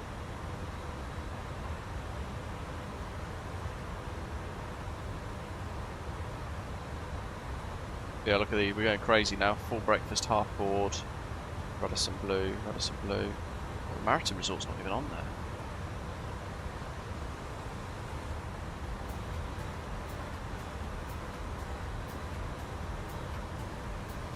Okay. No, we don't.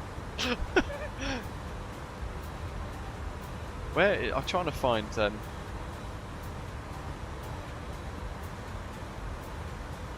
we go Lux Grand Gorb. I just want to look at the actual upgrade price.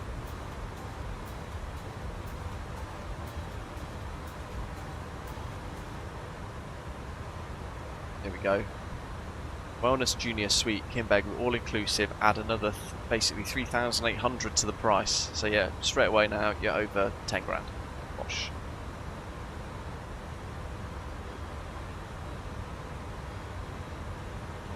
Look at that, if you want the big one, add 28 grand to the price of that. Jeez. But I mean, you don't have to spend that much to enjoy a holiday in Mauritius. A 4-star holiday in Mauritius is the equivalent of 6 stars elsewhere. Certainly in Europe, by comparison. I better put it on my credit card, Jack says. Can you pay for all of our holidays while you're at it?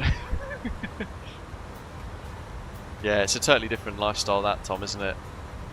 That's the thing is, that's why we've not been back for a long time since, because the prices have just gone crazy. When we did go 8 odd years ago, it was to go there, some properly special holiday, but we ended up getting engaged out there. All of our holidays recently have been to Greece, but I love Greece, so.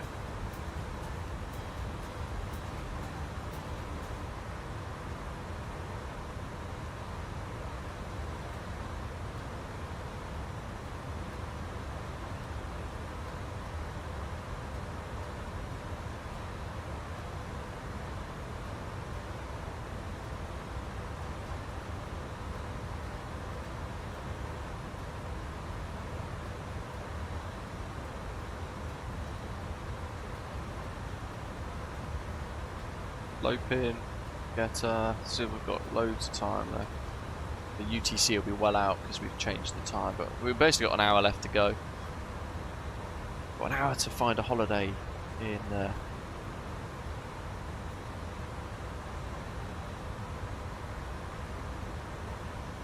Mauritius that I can't afford. Finally says just paid £4,800 for flight and hotel, 16 days, coin to beer attitude. Our stay at Beachcomber Cannonair was £8,100. Wow. What time of year are you going, mate? Because I've always gone around that 2 times we've gone to Mauritius was the bit in the middle of winter becoming summer, so the end of September basically.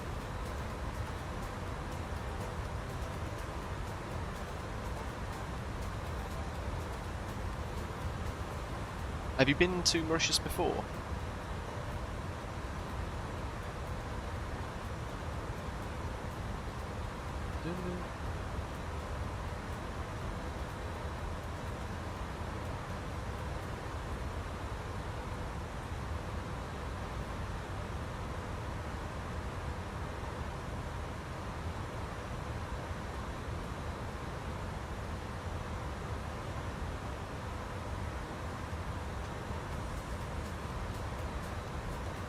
Oh yeah, there you go. So this is where Fally 24 is booked. Different dates, different prices though, what it's worth. Is it going to load up in the image gallery? BA website's really bad. Look at that, it's beautiful. That is a 3.5-star resort. Look how fantastic that looks. Because in reality, it's nearer to like a 5-star hotel in Europe. Look how superb that looks. Just stunning.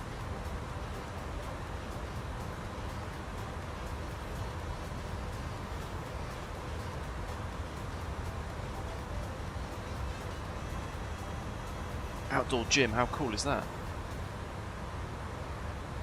That's the lobby. That's amazing. Oh, fresh water by the looks of it as well.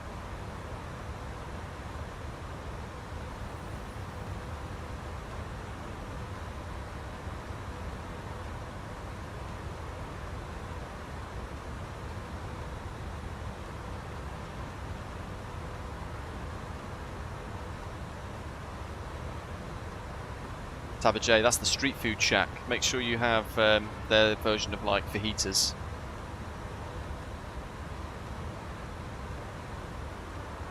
Because they are awesome. You've got basically like a fajita but with like curried lamb inside of it with a sweet kind of dipping sauce.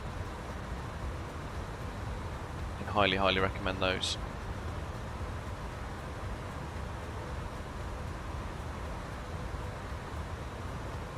Dal puri. That's what you want to have. Love it.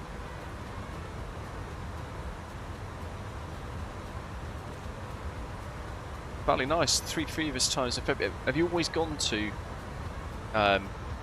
Coin de Mir and Beachcomber as like the 2 resorts? Have you tried different resorts?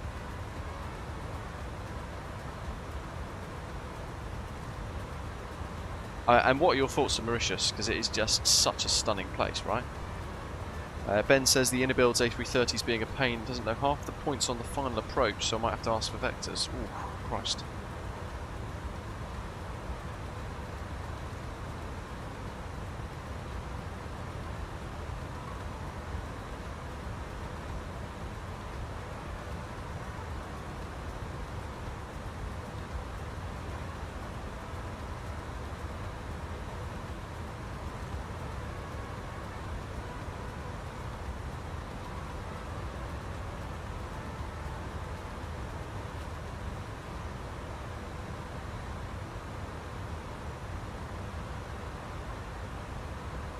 Basically, for me to go to Mauritius again, I'll need someone like Jack to throw in a couple of grand tips. A couple of times through the year, we'll be good to go.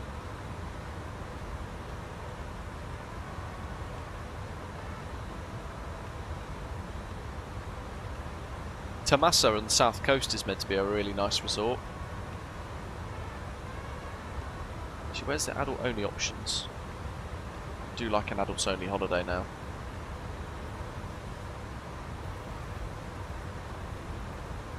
I'm still looking. I'm still dicing in different resorts. Oh dear. Oh my god, half board Radisson Blue post Lafayette. £13,500 per person. Can't go there.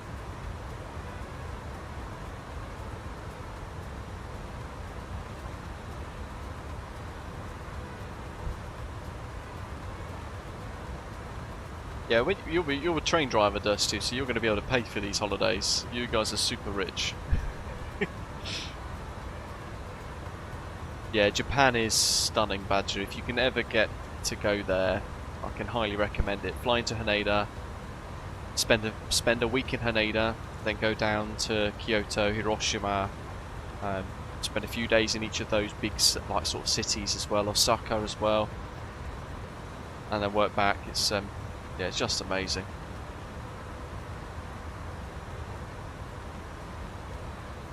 Ian, that place we went to 2 years ago in Rhodes, what was it called? Jeez, one of the finest holidays I've ever been on. Let me find it. Not Mitsis. Well, that was in 2024 we went on holiday.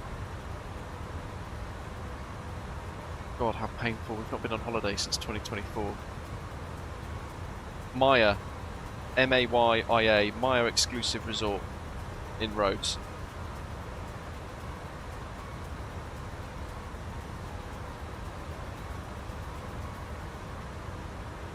Check that one out, Ian. It's not in Lindos, but we got in the cab to get to the resort, and the taxi driver said, "Oh, you're going to Maya?" And when we said yeah, he goes, "That is the best resort on the whole island." And we could, like, genuinely couldn't fault it at all. It was just amazing.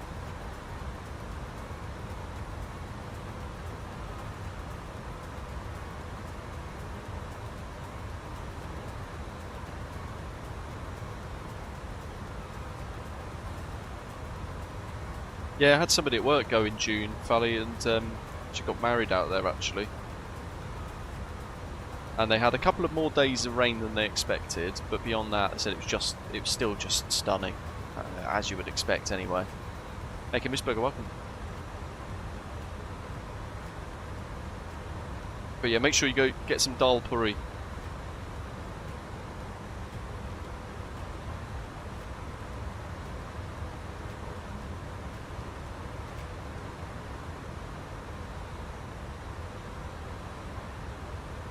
Oh, top of the descent marker's finally appeared. Woo woo.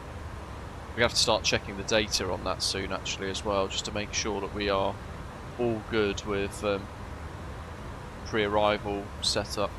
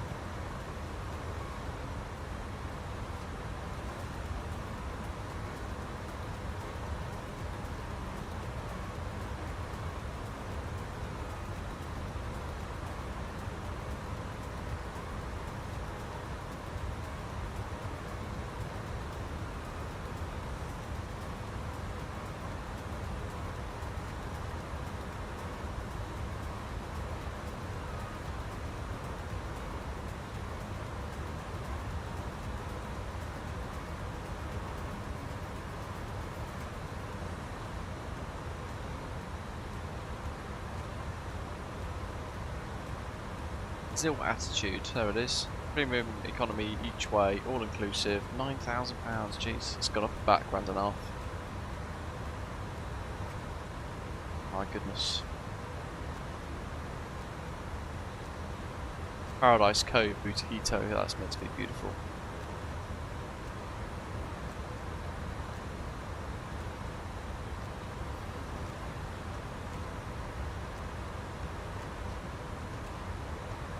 Got to stop looking.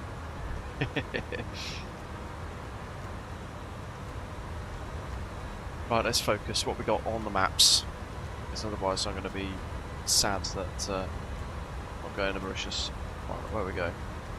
Iqbal.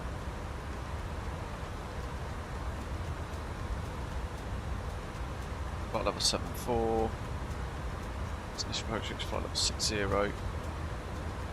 141 at flight level 53, 889 and 4000. That's 4,570. And then we've got bigger 3,900, CPET 3,200. So basically that's planned for a continuous descent all the way down.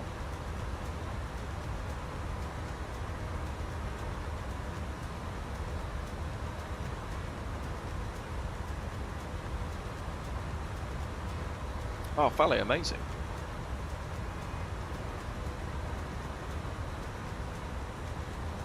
Go to Rhodes, my cousin has a restaurant in Ixia. That's well worth the visit.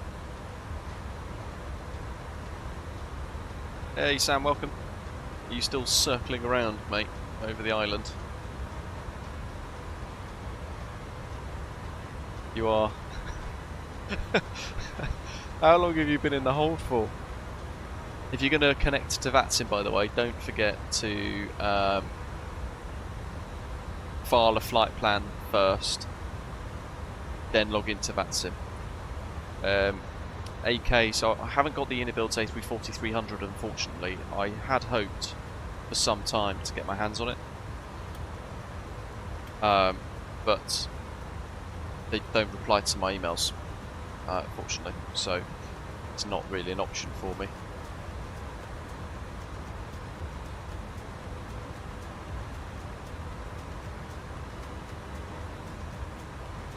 But this, from what I'm gathering, is pretty amazing. Why is Osprey 932 red?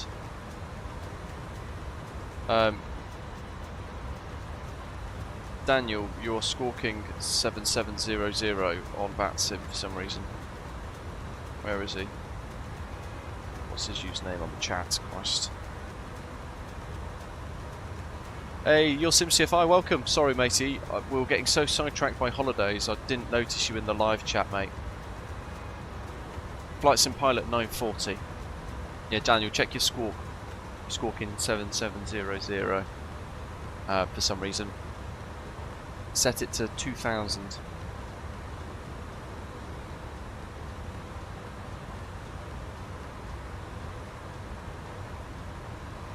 Simfit CFI, how have you been finding the A340-600 from Aerosoft?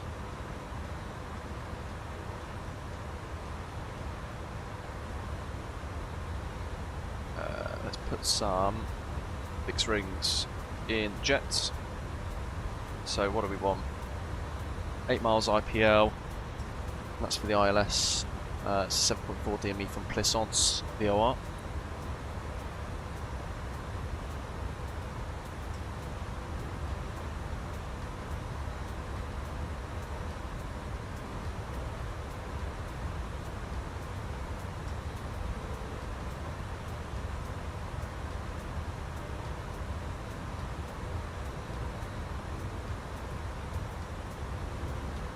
Go away, GSX. That's why it was doing all weird stuff.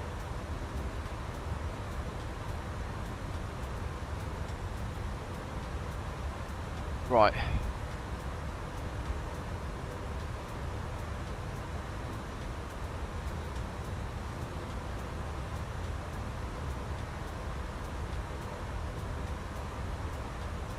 IPL. So they should give us, there we go, 1099, which is the ILS. So IPL is the 3-letter identifier. And we're going to ask for radial 136 to draw an extended descent line out away. And let's do one for an extended descent line on the opposite direction, so 316. And then the radius will set 8 miles. And that's basically when the glide slope begins, and I won't worry about a 4 mile fixed ring.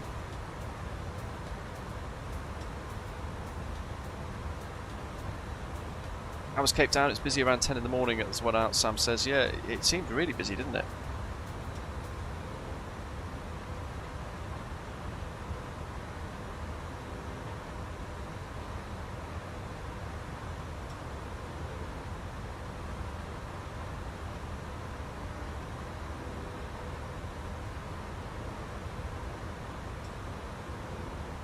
Ah, you can put the name of the restaurant in.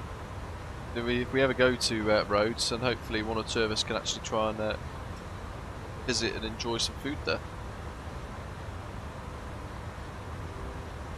I think spacing looks okay, Ben, by the looks of VATSIM radar looks pretty good. I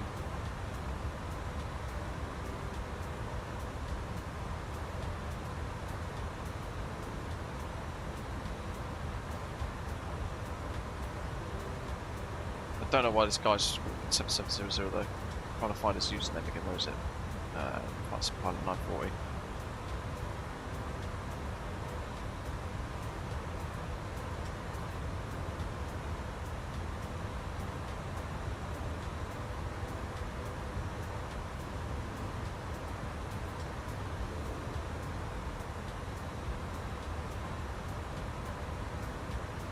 AK's hoping it's going to be brought to X-Plane for the Aerosoft A340. It is going to be added to the marketplace, from what I'm hearing. So if they do, then it will be available on Xbox and PS5 or whatever it is. Yeah, it's PS5, isn't it? Ben said this aircraft is having me on. You're in the Unibuild's A330, aren't you? We say it's control calibration. Oh dear. Romalian, welcome. Good afternoon.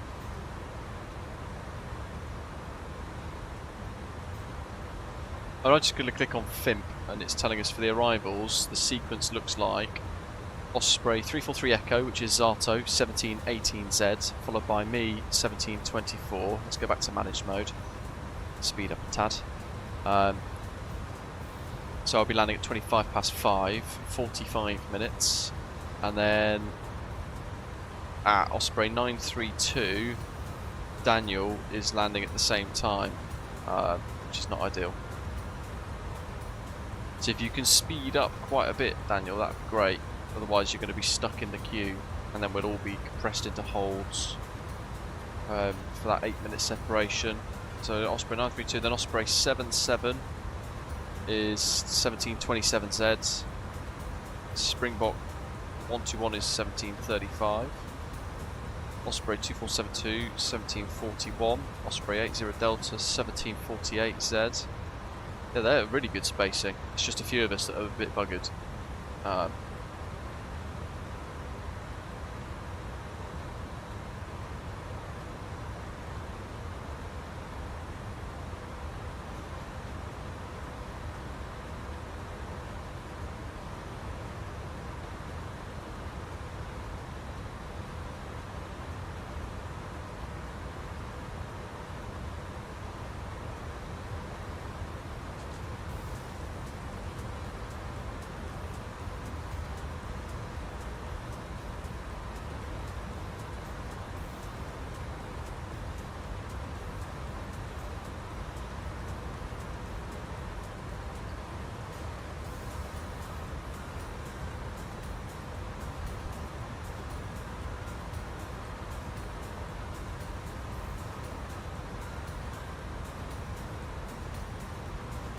This one in Ixia. It's a Taki Taverna.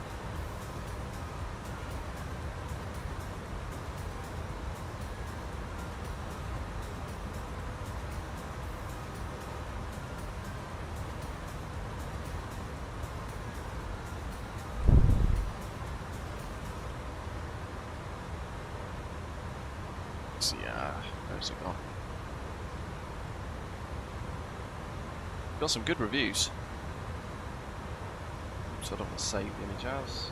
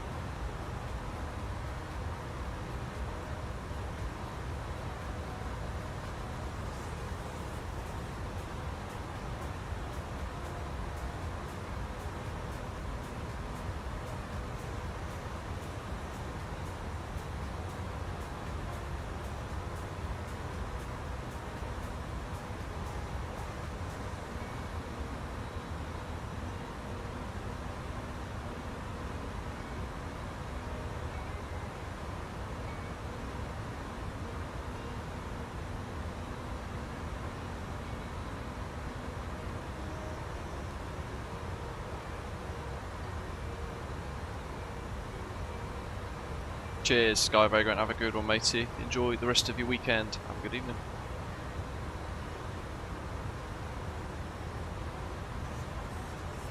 $160 miles. The runway in Mauritius is really long, so it's 3.3 kilometers, 3,370 meters long. So we've got loads and loads of space. Order brake 1 or low, sorry, will be sufficient for us. Might try and whack up my speed 452. That's set. That's set. So if we got FIM, where's my arrival? Osprey 156 is arriving now. 072 343 Echo. So yeah, we're not achieving 8 minutes. We're about 4 to 5 minutes spacing, but it's as good as we can get. Enjoy your birthday curry, Jack. Not your birthday, is it?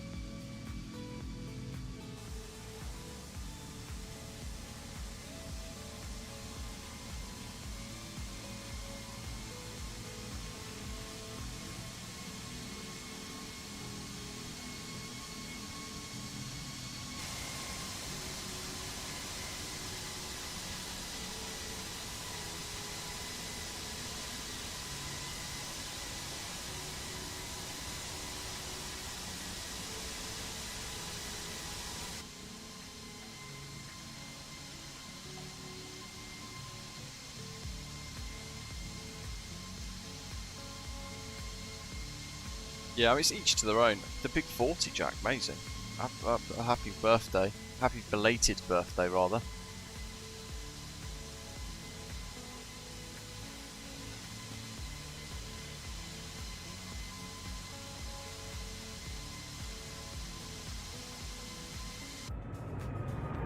Zoom, zoom.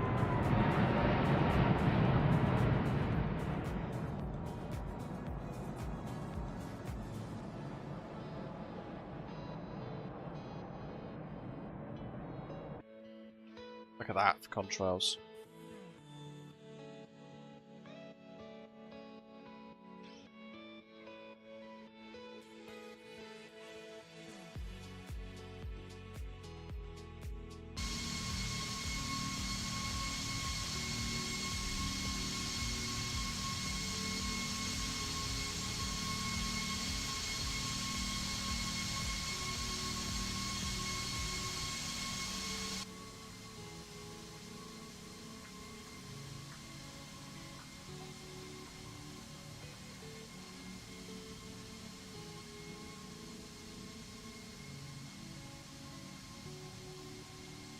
When you go, just tell Yanis, my cousin, hi from Jakob. Well, I've got to book a holiday first. It is a whole lot underrated, isn't it? It's good. It's got its bugs, it's got its problems, though. It's a whole lot of problems, but it is very, very good for what it offers. Right, 2 seconds. Shopping's about to come, so the dog will go crazy. I'm just going to close the door.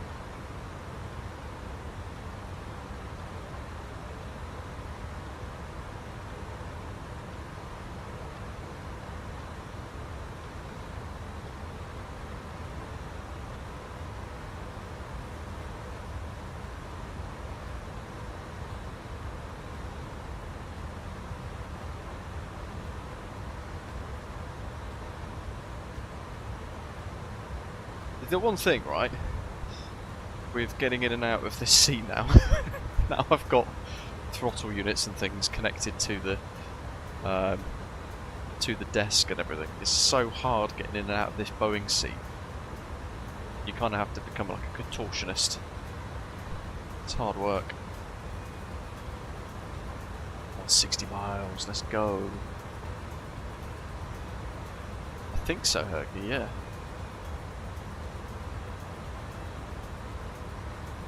Absolutely brilliant, Jakob. It's really, really good. I think it's absolutely superb. Right, so it'll be the final bit of tank transfer now. Although it shows closed at the moment.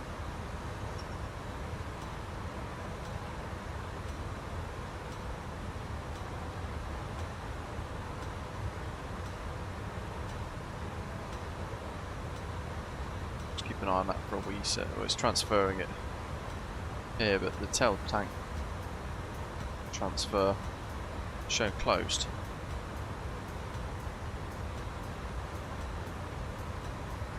Sure, it'll be alright. We've got loads of gas.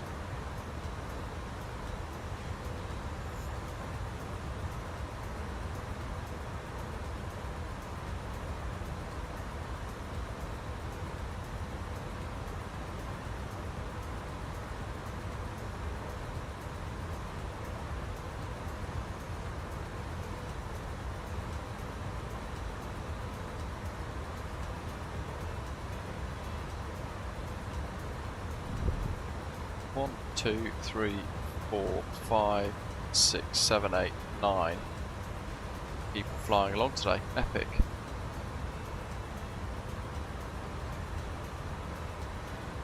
About to fill Mauritius up.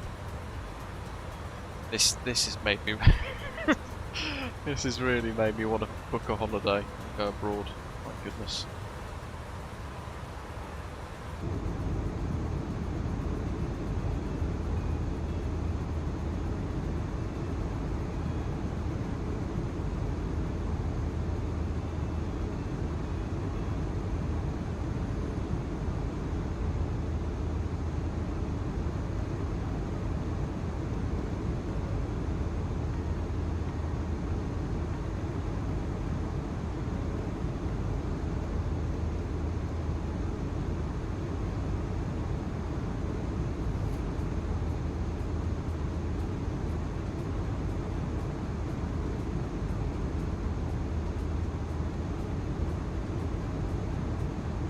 Quite a big missed approach this, to be fair.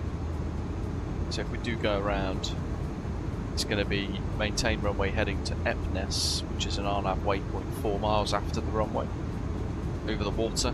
Then we turn south and we basically fly all the way back around to Ekbal to start again.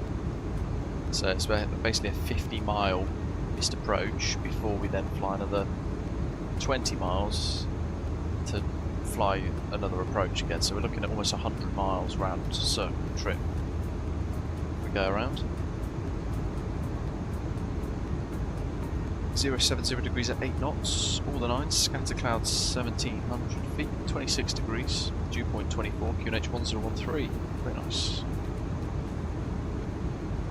What we got? 12 to 18Z, 070 at 10 for the forecast. 7,000 meters visibility, light showers and rain, few cloud 800 feet, scatter 1,500 feet temporarily between 14Z and midnight tonight, 3,000 meters visibility with showers and rain, few clouds 700, few clouds 1,400 towering cumulus, broken 1,500, 30% probability between 15Z and midnight tonight, 1,000 meters visibility with showers and rain, thunderstorms and rain, few clouds 600, 1,300, few cumulonimbus, broken 1,400, my goodness. So basically, in a few hours it's going to get real spicy. That's basically what that means. 6 knot crosswind, 5 knot headwind for the arrival as well.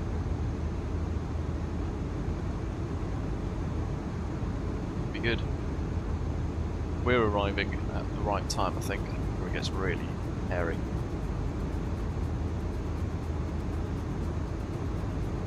If I book something, Badger, I will. Please, I really want to go to Goa in India as well. That's somewhere that's very much on my list of places to visit. Maybe not right now though, with what's happening in the Middle East.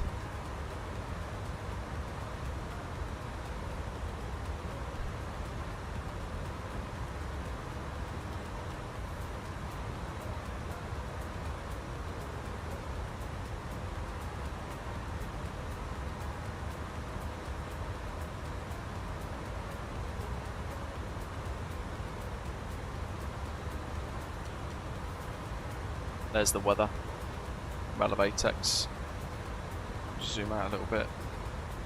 See the weather on the radar there.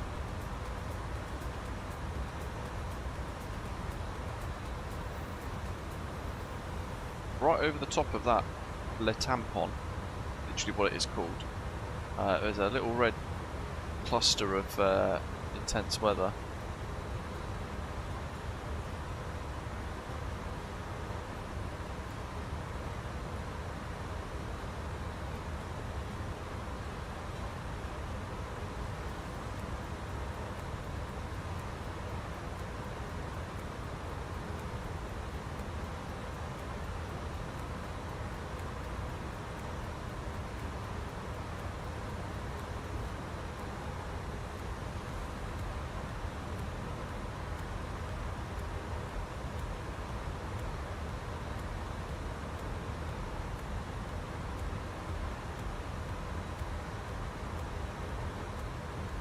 Sato going? Is he on a different route? He is. What route are you doing? Not the one on Simbrief, is it? The one that it's not the one that we put on Discord.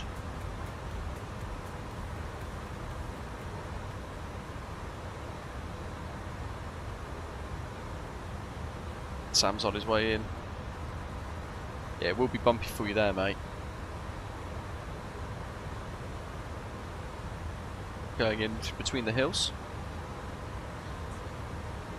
Right, let me open this door because it's going to get hot rapidly in this room otherwise.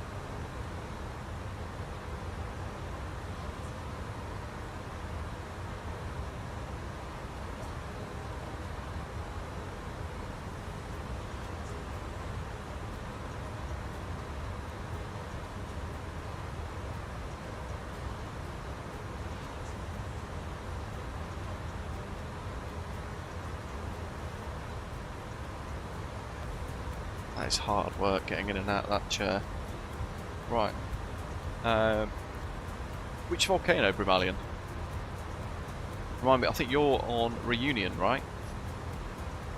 If I remember rightly, from a while ago.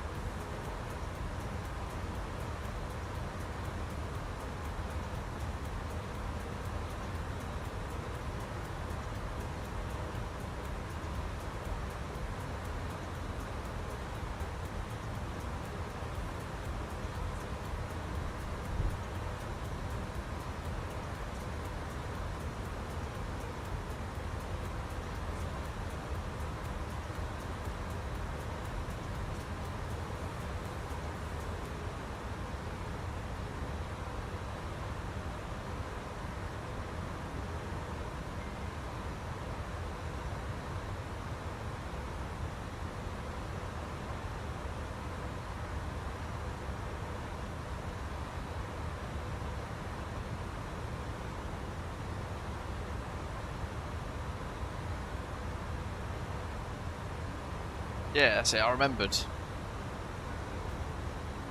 That might be what was on Elevatex then.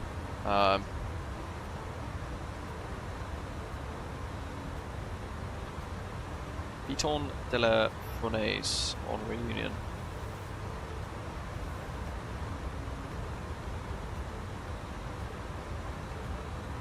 Trying to find where that is on the map. I can see Piton Kapur. Oops. Piton de la Fournaise. There you go. So that there is volcanic eruption, or a volcano that is erupting on Reunion at the moment. We're actually going to fly over that. Is it causing disruption to flights then?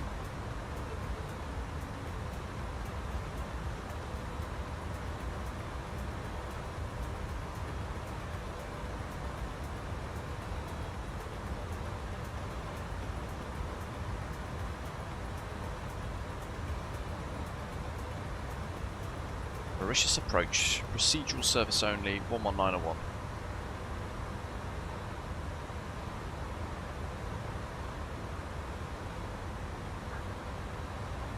Waffles, woof woof. Oh, Mauritius approach, very exciting. Feels remiss of me not flying in a BA 777-200ER. Approach and tower online. Look at that. Getting the red carpet service into Mauritius.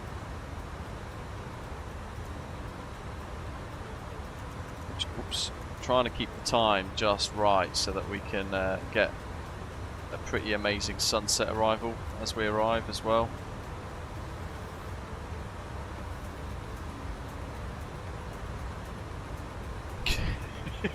Okay, yeah, that is a fact.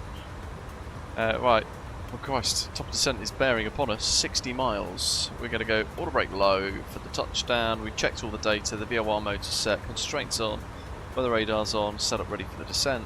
That's all good. We checked the data there, 205 track miles to touchdown.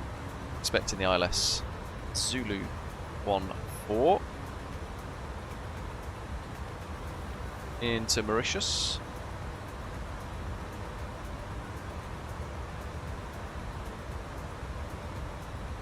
And that's going to be transitioned by Ekbal.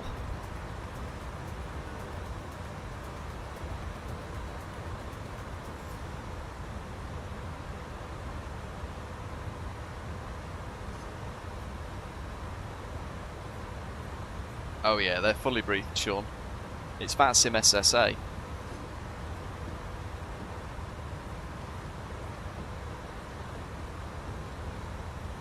Thing is, I've noticed that whenever we fly around South Africa, we tend to always get air traffic control service.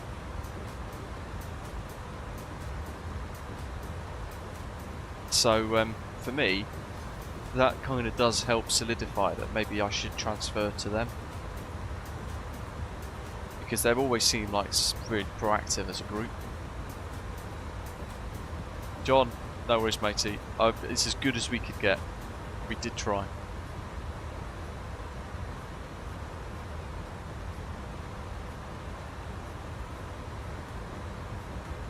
Ollie, have a good one. Jakob, have a good day.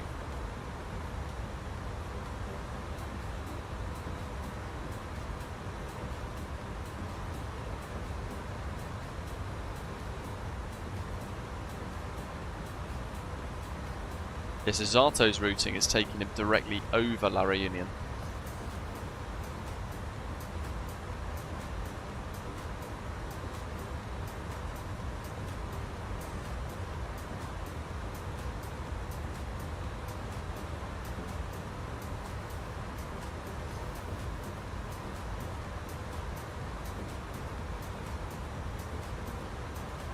There's a load of SIGMETs, like significant meteorological events and weather reports for like huge thunderstorm cells that way, and then just the other side of Mauritius as well. Big thunderstorm warnings on SIGMETs. What have we got? So we want to run it down to Ekbal at 7,000, so we'll probably aim for a continuous descent there.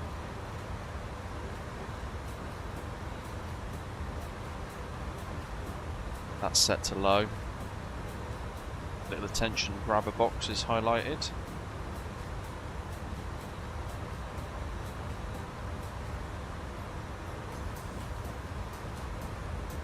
I'm excited to fly over where I've literally stood. Ekbal level 60.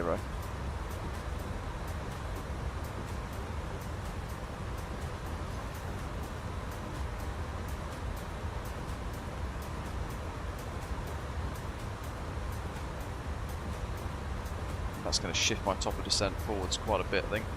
Right, let's get the data put in for the arrival.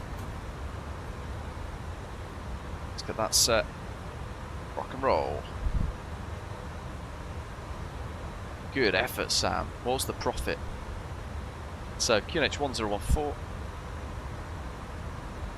fact, where's... we've got some ATIS. Let's listen. 1262.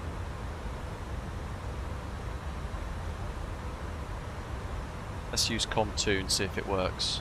262.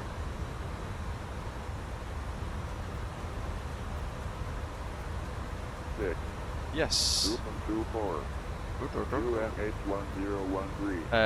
Passar 2 Echo, John, if that works. But I think Zato might be doing the Eptec 2 Echo. Good profit. Taxiway Yankee is not available for runway operation. Code F aircraft taxiing via Taxiway Hotel and November So to 80's Fan Golf. 1 to disregard Max 67 fan warning and okay tip off. Jeez. Here we go. Turkey Wu Sakur Ran Gulan International A tip off 1600 Zulu. Runway 14 and U. Expect ILS Zulu approach. Transition level 60 departure. Advise the track rank required on initial contact. Provision of PDC via CPDLC to departing aircraft is not available. West 070 at 8. Visibility 10 kilometers or more. Cloud 1,700 meters. Temperature 26. 2.24. QMH1013. No time taxiway Yankee in process of being converted to fly runway.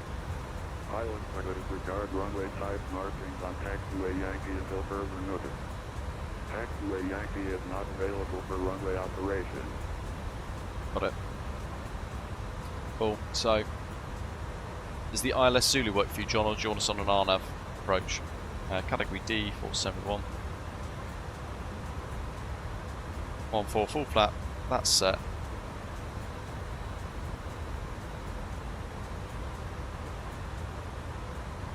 As it was.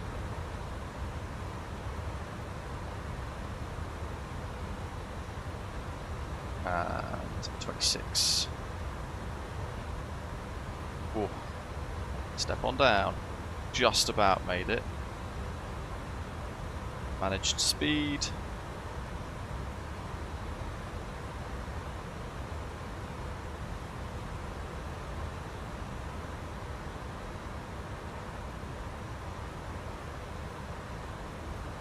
Cool. Down we go. Mauritius, let's go. Looking forward to this. Fond memories of this place.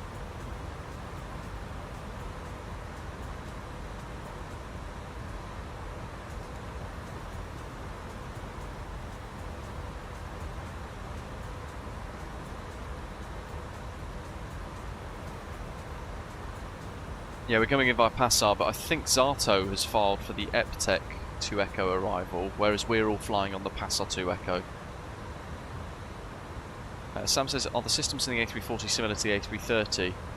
Yeah, they should be, because they're yeah, basically yes, because they're common type rating that's held between the two. So if you're a type rated pilot in the 330, typically you're type rated in the 340 as well, but there will be subtle differences.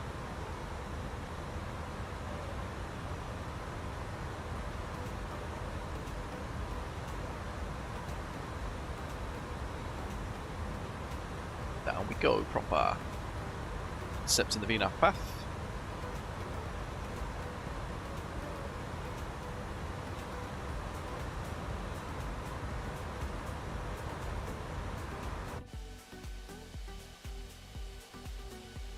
Don't forget to smash that subscribe button if you've not done so already, and give us a like if you forgot to give us a thumbs up so far, that'd be great.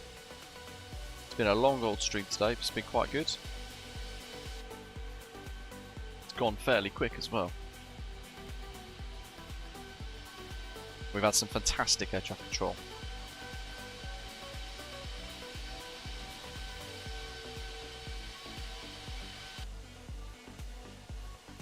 Well, Zato's flight plan shows him joining at Etkis for straight in.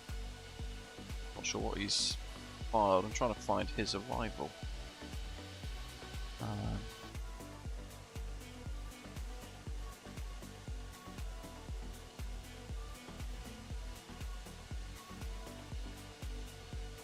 Yeah, Eptec 2 Echo Zato's doing. We're all good anyway. Fine.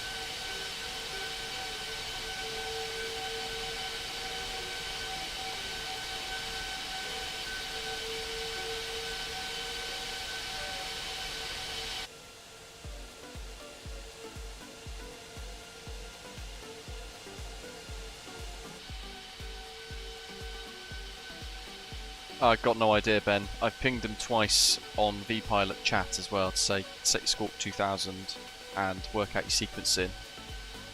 No reply. There's La Reunion. There's the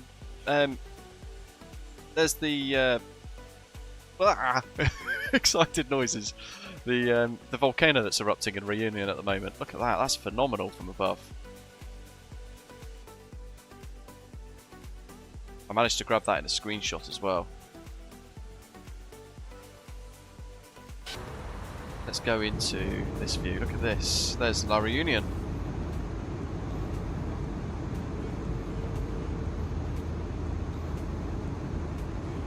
Very small little island.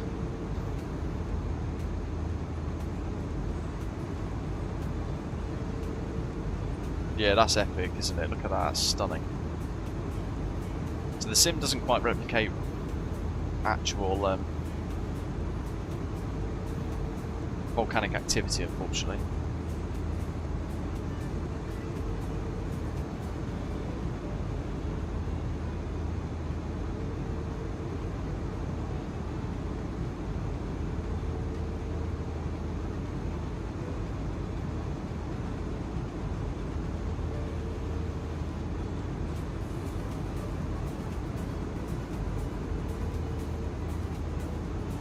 A little bit of wing flex for you there.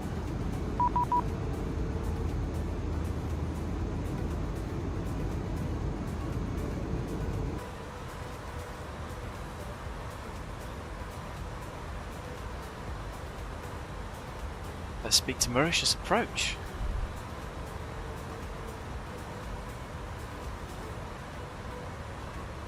Mauritius Approach, good evening. Springbok 194 Heavy, you say A340-600 inbound. Passar, level 270, descending. Book 194, Mauritius Approach, low, expect the ILS to the runway, position 14, line speed, flight level 6,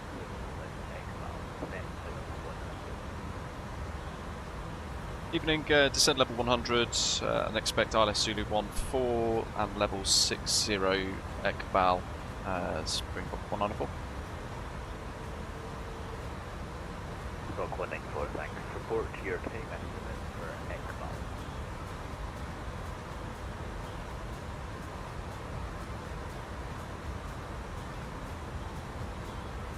10, 13, 23.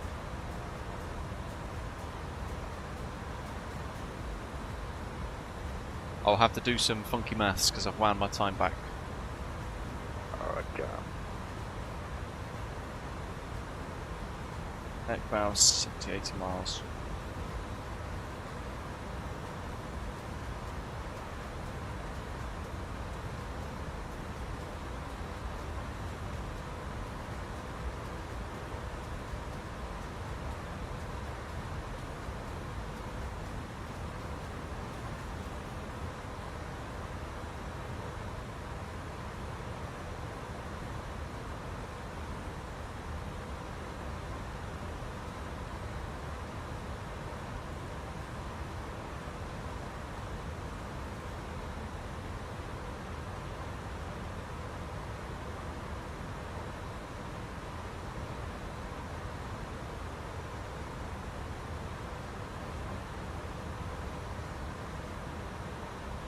It's going to be about 25 minutes, isn't it?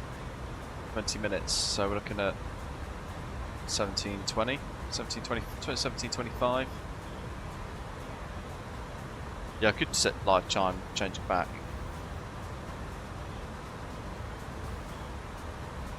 Which is this one. I worry about this stuff though, faffing around with it. The Mauritius Approach will be arriving at Ekbal 1724 Zulu. Strip 194, Roger, Mauritius copied. Type 24 for Ekbal. Report overhead Ekbal. Okay, Springbok 194.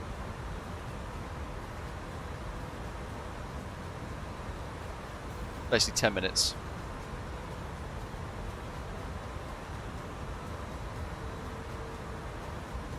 Good on you, AK. Mark, welcome buddy. She is Big Bird. And the thing is, management of speed is key with this descent because it gets very slippery. So if you start to slow it down like you would an A320, then even with speed brake, you're going to be really on top of it. So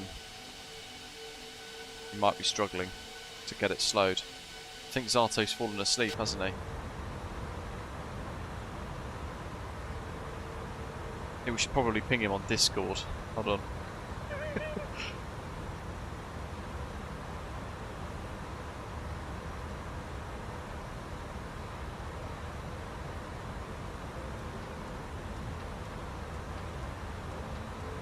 I've pinged him on Discord. Say, Zato, are you awake?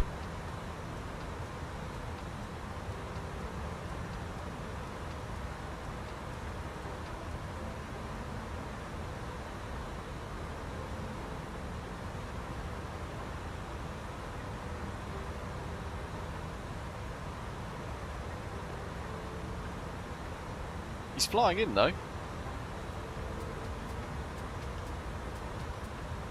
Yeah, and he's on 1228. He's fallen asleep.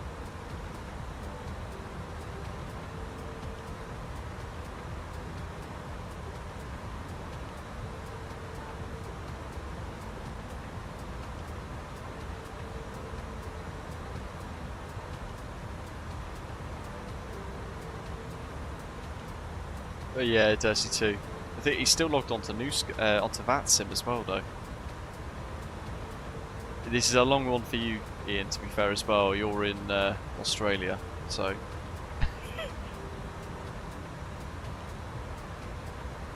But yeah, Zato's definitely fallen asleep, and he's still on Unicom, and still at cruise altitude. Basically over the island already.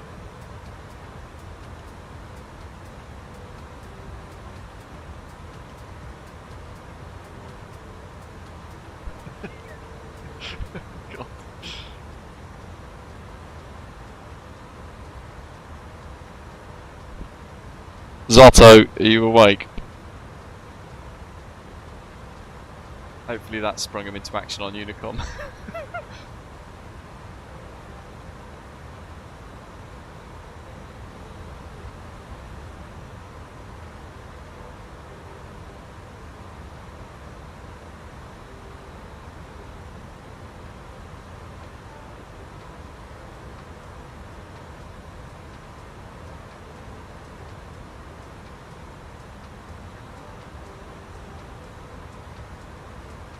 I had to try something dirty too. Because beyond that, I'm out of ideas. You guys need to be trying to raise him. Actually, I might send him a ding ding ding. Sorry, Gavin. 343 Echo, isn't he? So let me do .chat. It's dot. Is it dot message, isn't it?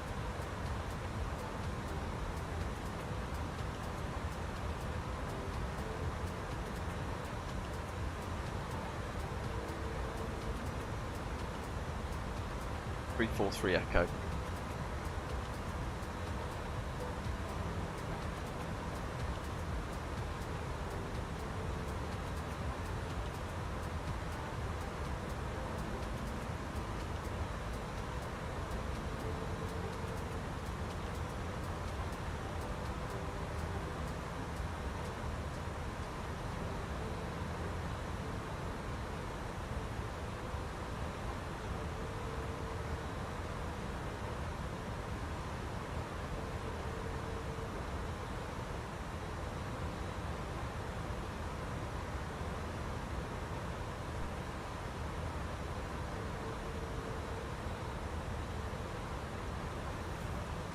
He's 100% gone, because I've sent him B-pilot pings, and he's currently over the airfield. So. Osprey 77, versus approach low, expect the island to the runway 14. Oh, cooking up ribs, nice. By egg valve and support your take. Yes, I use chase plane, mate. For egg valve. It's a bit wobbly, but it works pretty well.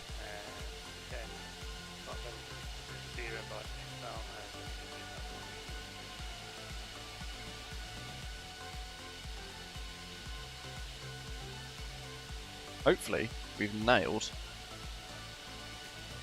the sunset arrival. And you get to look down on those images that I sent. If you're just tuning in, actually, I'm gonna bring it up for you real quick. So this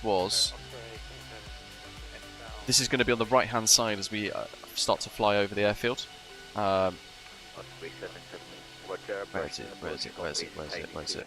For Egbal, cross Egbal no earlier than time to crash 34. So that peak there, we're going to look for. These are pictures I took from a few years ago. Look at that. You got all these like peaks as well. It's a beautiful landscape. And that is effectively. Oops. I'll just quickly go on here full screen again. This is what we're going to fly over.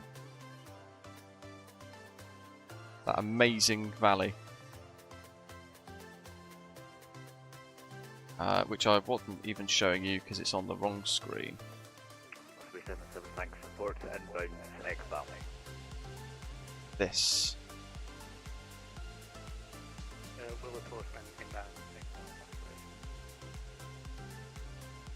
Look at that. So we'll be flying straight in over there.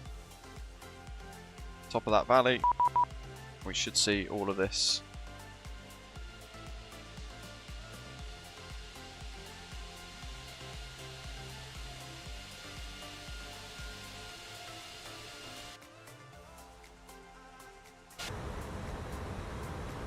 There it is, the island of Mauritius.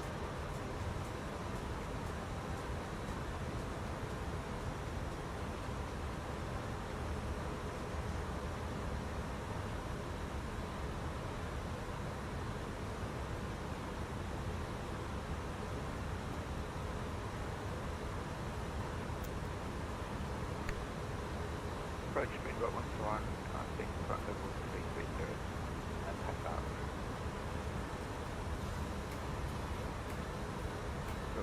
Measures approach. Hello, could I expect the island to the runway 14? Let's get rid of that.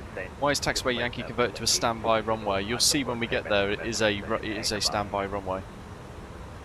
It used to be a taxiway. Expecting island Zulu 14 front level 80 and Seatbelt signs on.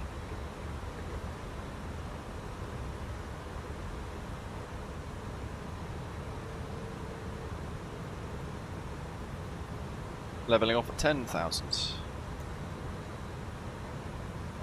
120 expecting X4 at 17.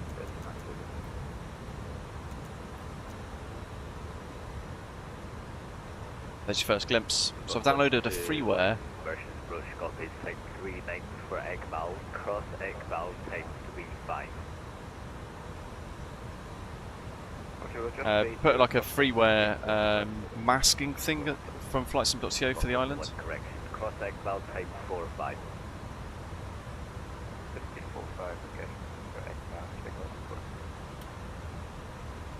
Okay, so this is all procedural, so they're kind of based on radar and things. Quarter brake low, that's all set, that's all good. QNH is going to be 1013.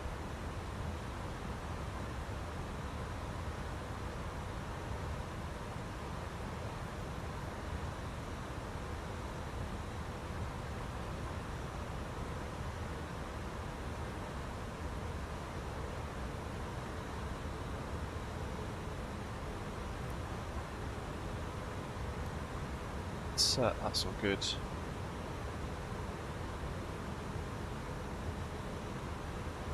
About to use some speed brake here.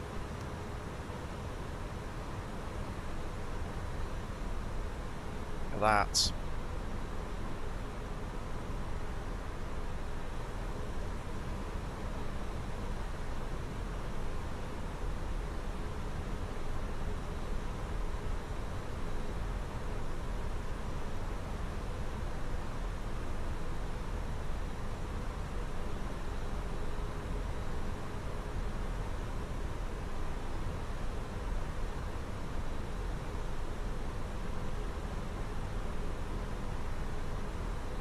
Spreading 932 with you through 360.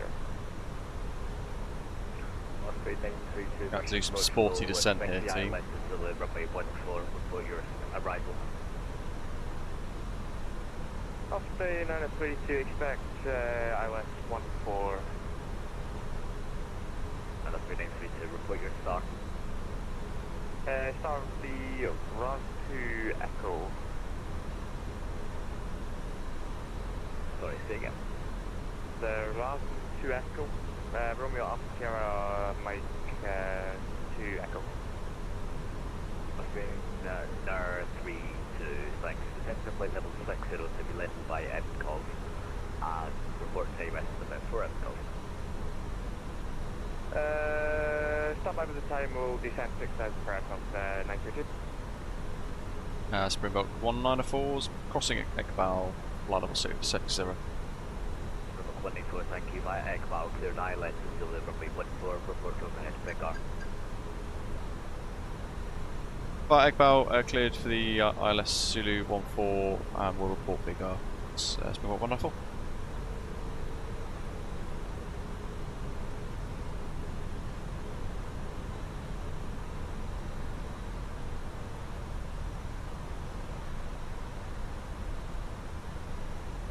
And 15 track miles to go for that.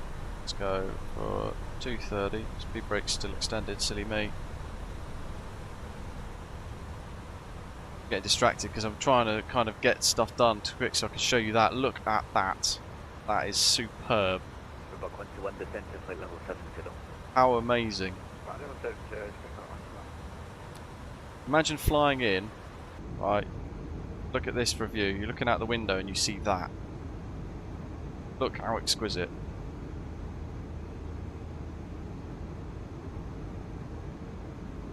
Just stunning, right? So landing lights and signs, that's all set, that's all checked.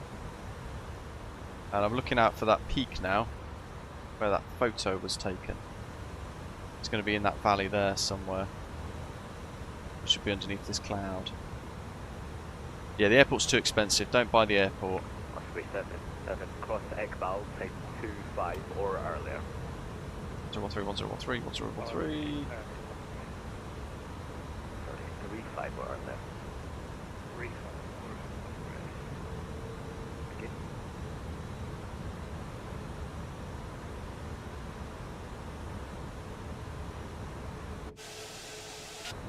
Come on, there we go, resync these. It's not going to do this quick enough, is it? Trying to force it to snap through the views. Okay, so yeah, I've got a whole video tutorial on startup sequence for this. It differs on some operators though. Some do 1 and 2, then 3 and 4. Some do 1 and 4 at the same time, plus 2 and 3 then at the same time afterwards. Very much dependent on the operator.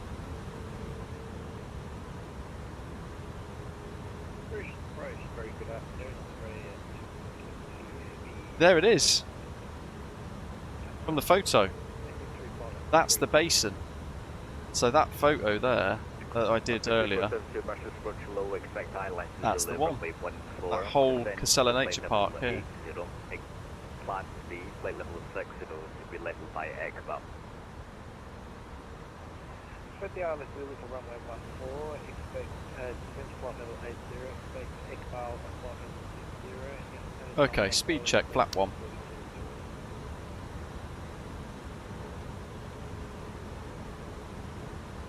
Strap in, team.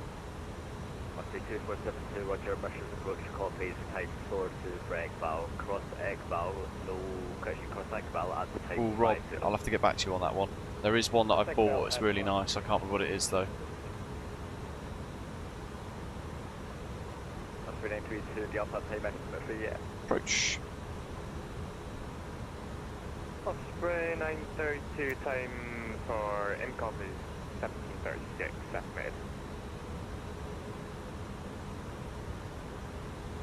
So look how much we're struggling to slow this down now, right? 932, roger, cross MCOP at the type 42. 1042, Osprey 932. Missed approach is 4,000, so get that set as the glide slope intercepts. Springbok 1904, crossing bigger and establish style S14 on the glide. Springbok 194, thanks, contact tower 181, goodbye. Tower 1181, thanks to the ATC, have a good evening. Springbok 194, bye. Likewise. I was getting sidetracked by all of the views and I forgot about calling the controller next. 1181. Bing. Speed check flap 2. Gear down. So look at this now, we're like struggling to slow down. So this is like a prime example of energy management in this. Working a little against us at the moment.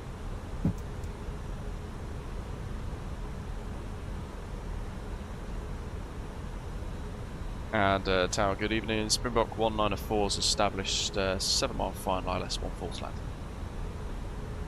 Springbok 194 Mauritius Tower, good evening. The wind 07 degrees 9 knots, QNH now 1014, clear to land. QNH 1014, unit and 14 clear lands. Springbok 194.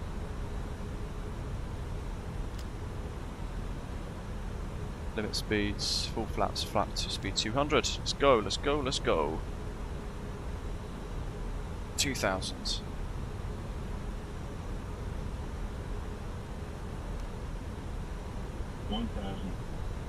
Check.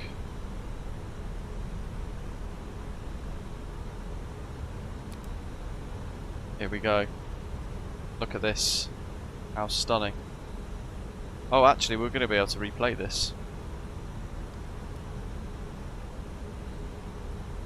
Okay, here's down 4 green, landing memos, no blue. Speed's just coming out. Autopilot off, hand fly. I have control.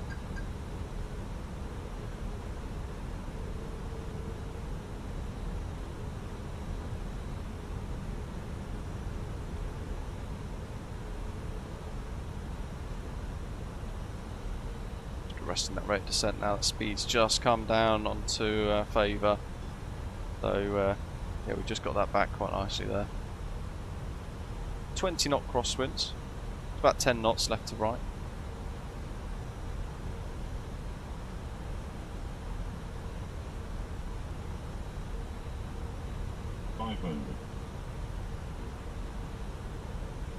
So left the descent a little late to slow down and see how much work I had to do. On the glide slope I was using some speed brake there to really get aggressive with the deceleration, otherwise we'd just have to go missed approach early and go all the way around and start again. 300. Land. 100 above. 200. Minimum. Continue.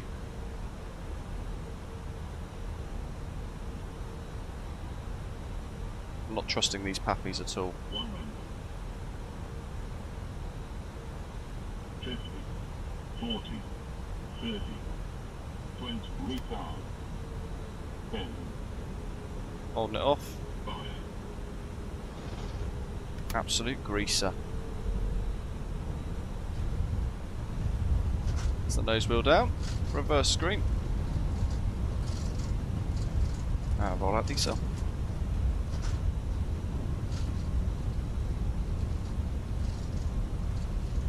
$80 knots. Manual brakes. Reverse idle.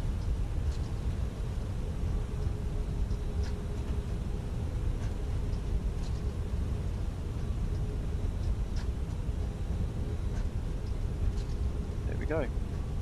Delta.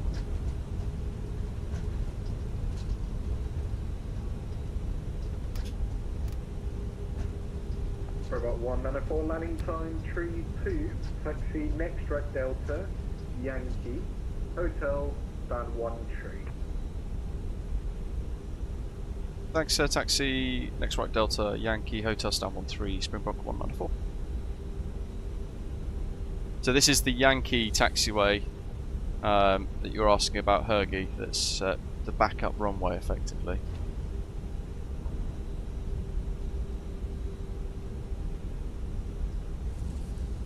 This is the FSDG Mauritius. It's 25 quid, it's wholly expensive, it's not worth it.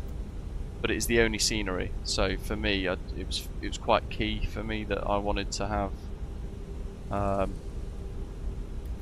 some pretty special scenery.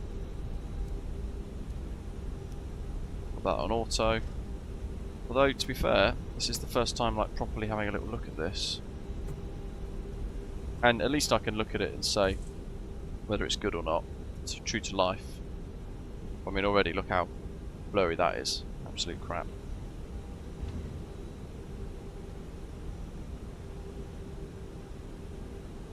Stand 13, that's where I actually parked with the BA 777 when we visited a few years ago. Select from map terminal, stand 13.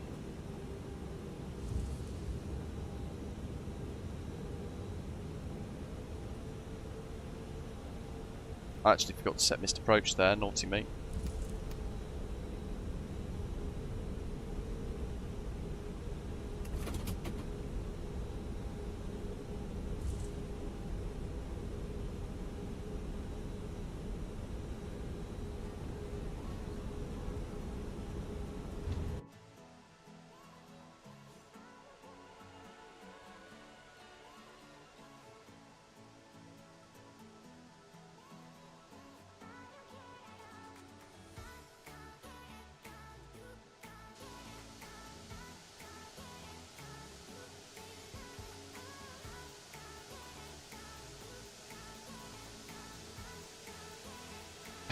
Sato, still heading east. RIP. I have actually just sent him a chat saying RIP as well.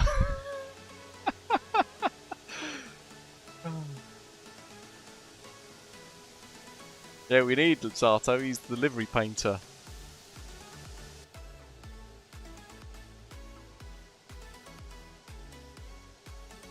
Let's get those flaps up.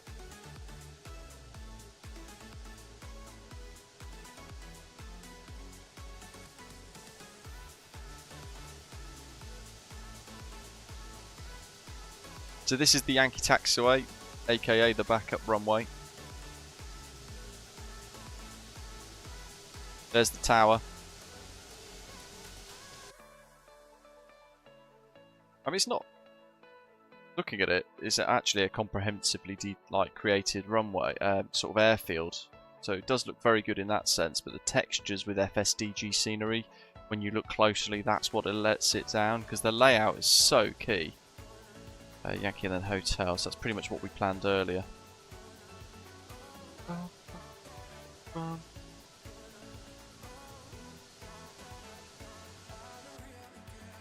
To be fair, that terminal looks bloody good.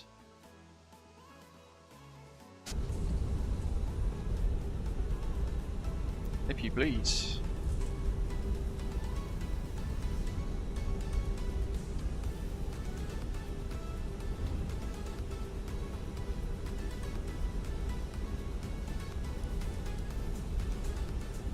Look at that.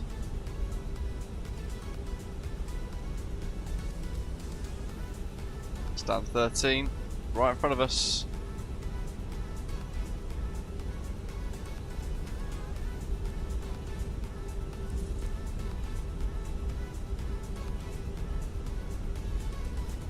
I've not actually looked at this scenery properly before. I think it's the Seychelles, FSDG Seychelles that I've tried previously. But I've bought this scenery for today.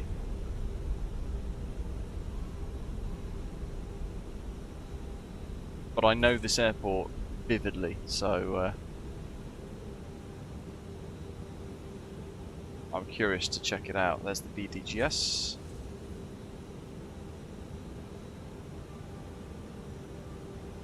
Wonder if they've got the Burger King.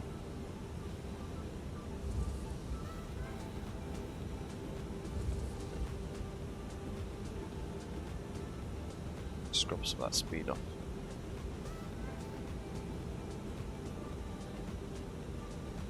This bit's like a little bit of a downhill ramp.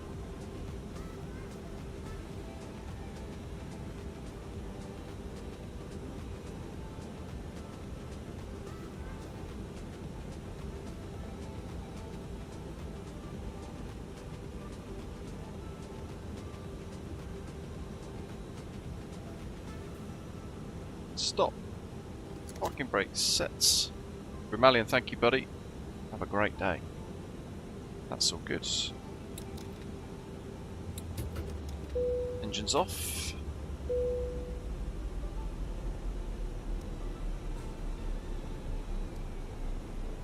Very good parking. I know. What have we got here? That's all set, that's all set, that's all good. Let's fire up GSX to see what it does. Typically we'll just brake.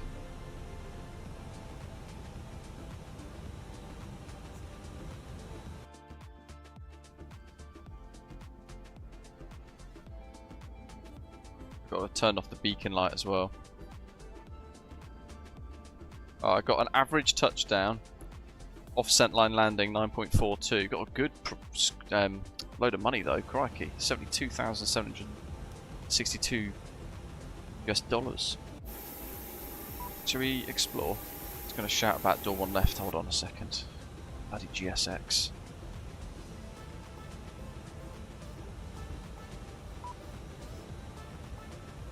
And it's going to moan about aft and forward cargo, so let's just get these open as well. Lovely job. There's the cargo opening.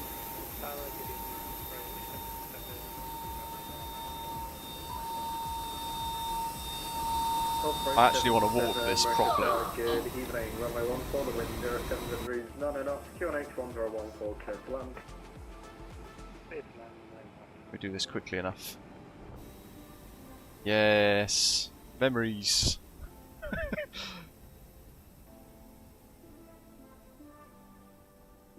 Oh, bloody scenery. Here we go. What we got in here? Yeah, so the duty freeze is literally there. God, this is terrible inside. Look at that.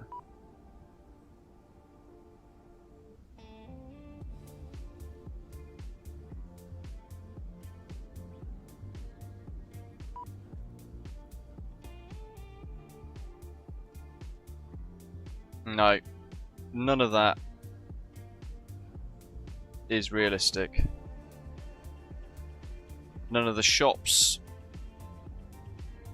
around this section here, there's the lounge and things there, and then you've also got here like a bit that cuts in where there's some additional shops and there's like a seating area, and next to that's like a Burger King and a food court type thing.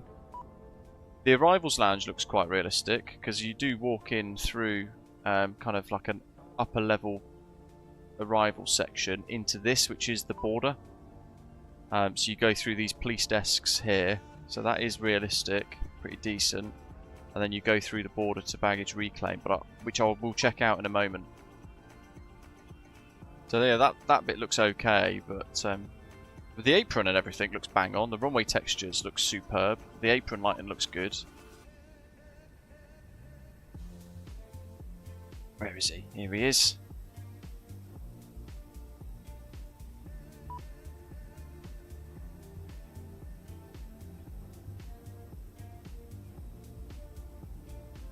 It's Ian on final, 777-300 ER, Osprey Airways.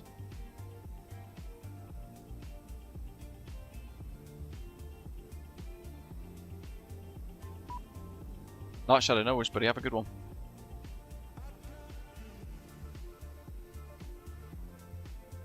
Yeah, I mean, this scenery really is kind of worth about £15 in reality, but because it's a somewhat of a captive audience, yeah, if you want a Mauritius scenery, you have to buy this one because it's the only one available.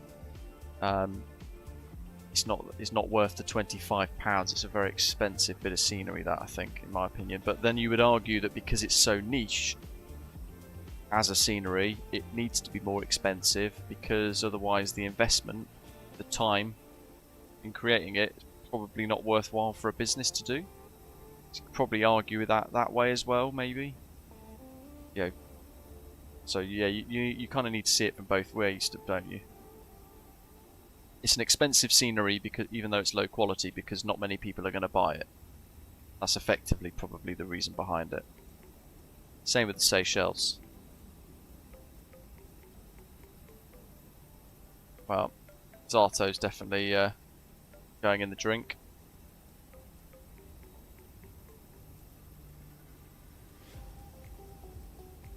Apologies to the ATC about Zato falling asleep.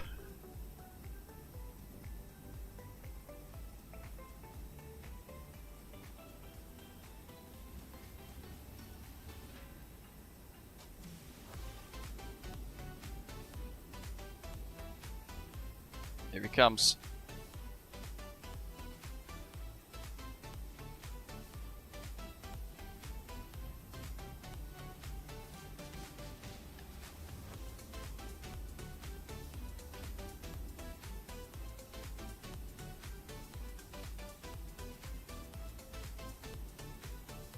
There's the double windsock. There's a bit of lazy work by FSDG. Great looking touchdown.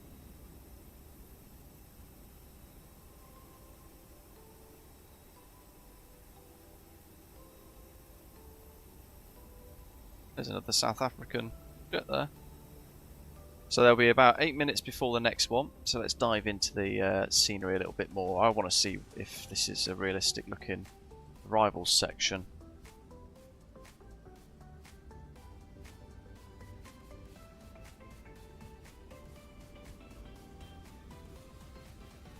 So I've just noticed something further out in the scenery that has just caught my eye. Oh, they've not modelled this in, have they? You go through the police checkpoint, then you go through this next section here, which is basically like a health police checkpoint. Then you go down some escalators into what is effectively this being the arrivals hall. So all of this is just nonsense.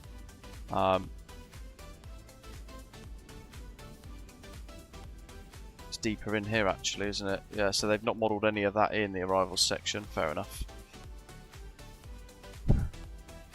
And then you come out, because this is the departures level here. You come out down here into this amazing walkway. Look at that. Into the car park where your taxi driver, your chauffeur meets you. Oh, Badger, that was you, mate. Good effort. Oh, was that? Were you the South African? I forgot. So what have we got? Because I've noticed some bits around the airfields that I just wanted to check out.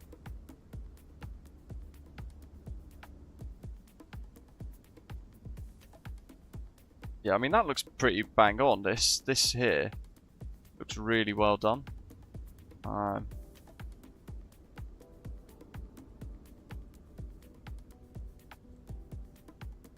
Where is it? So, okay, yeah, fuel tanks. And that office block.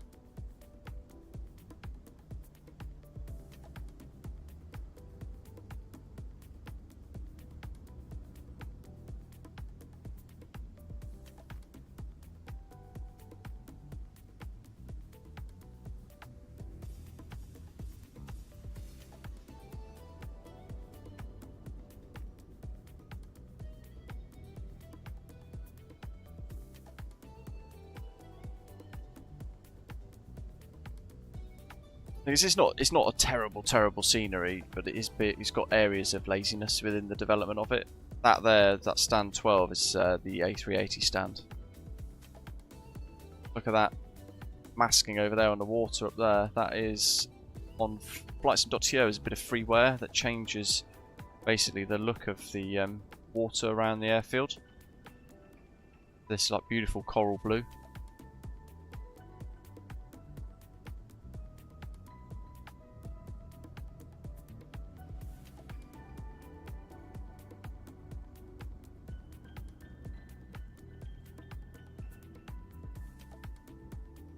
Who's next? Springbok 121.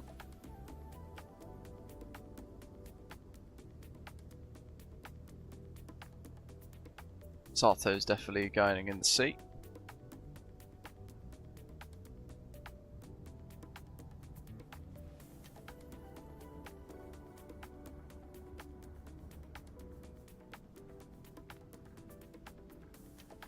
Look at that.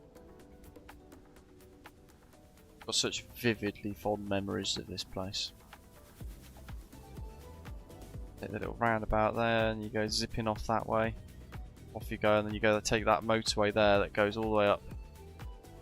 There's like a road that kind of cuts through that there. It's not really a motorway, to be fair. It's like a little country road, but it's like an A road in the UK, but it takes you all the way up through the centre of the island. And you go through all the tea plantations and the sugar plantations and stuff. Brilliant.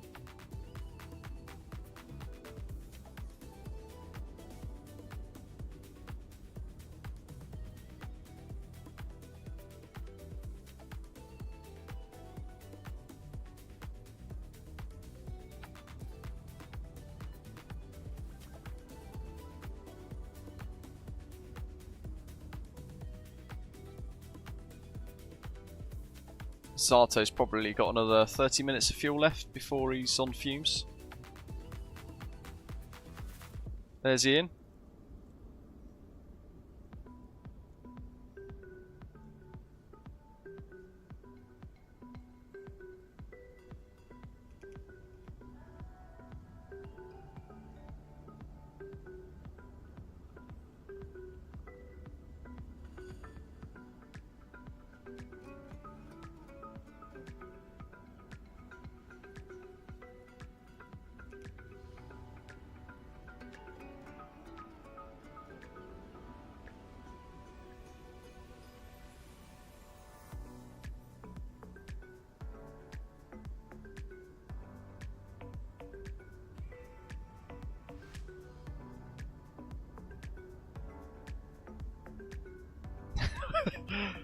I'm trying to take a screenshot here, Ian, hurry up. Badger, epic, well done.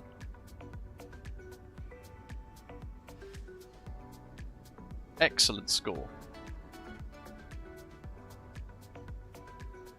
I was only joking here, don't rush. Still got another 2 or 3 minutes before the next folks come in, I think.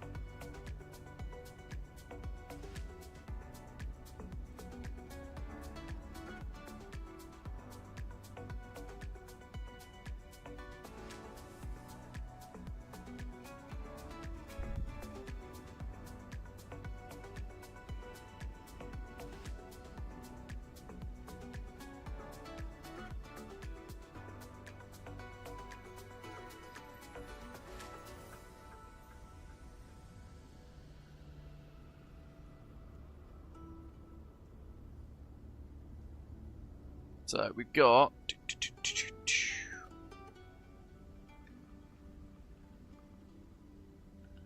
Sean in South Africa Airways Airbus A320 flying in. Following that, we got the A330-200 with is it Ben flying that, Osprey 80 Delta. Ian after that, A340-300.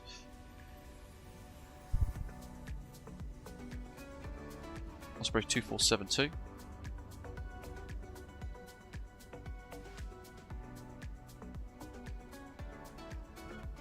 The Mauritius 844s drag really far behind. I probably won't be able to stay on for them.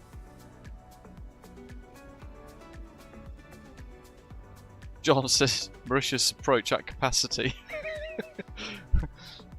To be fair, the flights are usually, like in real life, they're sequenced by about 30 minutes to an hour, aren't they? No, or is it? No, I'm only joking, mate. Got a great screenshot though.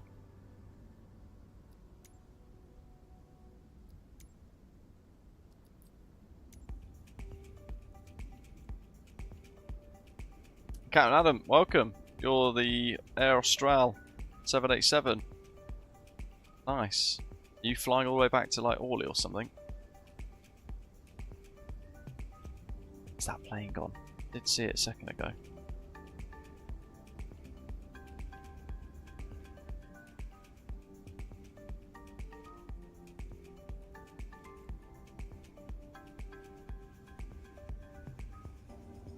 I'm gonna restart QATL. Because the beeping in my ear is annoying me.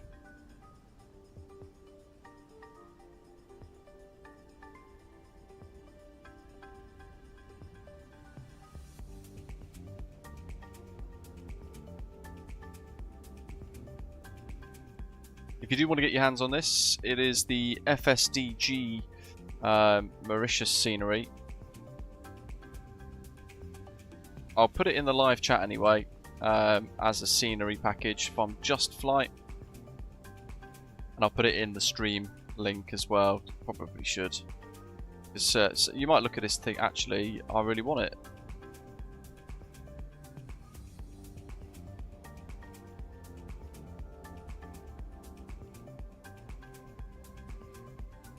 I think, yeah, the airport itself as a general infrastructure piece is pretty decent, and I think because it's such a unique place and it's so isolated, far away from most things, I mean, it does look from the external very, very realistic, very, very, very realistic. But I think because not many people are going to buy it, that's why it's so high in price at £26.99 in the UK, about €30.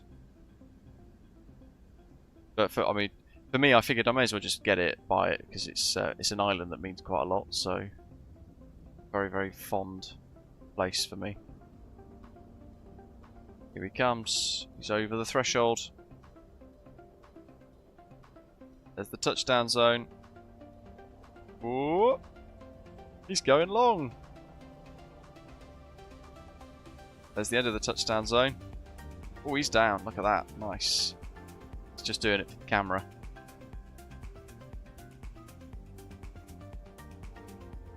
There's a bit of a tricky one here. You can see actually on this view here the slope.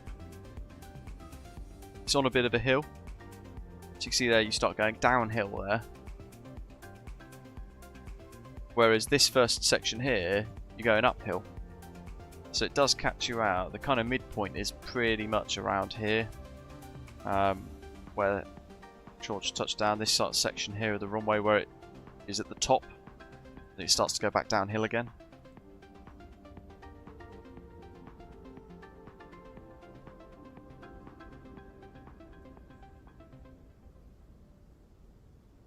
Rob, that is weird. All their other sceneries are 16 quid, like Mombasa, Cape Verde and Reunion. Imagine a Pyreek Devco Mauritius. How amazing would that be? Just throwing that out there as an idea.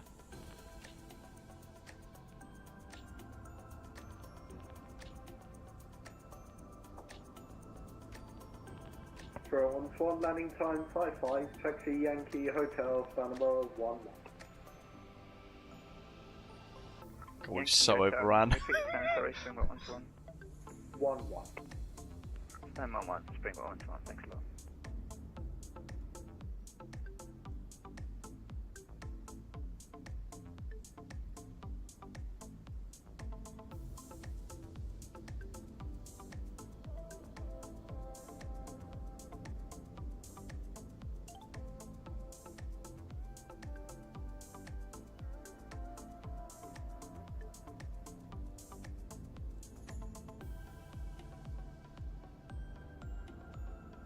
Where's my new sky? Right, so while we wait for them to come in, this is what we've got. So this is our flight report for today. Off line landing, fair enough. It was a bit sloppy. Only a tiny bit though. Fairly heavy touchdown. But again, that's going uphill, so it kind of double dings you there. And then we've got that crossing in over a Reunion. Descending down, a whole lot of work around spoilers being armed as well. Engines changed, that's an interesting one. Engines changed, engines changed.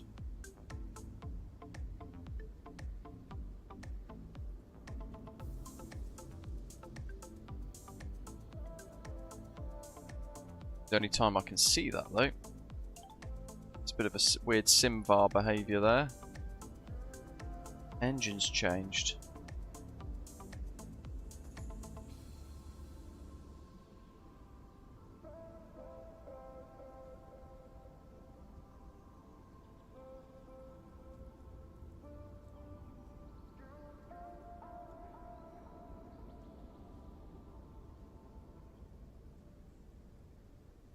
Oh god, look at all these engines changed here.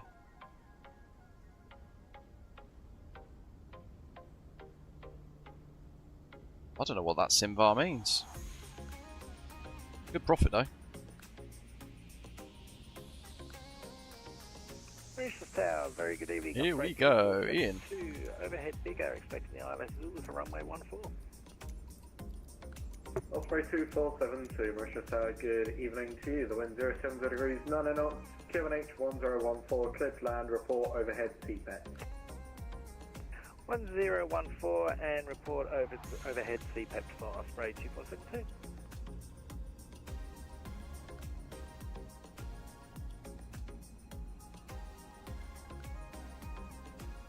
I can smell my dinner being ready.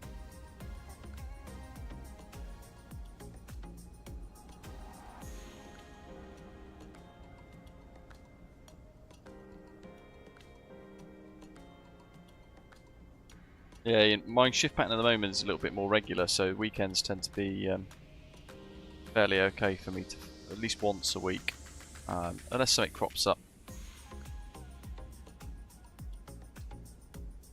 Yeah, I mean, in fairness, I am biased because of the island. I do like the scenery, I just don't like the price of it. I don't like the interior of the scenery being really inaccurate either. Certainly that departures lounge is not right. And Mauritius Tower, Osprey 2472, overhead CPAP. Osprey 2472. Oh, that's an 8-mile final.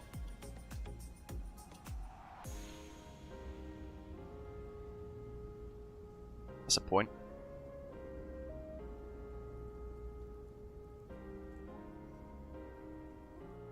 Oh good, there we go. They did model the VOR.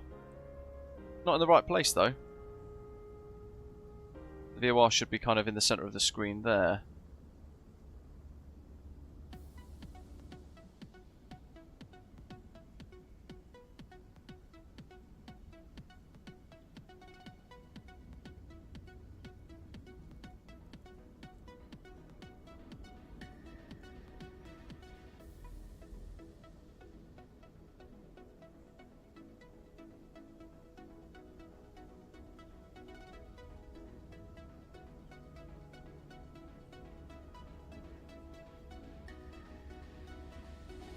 As always, massive thank you to our air traffic controllers today from the VATSIM Sub-Sahara Africa division. Hope you guys have enjoyed having some traffic in from ourselves today.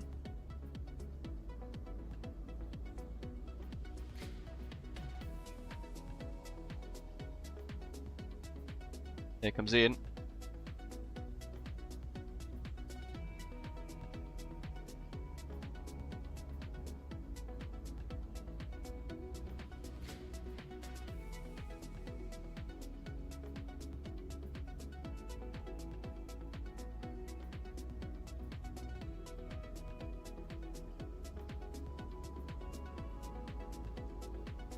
That crosswind's definitely starting to gust a bit more.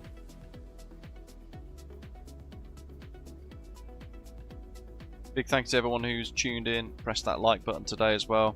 Warm welcome to all of our new subscribers throughout the journey today. Big thank you to Paul earlier for his super chat. Appreciate the support.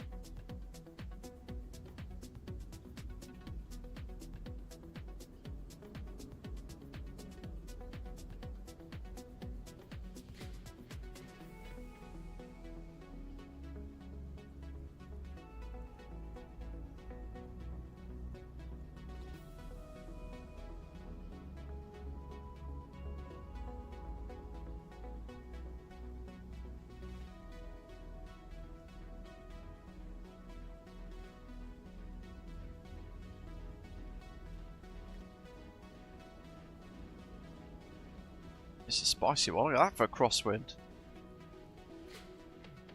It says normal conditions, but they were a little bit challenging.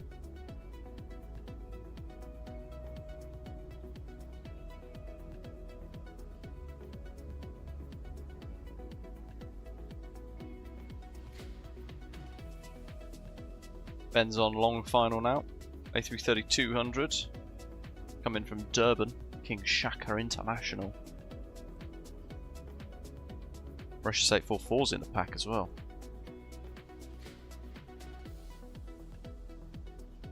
Ooh.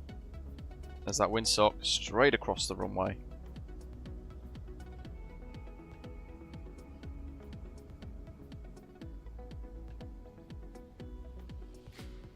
Yeah, it's all very procedural in Mauritius though, Sean. It's really not designed for this amount of traffic. not for this kind of quick sequencing one after the next. Hence earlier on the 8 minutes separation. Because they basically don't really have like radar. Mercy 844 Innsbruck, that's Ekbal, right hand turns is published, plate level 70. Stuff like that. So basically they're using charts and things in here. Which is why they're asking you to report certain times. They're plotting that, going right. We're at this time at this place at this time, and they literally move the aeroplane then from a chart to another bit of the map.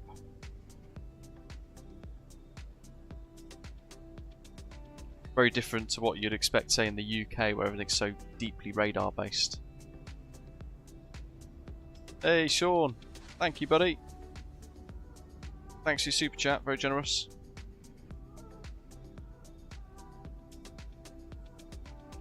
He did well, he got off very quick though, Christ. Mauritius Tower, spray 2462, expect the active runway. Osprey 2472, thanks, landing time is 05, taxi Juliet November, stand 15, goodbye. Juliet November 15, thanks very much for the ATC, have a good night, bye. Goodbye. Gotta try and get my head around this tiny little joystick that I've got on this wing HOTAS to do this pan.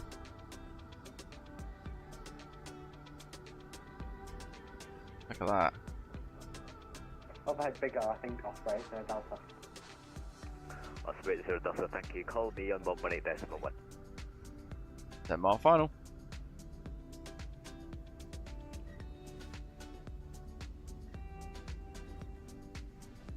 That was a call me 118.1. Delta.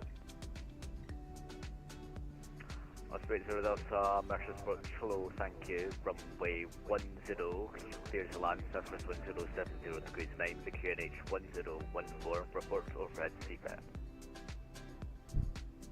Third time's run a 0, third time's run 15, Osprey 0 Delta. So they can basically only have one aircraft on approach at any one time. Or like, you know, short final by the looks of it, the way this is all designed, because they've got the Mauritius 844 in the stack. Mauritius 844 descend flight level 60 to be led by Ekbal. Descend by the 60 level Ekbal, Mauritius 844. Mauritius 844, thank you.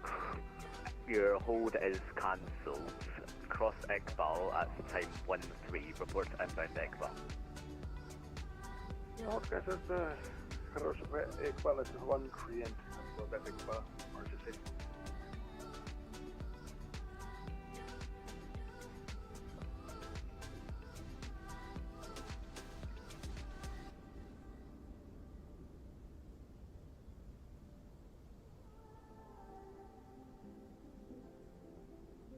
I'm going to apologise early to Mauritius 844, because I'm just really not going to be able to stretch even further to watch their touchdown. Unfortunately. Because my dinner was ready a little while ago. Got to sort the dog out.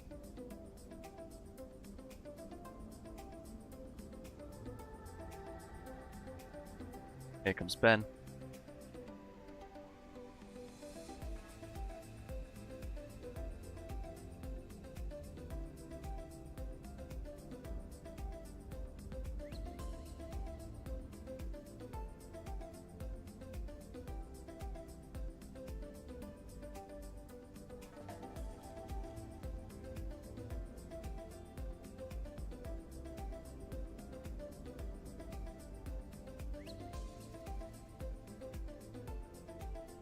Been a great route today. Thank you to Badger for coming up with the idea. Don't mind doing the longer journeys than usual when they are good like this. Hopefully you guys have all enjoyed it as well. Flying along.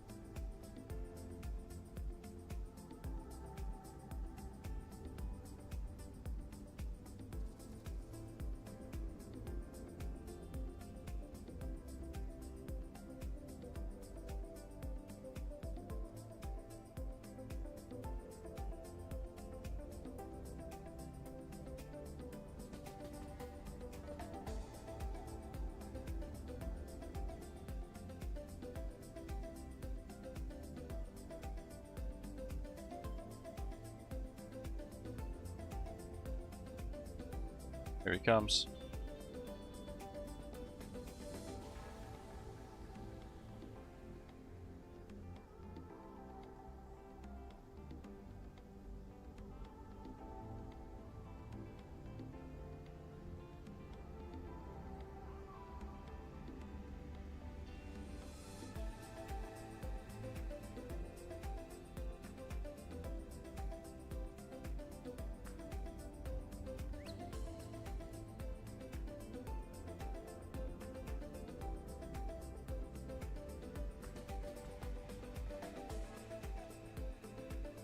Just on the runway there. Cheeky little bounce. In a build special. Look at that. Zoom, zoom. Well saved.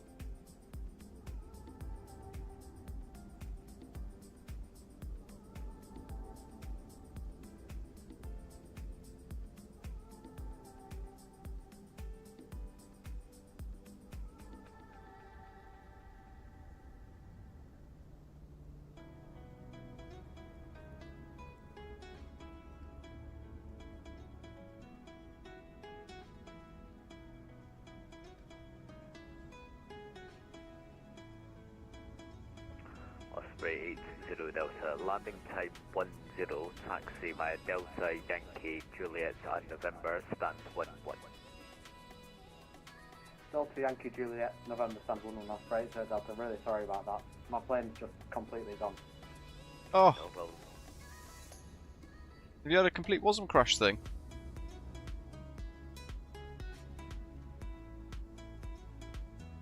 Mauritius 844, crossing Ekba. Mauritius 844, thank you via Ekbal, cleared ILS, runway 14, report. I feel like I want to wait just a few minutes for the other guy. Ekba cleared for ILS 14, adequate cover, big Mauritius 844. How long is it? It's about 7-8 minutes, isn't it? What do you reckon, folks? Quick poll in the chat.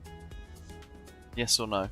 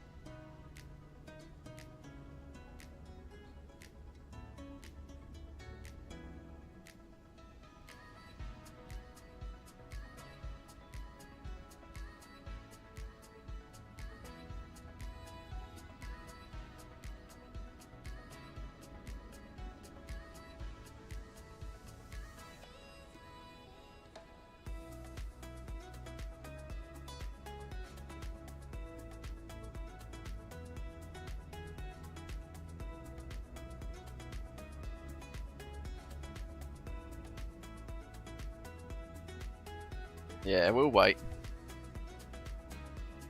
You guys are trying to get me bollocksed. We'll wait for Mauritius 844.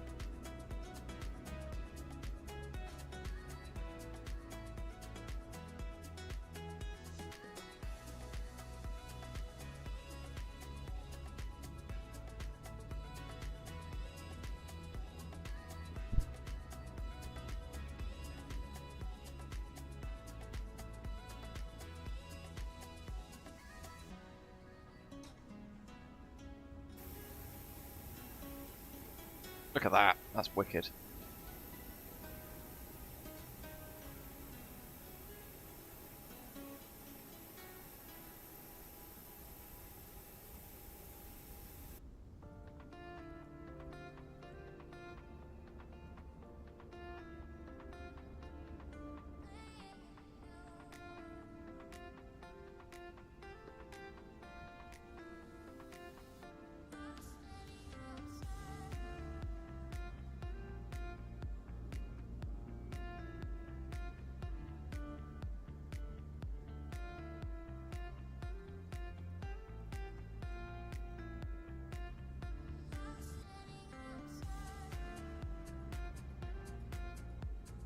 I'm sort of on the sun now. I just want to say I'm really sorry about that. The plane's just completely gone off radar down there.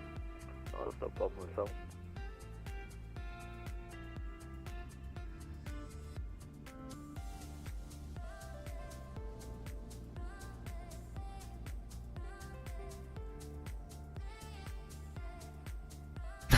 No. Ben, what happened, buddy? I missed it in the chat. It says fuming. What is it? It's the Innobuilds A330, right? Is that what you were in?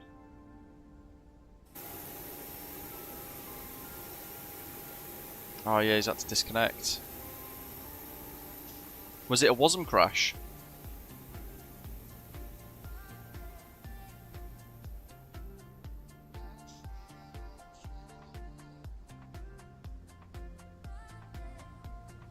All control went, hold didn't happen. Oh my goodness.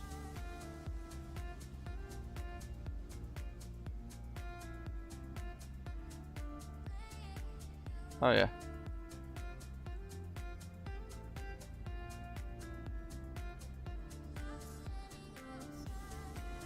Very weird.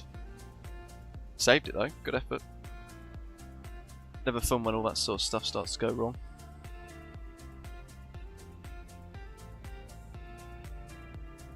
Going to be a bad influence. Suggest you need to buy the Aerosoft A340-600. Absolutely, Ian. Yeah, huge thank you to all the controllers from Cape Town all the way through to Mauritius here. All the relevant links are in the description below if you want to purchase the Aerosoft A340-600 Pro, co-developed with ToLiss, or this FSDG Mauritius scenery. What's the? I think he's in an A350, isn't he? This Mauritius 844.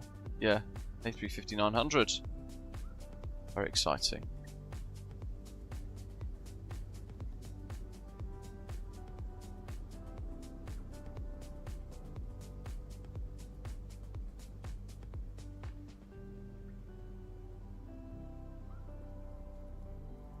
Mauritius 844 over seabed. What's up?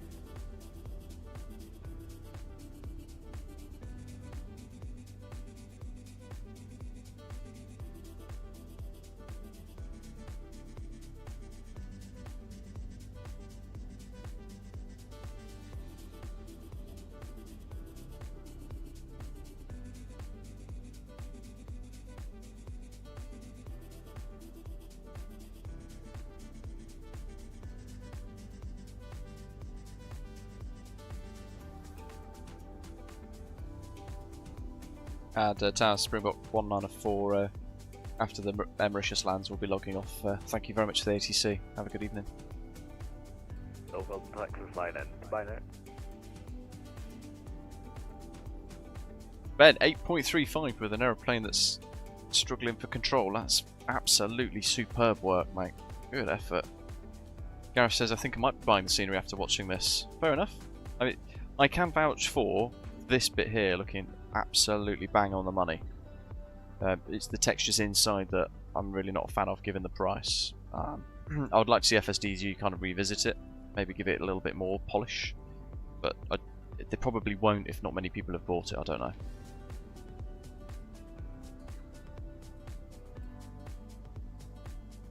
Our last pilot in.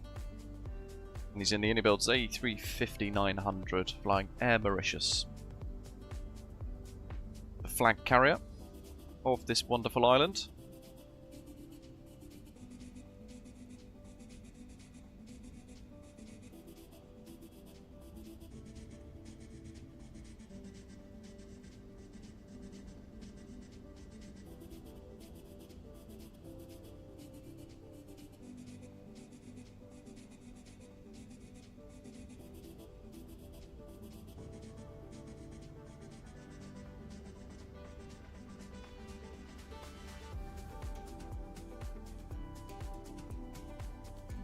I do love the A350, it's a lovely looking aeroplane, isn't it?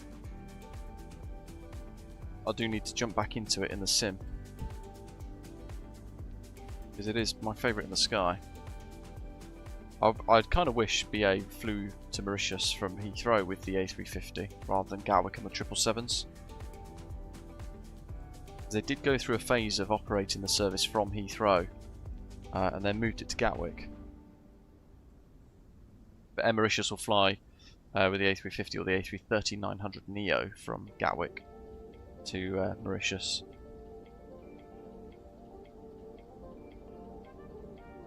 It's a real route option for any of you. You can fly here on New Sky with the long haul jets from our bases in the UK as well, for those of you flying for Osprey Airways. Wonderfully stable. Look at that, right on the touchdown zone. Absolutely nailed it. There we go.